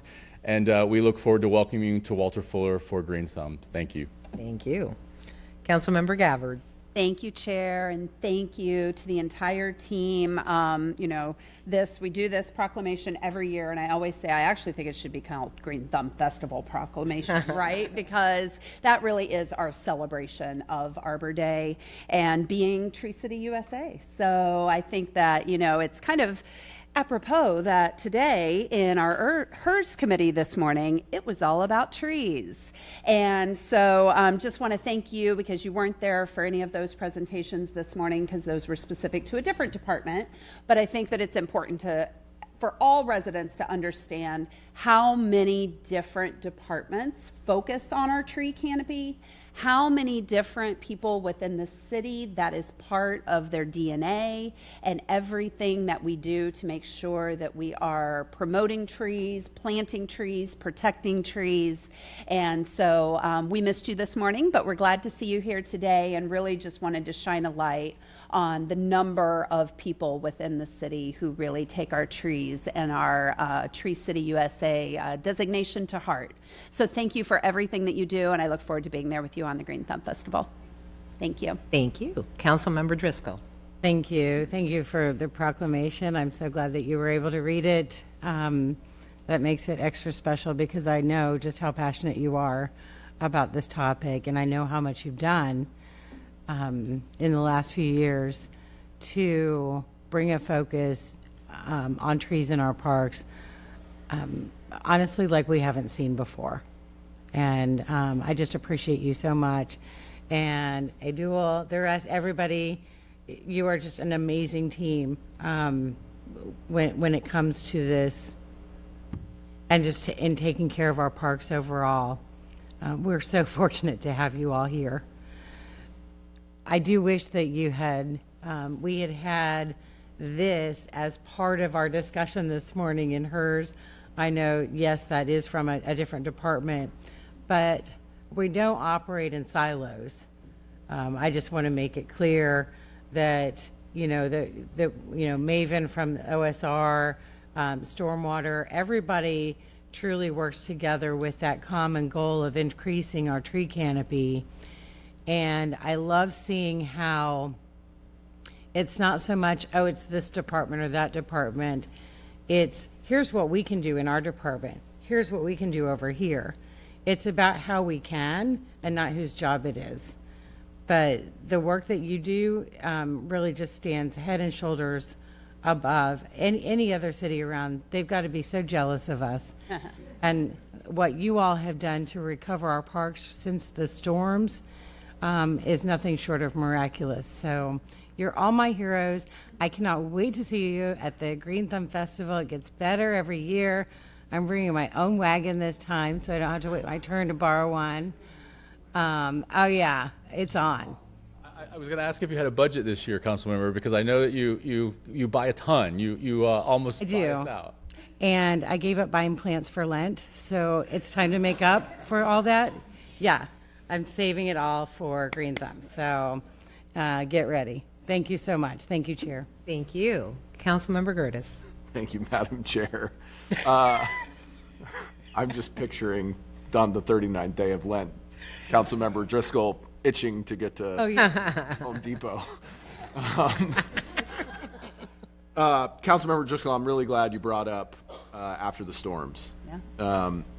I think I've had this conversation with Mike where having the largest debris site that we had kind of in my backyard, watching all of the branches and debris come in truck by truck, and understanding that yes, we were doing such good work clearing, but knowing what work it was going to get back because of everything we lost.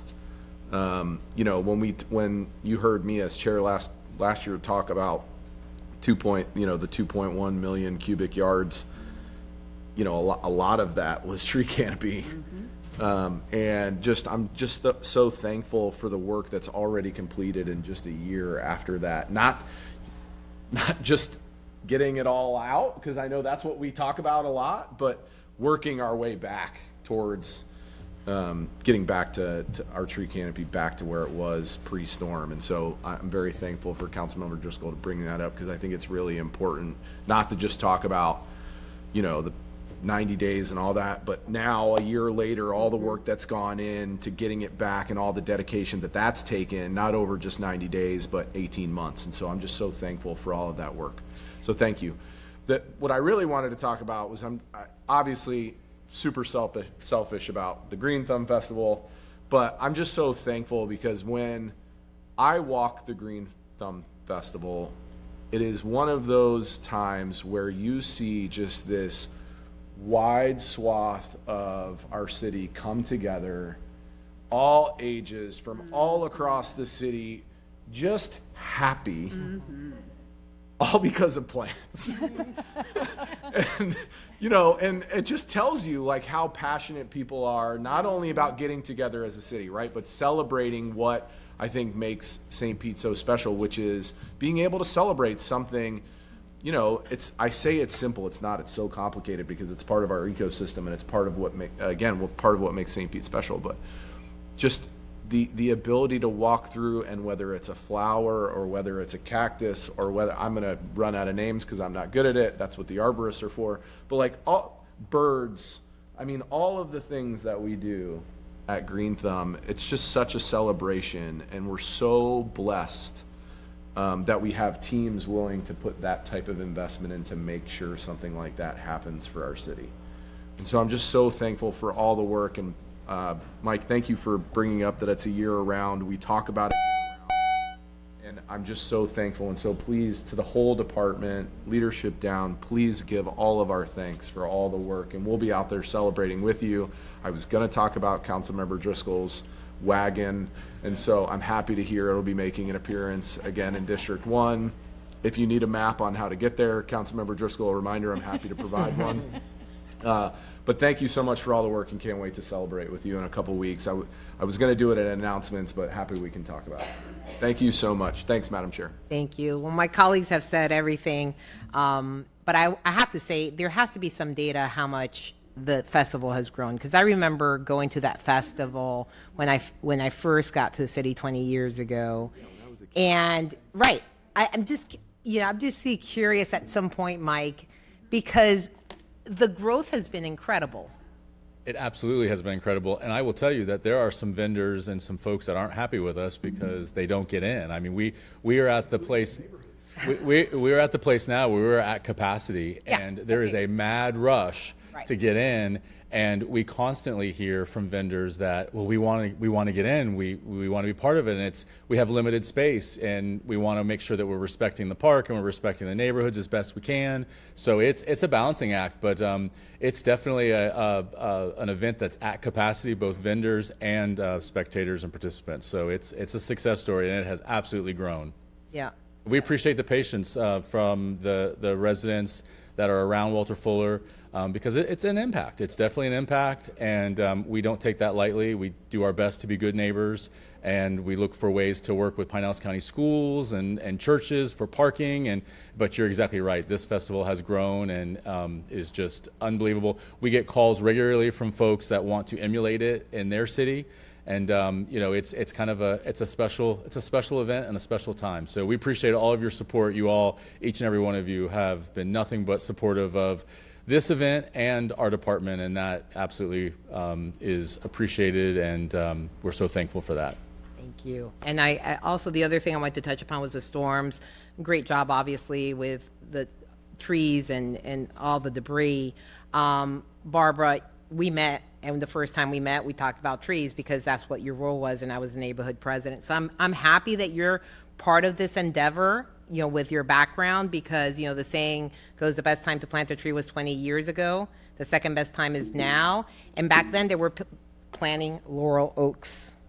And now we just know much better, right? And it's an opportunity. So as devastating as it was to lose the number of trees we did in those storms, it actually created an opportunity to replace those trees with more diversity. Yes. And with a new generation. And it's always very healthy in any urban environment to have generational trees. So it is an opportunity as well. I'm glad you said that, because that's extremely important. A lot of people don't understand that, and that's just much better for our city, our environment, just the canopy, the whole thing. If there's disease, all the things.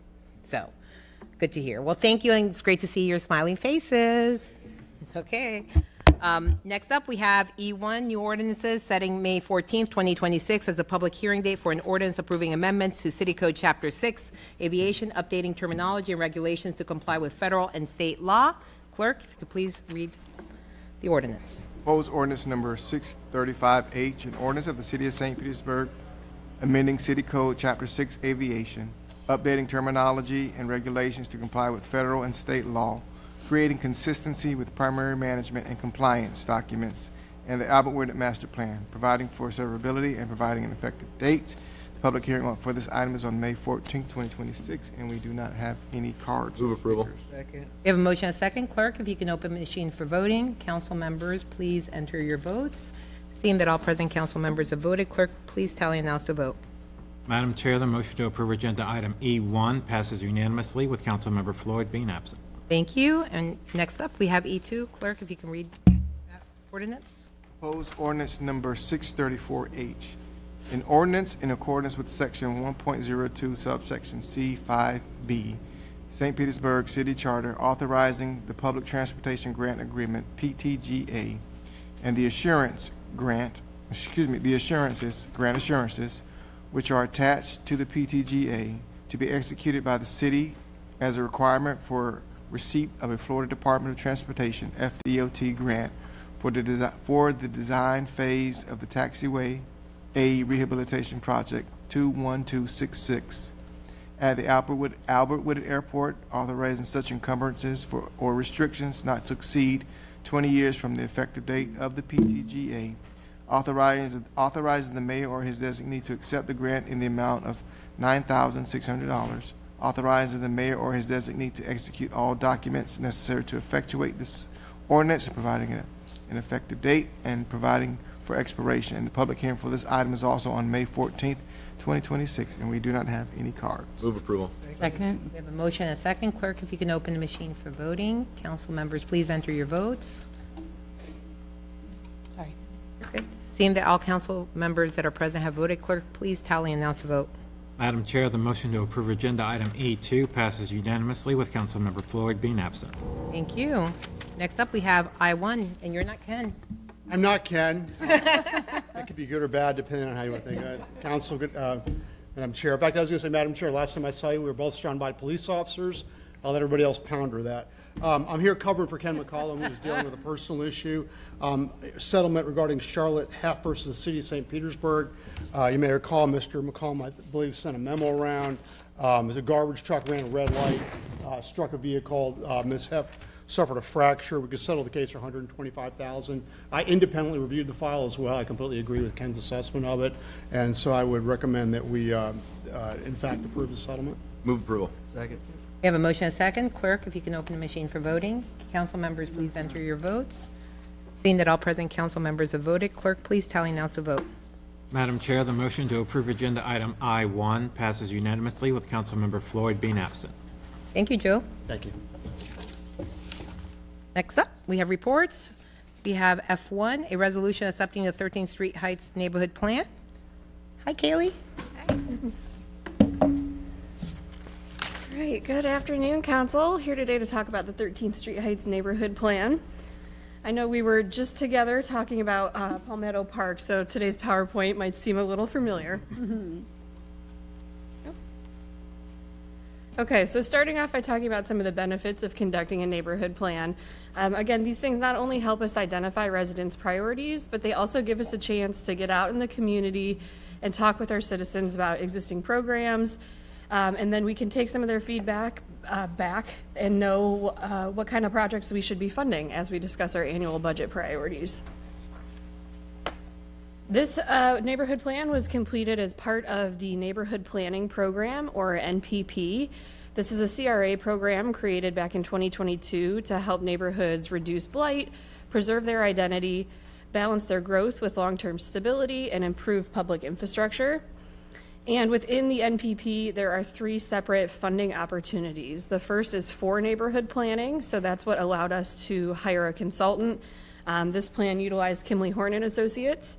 And then there's also 2 buckets for funding, one for project implementation and another for traffic plan implementation. And we'll talk at the end of the PowerPoint about some of the things that those funding mechanisms could pay for. Community input is obviously very important. When we're writing a neighborhood plan, we want to make sure we capture all the voices of every resident in the community. So to that end, the consultant, along with the Neighborhood Relations Department, completed a variety of different outreach methods, including neighborhood walk-in talks, a community survey that was online and available as a hard copy at community events. There was an interactive mapping tool on a project website, and we utilized postcards, door hangers, flyers, and even street signs to help get people out to these meetings. Then we also hosted 2 community workshops this past January.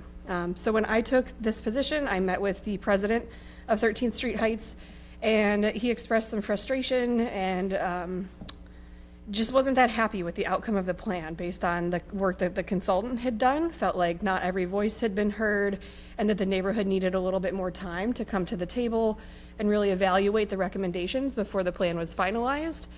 So we scheduled these 2 workshops in January to do exactly that. And the neighborhood is much more happy with the finalized plan as you see it today. Here's a look at the timeline of events for those outreach initiatives I just discussed. Neighborhood meetings starting back in February of 2025, the 2 neighborhood workshop dates in January, and then the bottom 3 bullets are our approval schedule. So I will go ahead and talk about the CAC. We went to the CAC on April 7th, but they did not have quorum. So that's why you have a new resolution on the dais in front of you today. It just has the line that we had in there previously about CAC approval removed. And my understanding from legal, correct me if I'm wrong, is that doesn't impact your ability to approve the plan today, but we will have to go back to the CAC sometime this summer before we can use any CRA funding. Okay, so before we get into plan recommendations, I wanted to just kind of give you a look at the neighborhood. So this map really highlights 13th Street's location within the South St. Pete CRA and its proximity to a lot of other landmarks. So the Gas Plant District, 22nd Street South Business District, and Deuces Live. I also wanted to touch on some of the neighborhood demographics. So in the past 10 years, there's been some pretty significant investment in this neighborhood, which has led to some demographic and cultural shifts. So compared to the city overall, 13th Street Heights residents are younger, more diverse, and earn nearly half the income as the city's average household income. So stats like these not only highlight the need for economic opportunity, job growth, and income advancement, but also the fact that we need to ensure we're bringing long-standing residents and new residents to the table when we're working on initiatives like this. So a brief look at the community engagement summary that was conducted with the consultant. These 6 things were identified as the greatest strengths of the neighborhood. So residents reported liking the sense of community and culture, the parks, playgrounds, and community centers, schools, volunteerism, gathering spaces and proximity to downtown, and places of worship. And then these 6 things were identified as the greatest challenges in the neighborhood. So accessibility to grocery stores and affordable food options, safety and crime, transportation, housing, and accessibility to services and job opportunities. Okay, so getting into some of the recommendations that we worked kind of hand in hand with the neighborhood to tweak based on the consultant's initial ideas.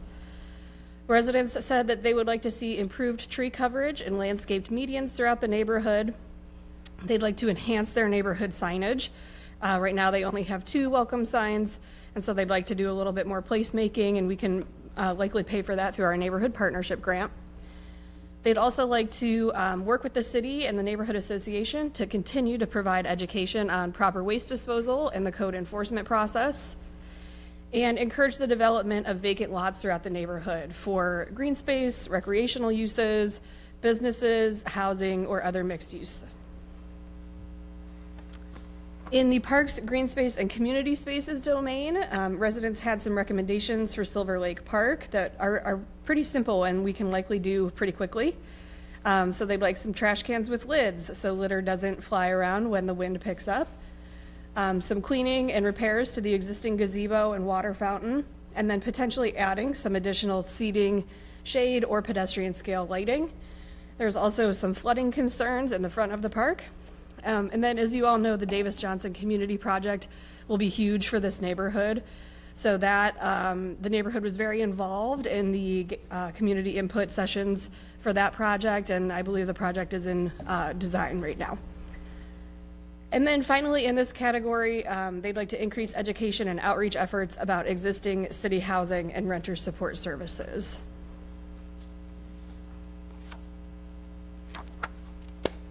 In the transportation and mobility domain, residents would like to see potholes filled and paved alleys throughout the neighborhood where feasible.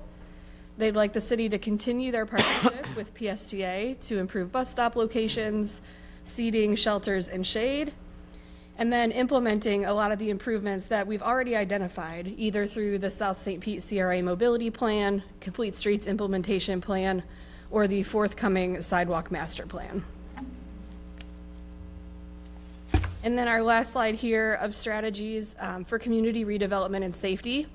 Residents would like to see some grants for local businesses to help improve building facades, expanded opportunities for skill building, trade schools, education, and networking. The neighborhood association is working to continue to engage those new and longstanding residents.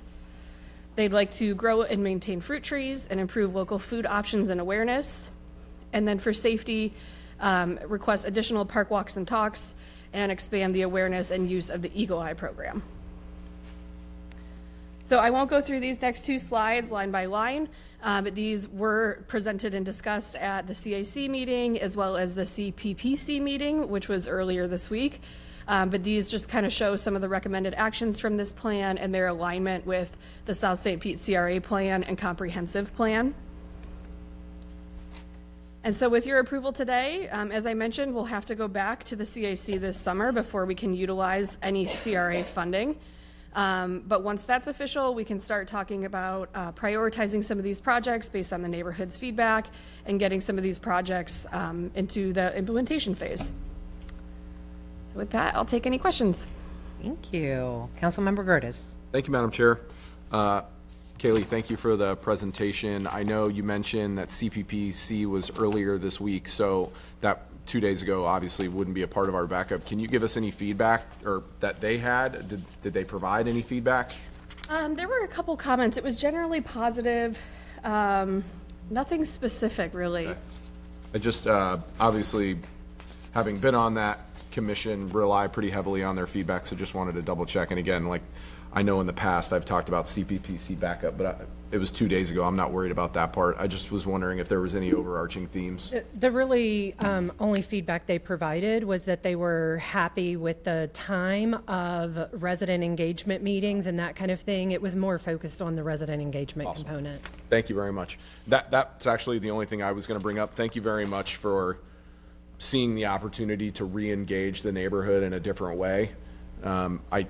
when I hear that, I love seeing that. That means we're being nimble enough to make changes in the process that allow us to do that. And so I'm just very thankful for that.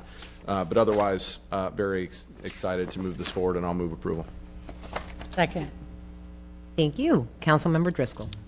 Thank you. Thank you for the presentation. Do we have anyone from the neighborhood here at the meeting today? I know it's the middle of the day. Invite them, but I don't think that anyone is doing. Yeah, it's hard. But I know that they will watch this later, and I hope that what they see is a city council and a city staff that fully supports the work that they're doing. This is a neighborhood that the neighborhood association itself has been building for quite some time, and to be able to do this plan is a huge achievement for the neighborhood.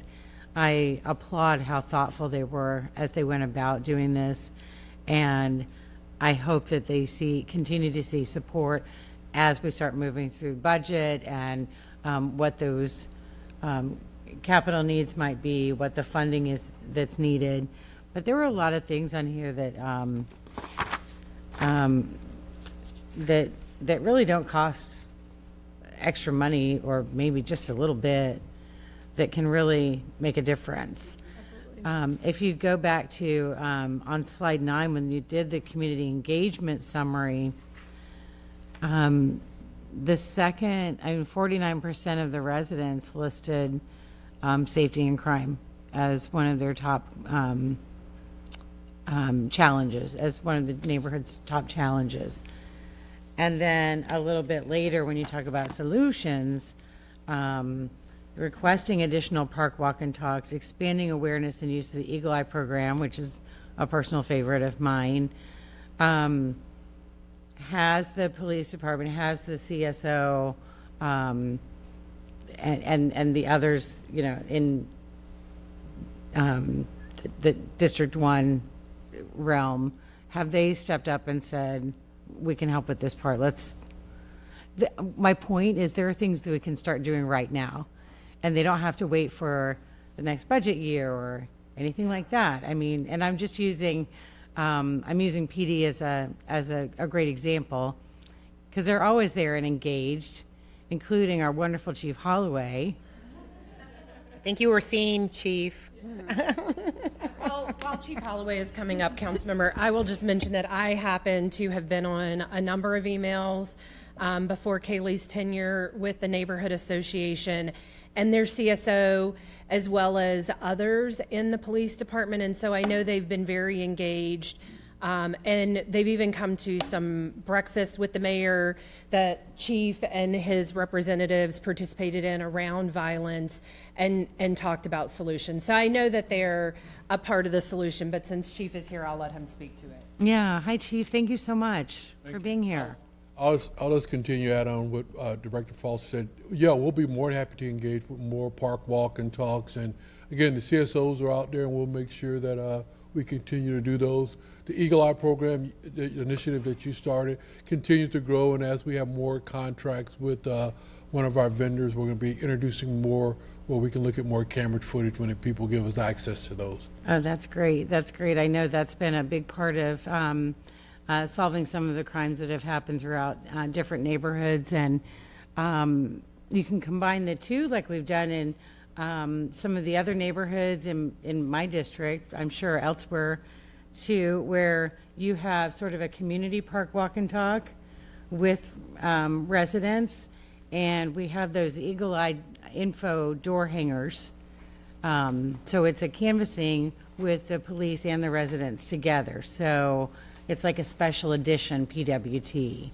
Sure. I'll check with the district commander today and see where we are with that, make sure we increase more. Yeah, and if you do something, I always love joining in if I can. So I'd love to do that. I just know from talking to some of the residents that public safety and just feeling safe when you're in your neighborhood is extremely important. And you've got the best people right there in that area working on that and engaging with the community, and I appreciate that so much. Thank you, Ben. What is, okay, so Didn't the 13th Street Heights Neighborhood Association win one of the Mayor's Neighborhood Awards this year? They did. I believe they were Neighborhood of the Year. Yes. And we hadn't even approved this yet. So look, I mean, overachievers. It's just fantastic, and I'm so proud. And their president is the vice president of Kona this year. I mean, they've just got it going on, right? Been great to work with. Yeah, and they say the same about you.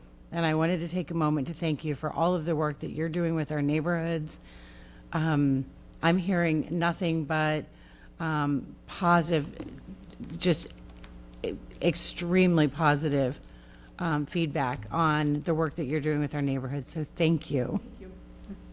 All right, thank you, Chair. Thank you. Councilmember Givens. Thank you, Chair, and thank you so much for all your hard work on this, Kaylee. I appreciate it. I think Councilmember Driscoll was looking at my notes, excuse me. One of the things that I was going to bring up was code enforcement and then also police, because again, I think there's ways for us to work together. How do we work smarter, not harder? So I want to talk specifically about Silver Lake Park. Because I know that's a perfect public gathering place, and they can do more there than what they're doing, but a lot of complaints have arisen as far as the conditions of the park, safety concerns, that sort of thing. So I see that was one of the number 2 strengths that was listed in the presentation, was their parks. So how do we plan beyond just beautification to make that park a place where this neighborhood can start hosting more public gatherings? Yeah, the neighborhood did say they think some lighting, additional lighting in the park would go a long way towards the safety concerns. And then just having like the additional police presence in the neighborhood, I think would be helpful. But no other specific suggestions. Good afternoon, Council. The only thing that I would add to that, Councilmember Givens, is, similar to something I think you brought to our attention recently, or even from a codes compliance standpoint, we can look at the immediate area around there and see if there's any issues that we can address, use that education assistance to go out, touch base with those residents, let them know that these are code violations, how that can impact the surrounding neighborhood, and really work with them on getting those resolved. So that way that gathering place becomes, a better place for everybody to be, so. Thank you for that, Joe. I appreciate it. And then lastly, I think it's the community liaisons. Do I have the correct title? How do they fit into this plan? Because I feel like there's a lot of benefits from both the position and also where this plan is going to take this neighborhood. But I want to see if there's a way for perhaps these liaisons to help fill some of the gaps so that way we don't fall back to where we were before. Yeah, that's a great suggestion. So there was a few slides or a few bullet points in there about the education opportunities. So to me, that's where I see the liaisons really kind of stepping up and filling in the gaps. So they are planning, as we continue to evolve their positions, to carry resources about all of the city programs in their trucks. We're rebranding the trucks so people know to flag them down, ask them any questions like that. So when they're out in the neighborhood, they'll be educated about all of our programs. So whether it's code enforcement, housing, whatever someone else might need, they'll be able to provide a phone number and at least some initial information about those programs. Awesome. Thank you so much, Chair. Thank you. We have a motion and a second. Clerk, if you can open the machine for voting. Council members, please enter your votes. Seeing that all present council members have voted, clerk, please tally and announce the vote. Madam Chair, the motion to approve agenda item F1 passes unanimously with Councilmember Floyd being absent. Well, thank you, Kaylee, and congratulations to the 13th Street Heights neighborhood. You got a plan. Okay, next up, we have F3, which is Parent Protect. Councilmember Gabbard, I believe this was your item. Thank you so much, Madam Chair. Very happy to bring this item forward to everyone today. This is really an awareness campaign, and so it was important to kind of bring it here to all of you and start here because the power of partnerships with the city being a key player in the success of this program, really wanted to help JWB get the word out. So I'm going to just give you a quick history lesson as to how we got here today. So back in September, October or so, Miss Becca Gross-Teeter reached out to me and had kind of a shared concern over, as moms with kids in our public school system, about how we could work together collaboratively to keep our kids safe online. She's going to talk about, a lot of the issues, but specifically as it relates to human trafficking and how, people have all of these predatory practices for our kids online, and how scary that online world is, and how little control oftentimes parents have over that sort of exposure. And so, kind of fast forward, we talked a little bit and we decided to reach out to the chief and bring him on board, because all of his work in combating human trafficking specifically, we wanted to make sure we were having some cohesive conversation. Fast forward to where we are today. In a very short period of time, the JWB was able to partner and bring forward this program, which they have rolled out to our public schools. And I want to recognize that in the audience today, we do have a couple, I think one member at least of the Juvenile Welfare Board. And also we're joined by the St. Pete Chamber, because the business community is a very important partner in this as well. And so we're coming to you together with this idea that's already been implemented in the schools, really looking for your help and your awareness. And so with that, would love to go ahead and introduce Rebecca Gross-Teeter and Rebecca Albert with the Juvenile Welfare Board to teach us all about Parent Protec and how we as the city can be a partner in getting the word out. Man, and I thought the Arbor Day stuff with the tree festival was going to be the highlight, but Brandy, you nailed it. Thank you. As the Honorable Councilwoman Gabbard said, I am Becca Gross-Teeter, and the other part of R Squared is Becky Albert, and we are honored to be here. And I got to say, I mean, I'm a bit of a governmental nerd, but I've had a blast. Thank you for a wonderful meeting. Why is this a priority for JWB? Well, obviously, we're focused on youth and families, but we were trying to address two problems. Number one, life is hard, right? Everybody needs a little more breathing room, and technology moves so quickly. We wanted to be able to get something that subject matter experts told us was going to make life easier and better for all of our neighbors. I like it. So the schools, all the smart people who have a lot more degrees than I do, sat with it and said, this is exactly what we've been looking for. And I was like, all right. Problem number two, as was referenced, the city of Clearwater years ago, about a decade or so ago, had won all these incredible awards for their efforts in fighting human trafficking. And we hear about it, but I didn't know of any local solutions. But I did know one of the brilliant minds who, from my city, you were right to take him from us, the honorable and remarkable Chief Holloway. So I had reached out to Councilwoman Gabbard and I said, will you tell me, or would you kindly try to get me with your honorable chief to say, can I kill two birds with one stone? And what he said we needed was exactly what this was. And he kindly, with limited bandwidth, had his officers investigate to make sure it would be a valuable product, because that is not my expertise. And so we were delighted to be able to say, we negotiated so every household, there's no limits. Every household in Pinellas County has access to this. There is no cost. Every household. If you have a zip code in Pinellas County where you live or work, we want you to access it.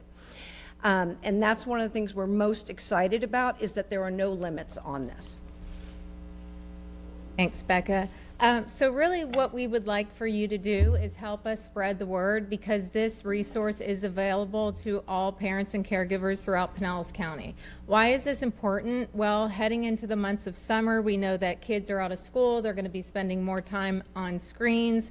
We also know that kids are gaining access to technology and devices at an earlier age. So really we're trying to offer a resource to parents and caregivers to make it easier for them to keep their kids safe online.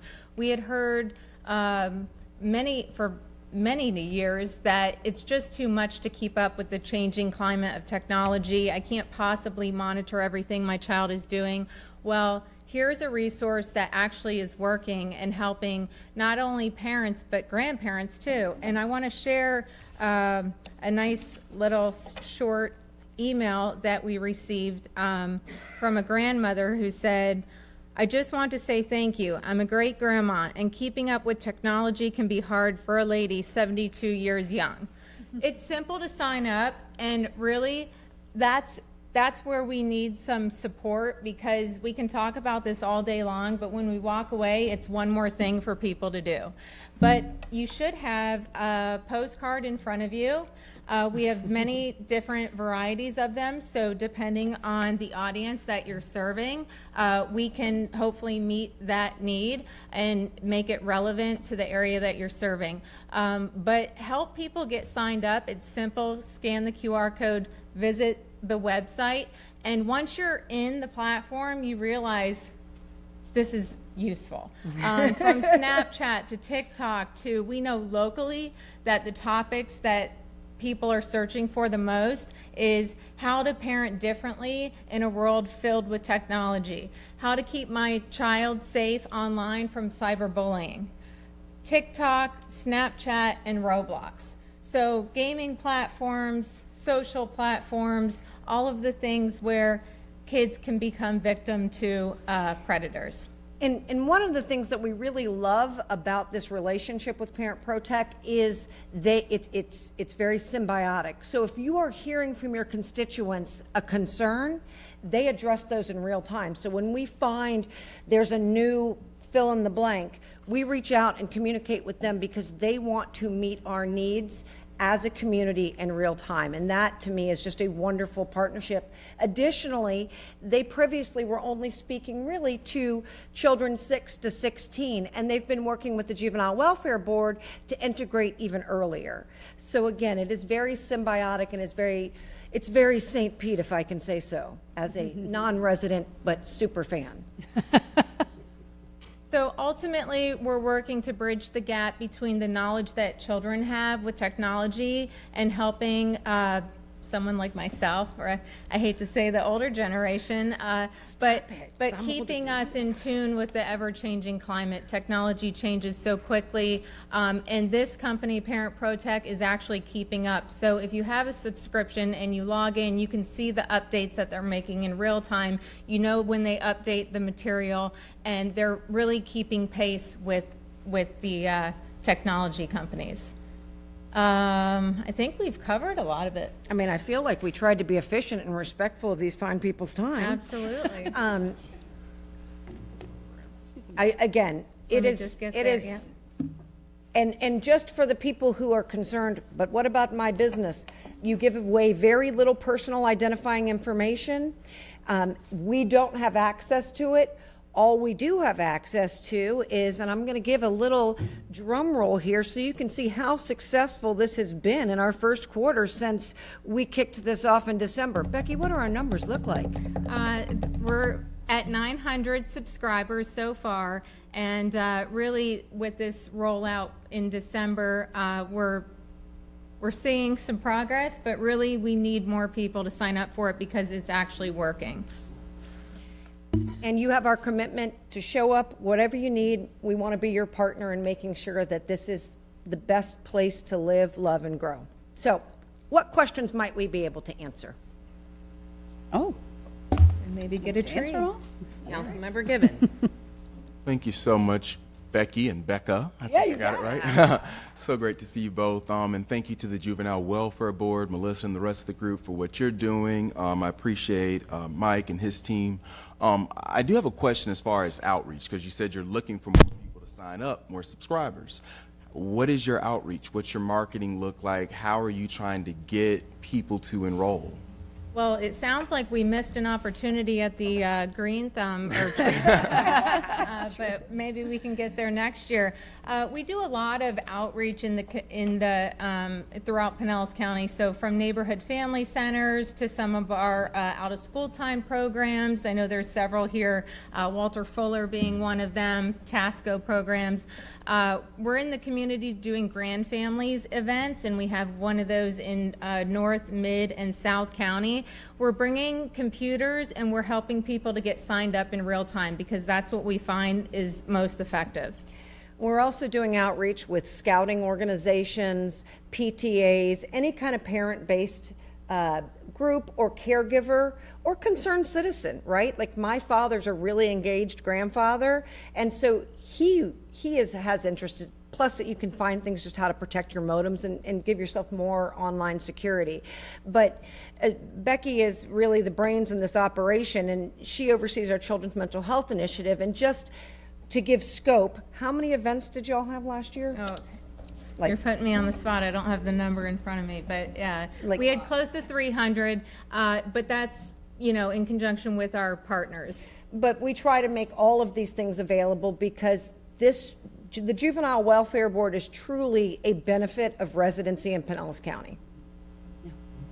Thank you, sir. Thank you for that. I appreciate it. And in each of us, we have newsletters and other streams and methods to connect with constituents in St. Pete. So I certainly hope others will do what I'm going to do, which is share this with our neighborhood associations. I'm even thinking about, you have groups like Family Support Services, the Children Home Network, even the Junior League, and these groups, they focus specifically on educating parents. With technology continuously transforming the way that it is, it's hard to stay in the loop and up to speed with things as it progresses. So thank you all so much for making sure that our children remain safe. Thank you so much. Thank you, Chair. Thank you. Councilmember Grotus. Thank you very much, Chair. Thank you very much for the presentation and all the work.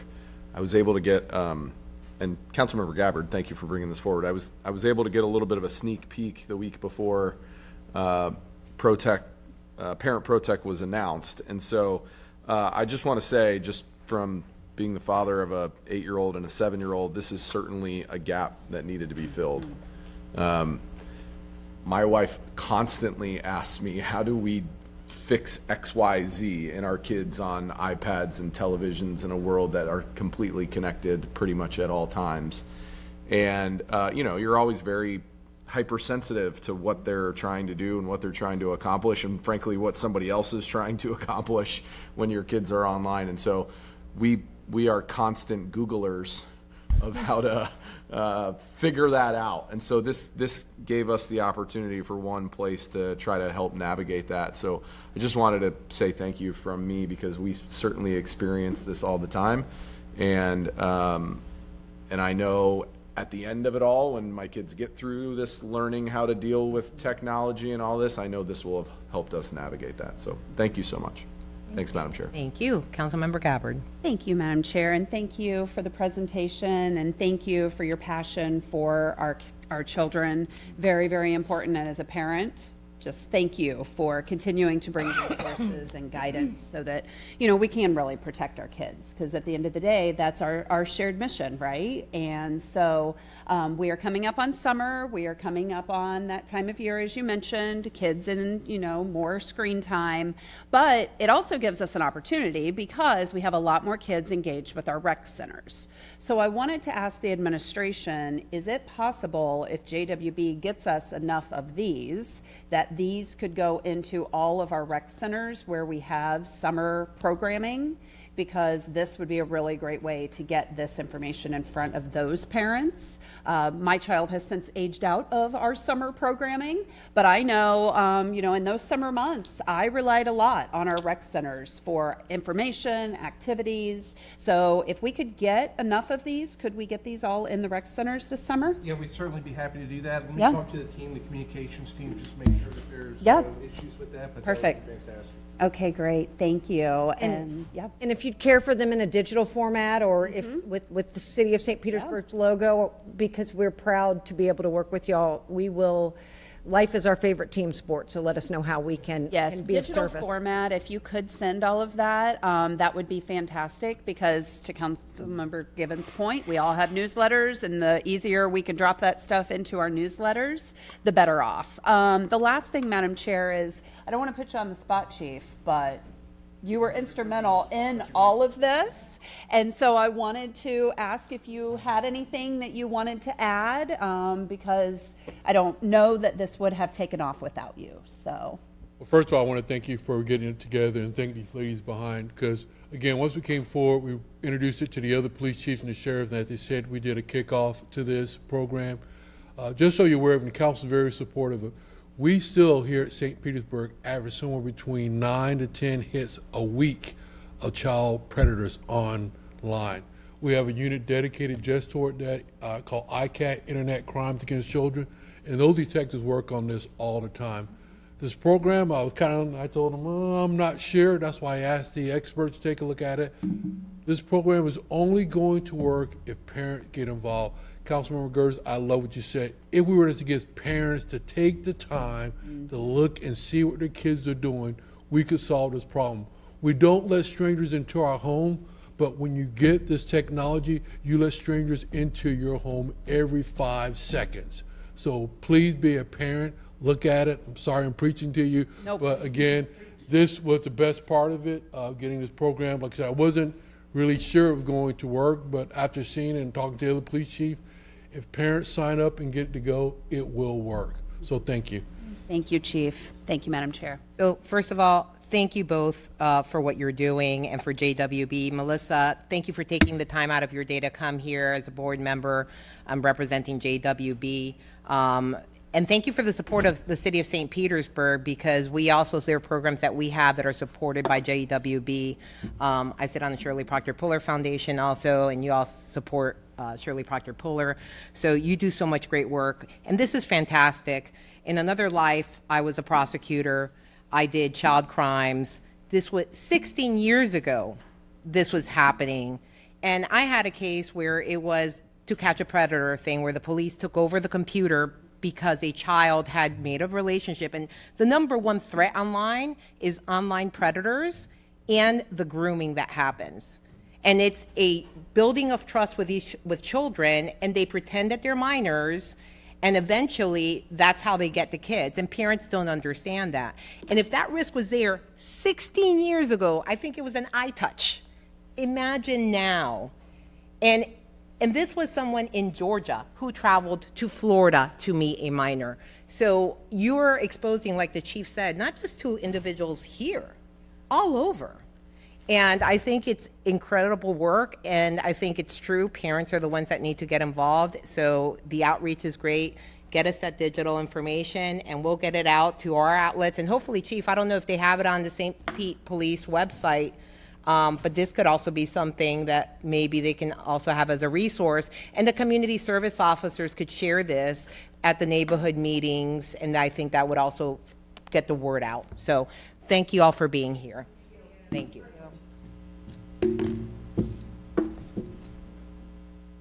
Thank you, Chief. Thank you, Chief. Next up, we have F4.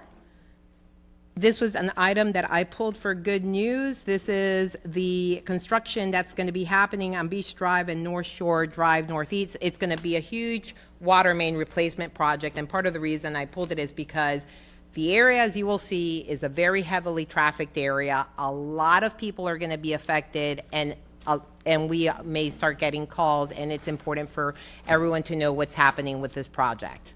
So thank you, Brajesh, for being here. Good day, Council Chair and City Council, Brajesh Freeman, Engineering Capital Improvements Department, and thank you for making the time to attend these meetings. Your support in these meetings was astronomical with the amount of questions we were getting from the residents. And also thank you for bringing this forward as well. So this is such a major project for us because this is really a network. The Old Northeast and the entire water system is a network, interconnected, but the entire network feeds Old Northeast, and even within that community dates back to the 1950s and 1960s. So it's a mix of PVC, cast iron, and galvanized pipe, which at this point, due to its age and the environment which it's been exposed to, may be corrosive. May have resulted in corrosion, but also the pipes are approaching the end of their service life and in need of replacement. So this project is a continued commitment by the city for improving and replacing aging infrastructure. And this project is obviously located within the Old Northeast Neighborhood Association.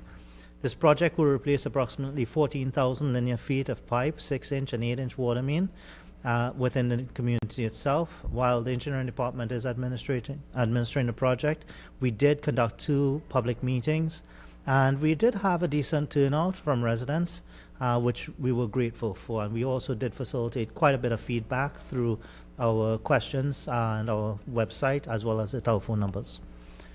Now, this is the general location of the project. I am not really going to go into detail on this because we do have a project website that is gathering information and any feedback on the project itself.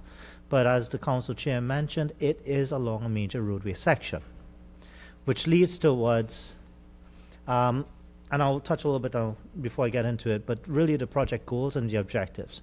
Improving water service reliability, capacity, and the operational efficiency of the system, while reducing the loss and risk of water main breaks or failures or service interruptions.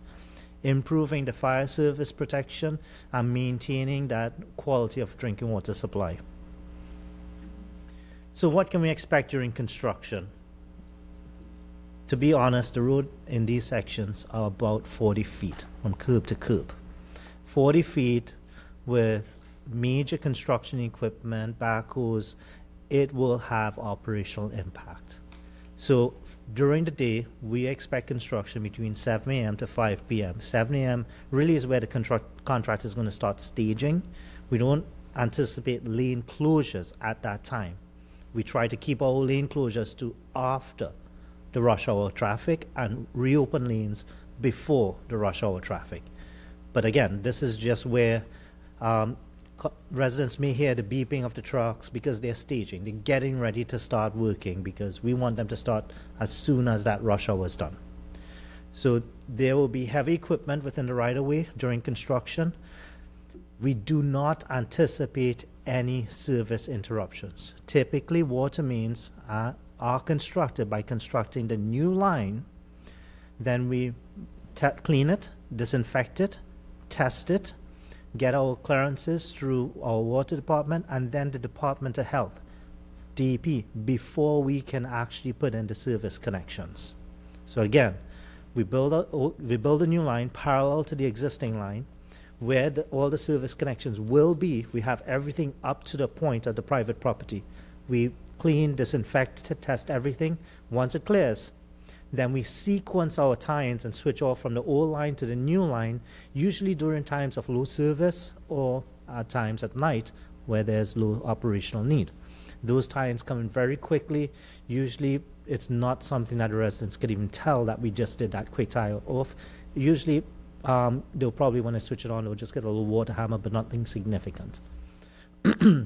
Now, the contractor will employ dust control measures during construction, and physical construction is expected to begin next month. Now, activities will primarily take place within the right-of-way. However, there will be times that we'll have to coordinate with a private property owner, and if we do have to do any work on the private property, we will coordinate any temporary construction easements if needed. Public access will be maintained at all times. Now, I just want to make it clear, we will have lane closures, which is different from public access. So there'll be pedestrian access. There may be some points we'll have to reduce lanes or shut lanes down during construction, not only for the worker safety, but for the general safety of the public. Public property owners and residents will be notified during construction and advance notice for service connections. So what does that mean? Typically, once we award the contract, we notify everyone within the corridor. This project is coming up. Now, once we do the pre-construction meeting with the contractor and we set that date, you're going to start work on this day, on this block. I'm going to treat this circle as the block. They're starting on this end of the block. You get notices 7 days ahead of when we come to your block to start work.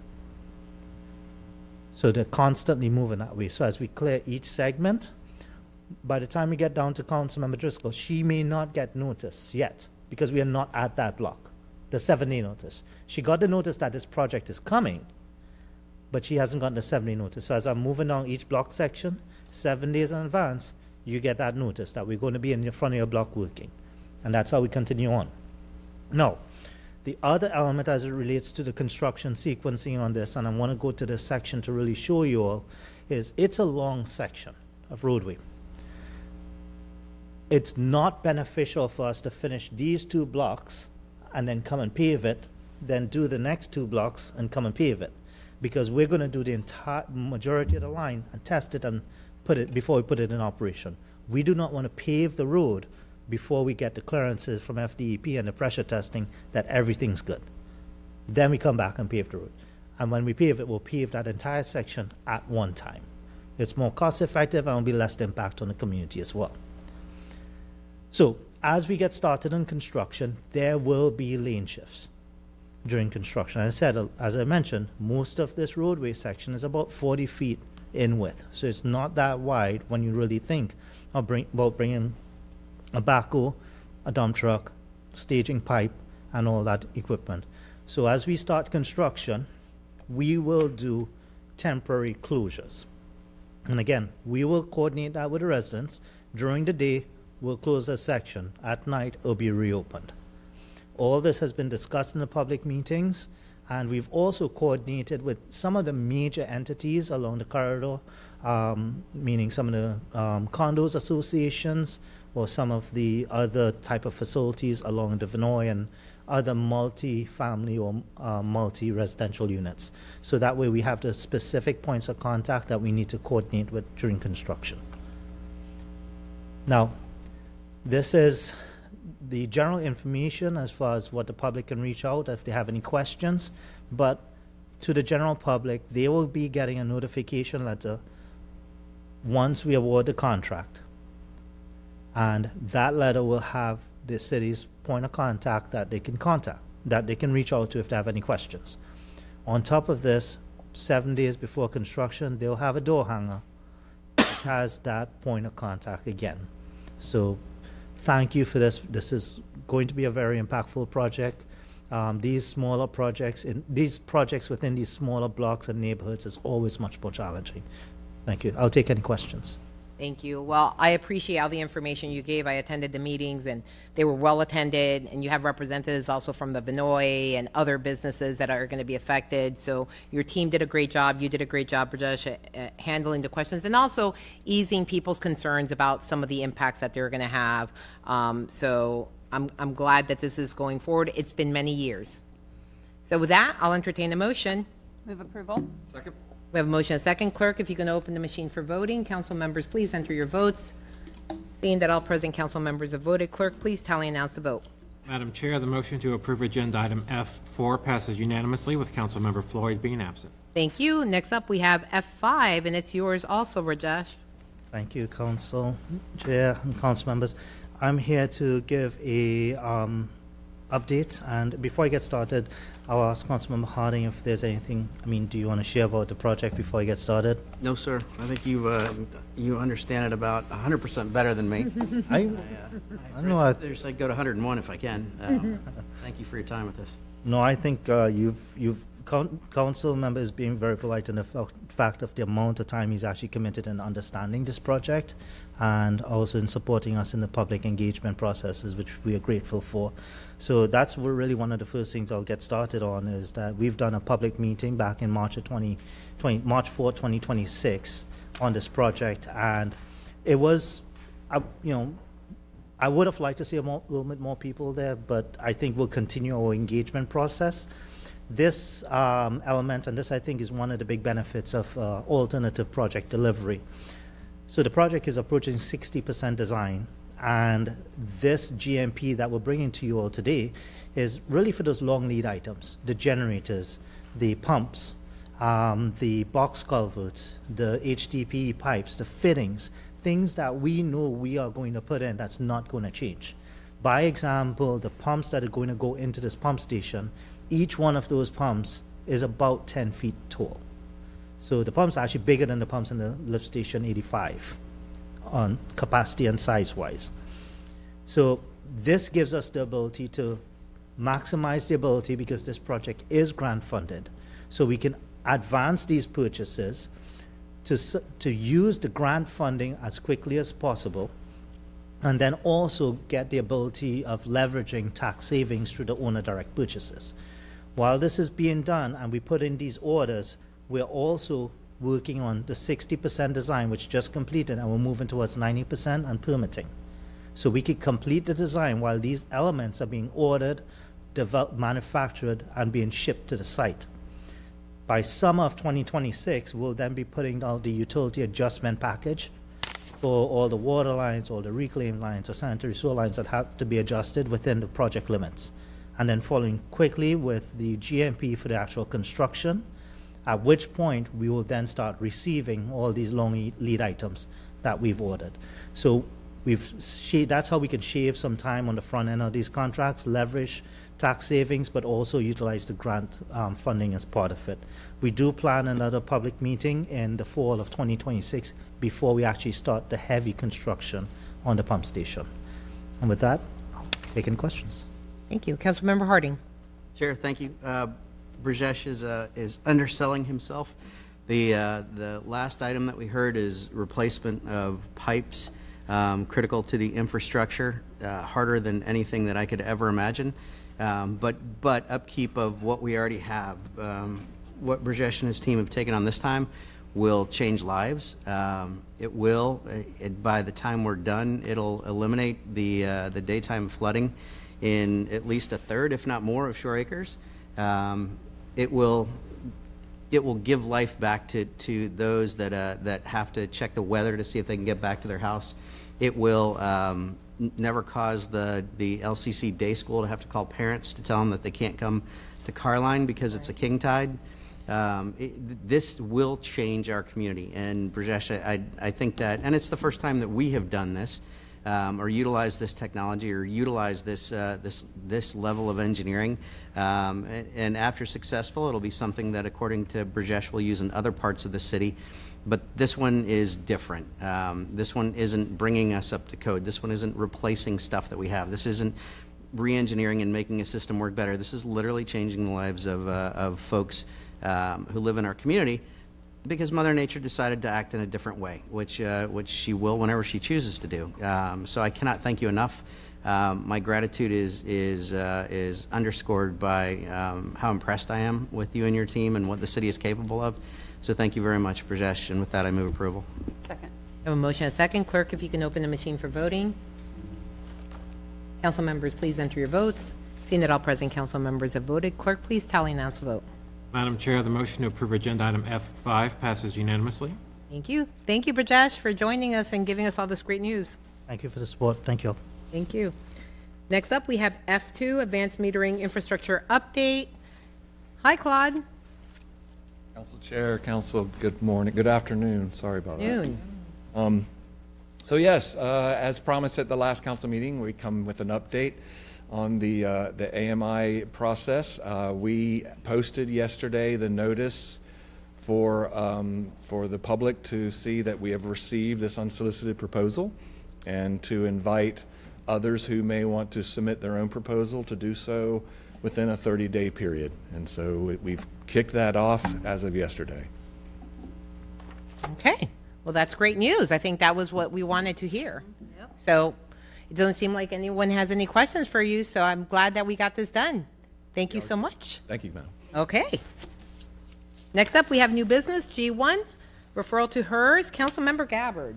Thank you, Madam Chair. Let me flip my page real quick, past my Post-it notes. Hold on one second. All right. So, before you have a respectfully requesting a referral to the Health, Energy, Resilience, and Sustainability Committee or other relevant committee for a presentation and discussion regarding the impact of House Bill 1217 on the Integrated Sustainability Action Plan. And I'll move approval, but I do want to give just a little bit of context. So this is what is affectionately known as the Net Zero Bill. And while this has not been signed by the governor yet, we do anticipate that it will be. And as a member of the Tampa Bay Regional Planning Council, this is something that they're looking very closely at. We received an update from their legal counsel at our Monday meeting, specific to really all of the work that the Planning Council does around resiliency, some grants that they have gotten from the federal government on net zero, and just knowing our ISAP plan so well, I know that there will be implications to the work that we are doing, some of our goals around purchasing electric vehicles and things like that. And so I think that, you know, even though it hasn't been signed yet, it's important to go ahead and get this in the hopper so that our team can go ahead and start looking at all of the implications from this massive preemption bill. So with that, I move approval. Second. We have a motion and a second. Clerk, if you can open the machine for voting. Council members, please enter your votes. Seeing that all present council members have voted, clerk, please tally and announce the vote. Madam Chair, the motion to approve agenda item G1 passes unanimously with Councilmember Floyd being absent. Thank you. Next up, we have G2, Councilmember Gabbard. Thank you, Madam Chair. This is respectfully requesting City Council approval of a resolution that is attached supporting the development of the Water Resources Development Act and urging Congress to include dredging of canals in St. Petersburg for flood mitigation in the WRDA.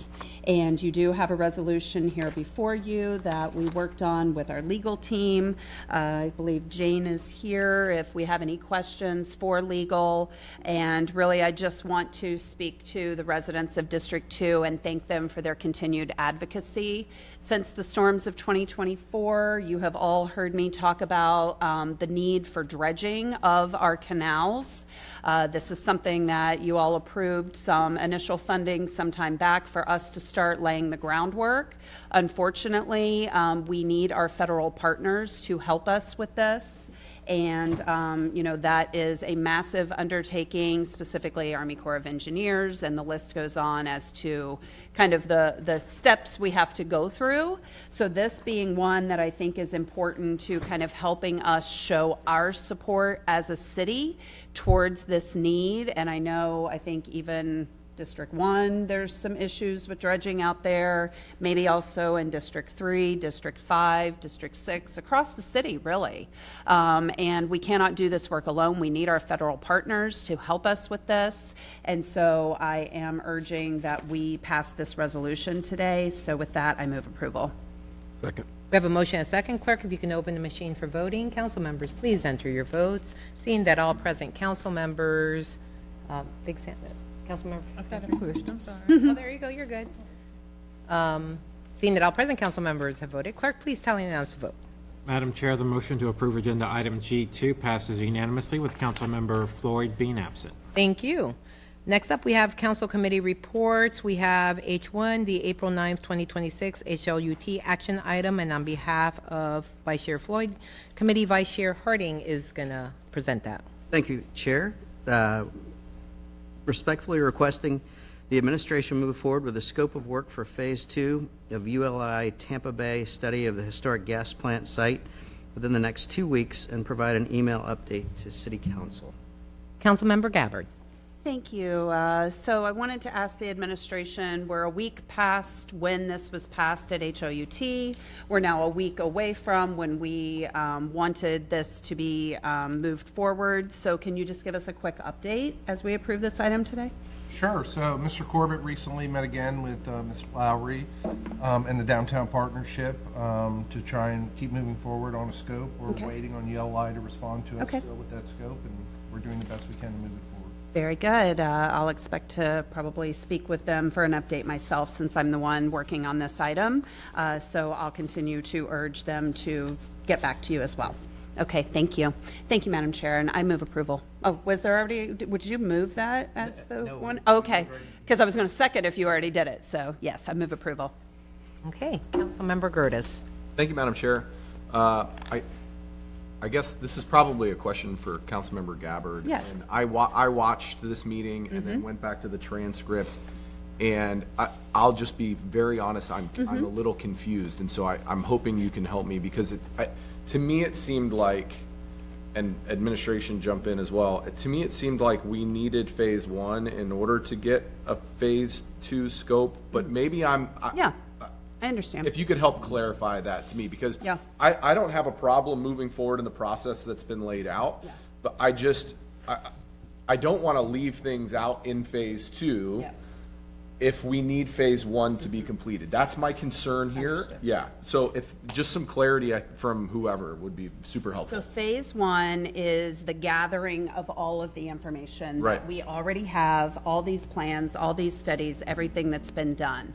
The Downtown Partnership has volunteered to step forward and be the financial stewards of that, and so that is currently underway. Phase 2 is the one that we need the scope of work for so that we can speak with legal to understand procurement. We won't know all of that until we have that scope of work. And so that is, really the request is that administration and ULI move forward on that scope of work. So then legal can weigh in, they can evaluate that, they can understand it. And all of that piece of it does take a little bit of time.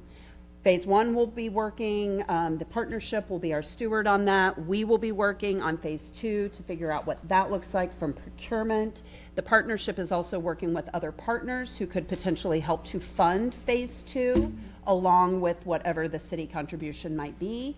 All of that also has to be worked out. But until there is a scope that is agreed upon between ULI and the administration for legal to even be able to look at, we're kind of stuck. Okay, So, I appreciate that explanation. What I guess my understanding is the gathering of information and some of the interviews that happened during phase 1 help develop. The interviews are phase 2. Okay, maybe Yes, that's where I'm yes. getting confused. Yeah. That happens in phase 2. That is a phase 2 act. Okay, Yeah. so then part of that, again, this is helpful, thank you, is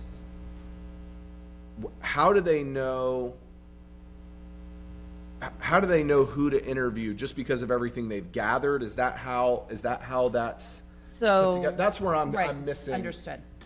Because If I it may, feels Madam like Chair? they need Yeah. to see everything from phase 1 gathering to decide who is it they're going to interview, what questions do we ask, things like that. And I want to make sure we're not missing anything. That's Absolutely.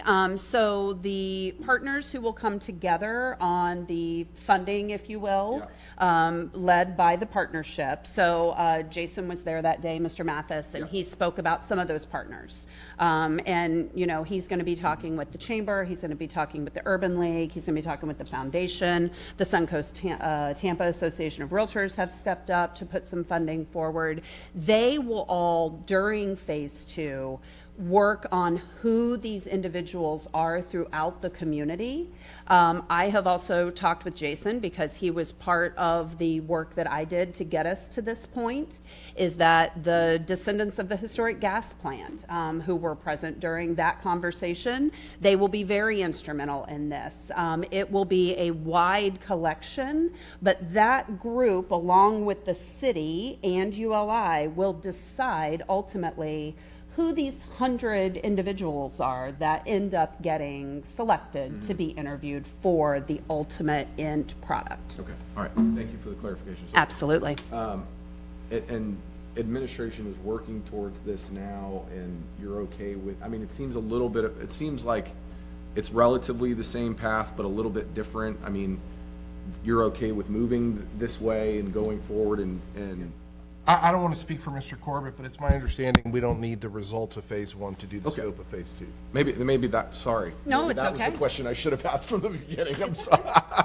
But that was helpful because the conversation during the meeting, it bounced, and then with Zoom speakers, it was a little tough. And then the transcript, again, it's still the transcript. It's not the minutes quite yet. And so I'm very much appreciate. Thank you, colleagues, for a little bit of patience with me. I just wanted to make sure I was seeing through the right lens. So I appreciate that, and thank you very much, Madam Chair. Thank you. We have a motion. I need a second.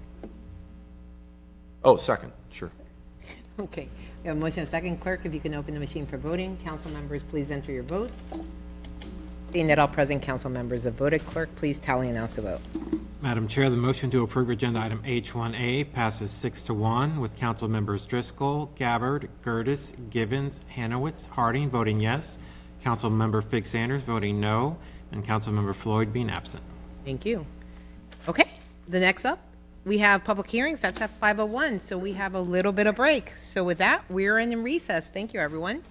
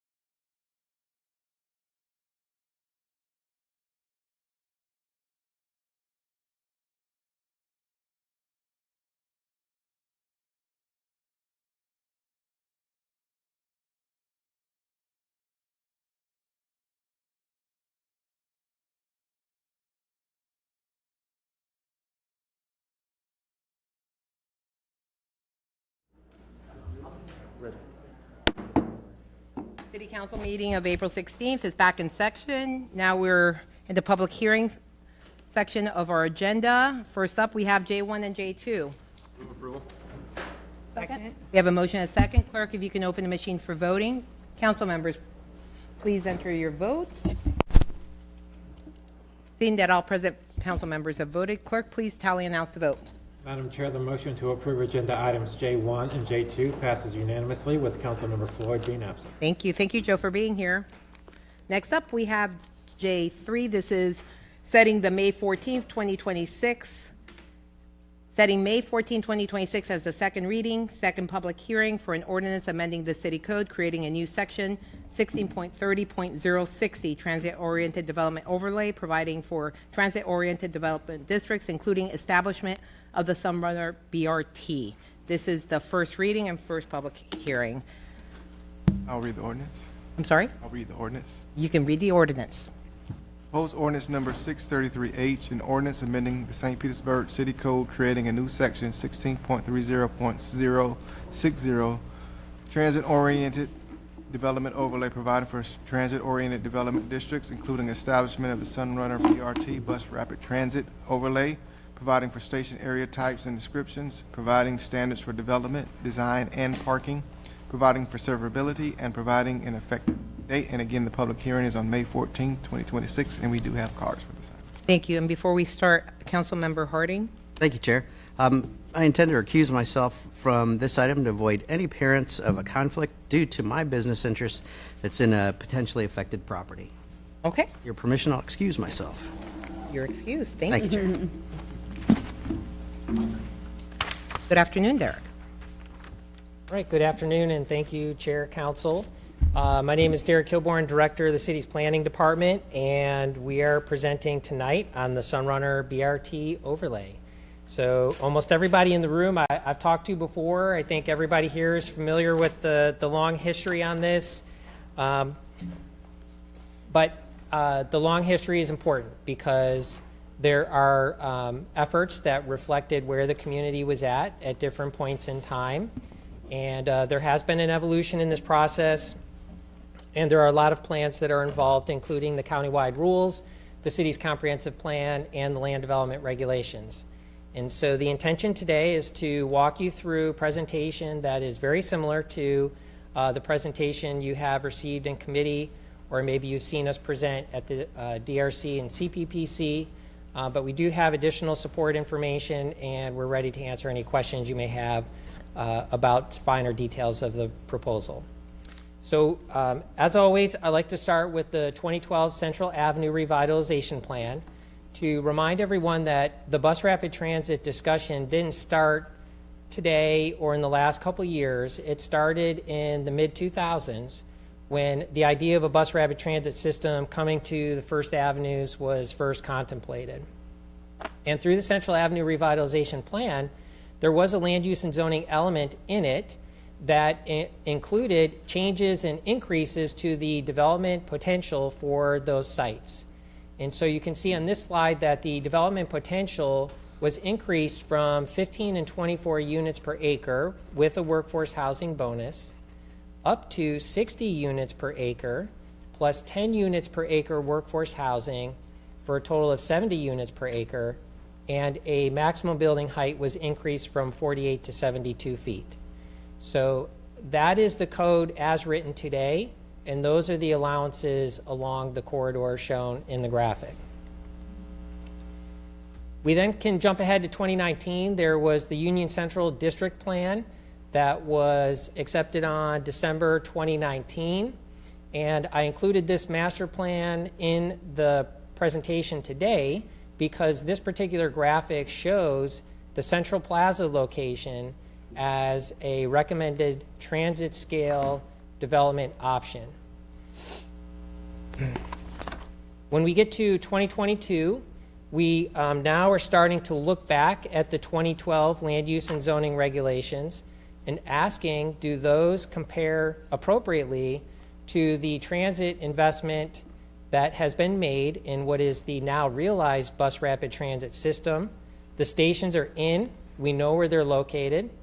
And so this Sunrunner Rising development study was prepared and accepted in April of 2022, which shortly preceded the ribbon cutting on the actual bus rapid transit system, which started operating in October of 2022. In 2023, you had the Grand Central District Master Plan that was presented and accepted in August of 2023. And this had some different recommendations relating to Central Avenue corridor along the Grand Central portion between the interstate and 34th Street.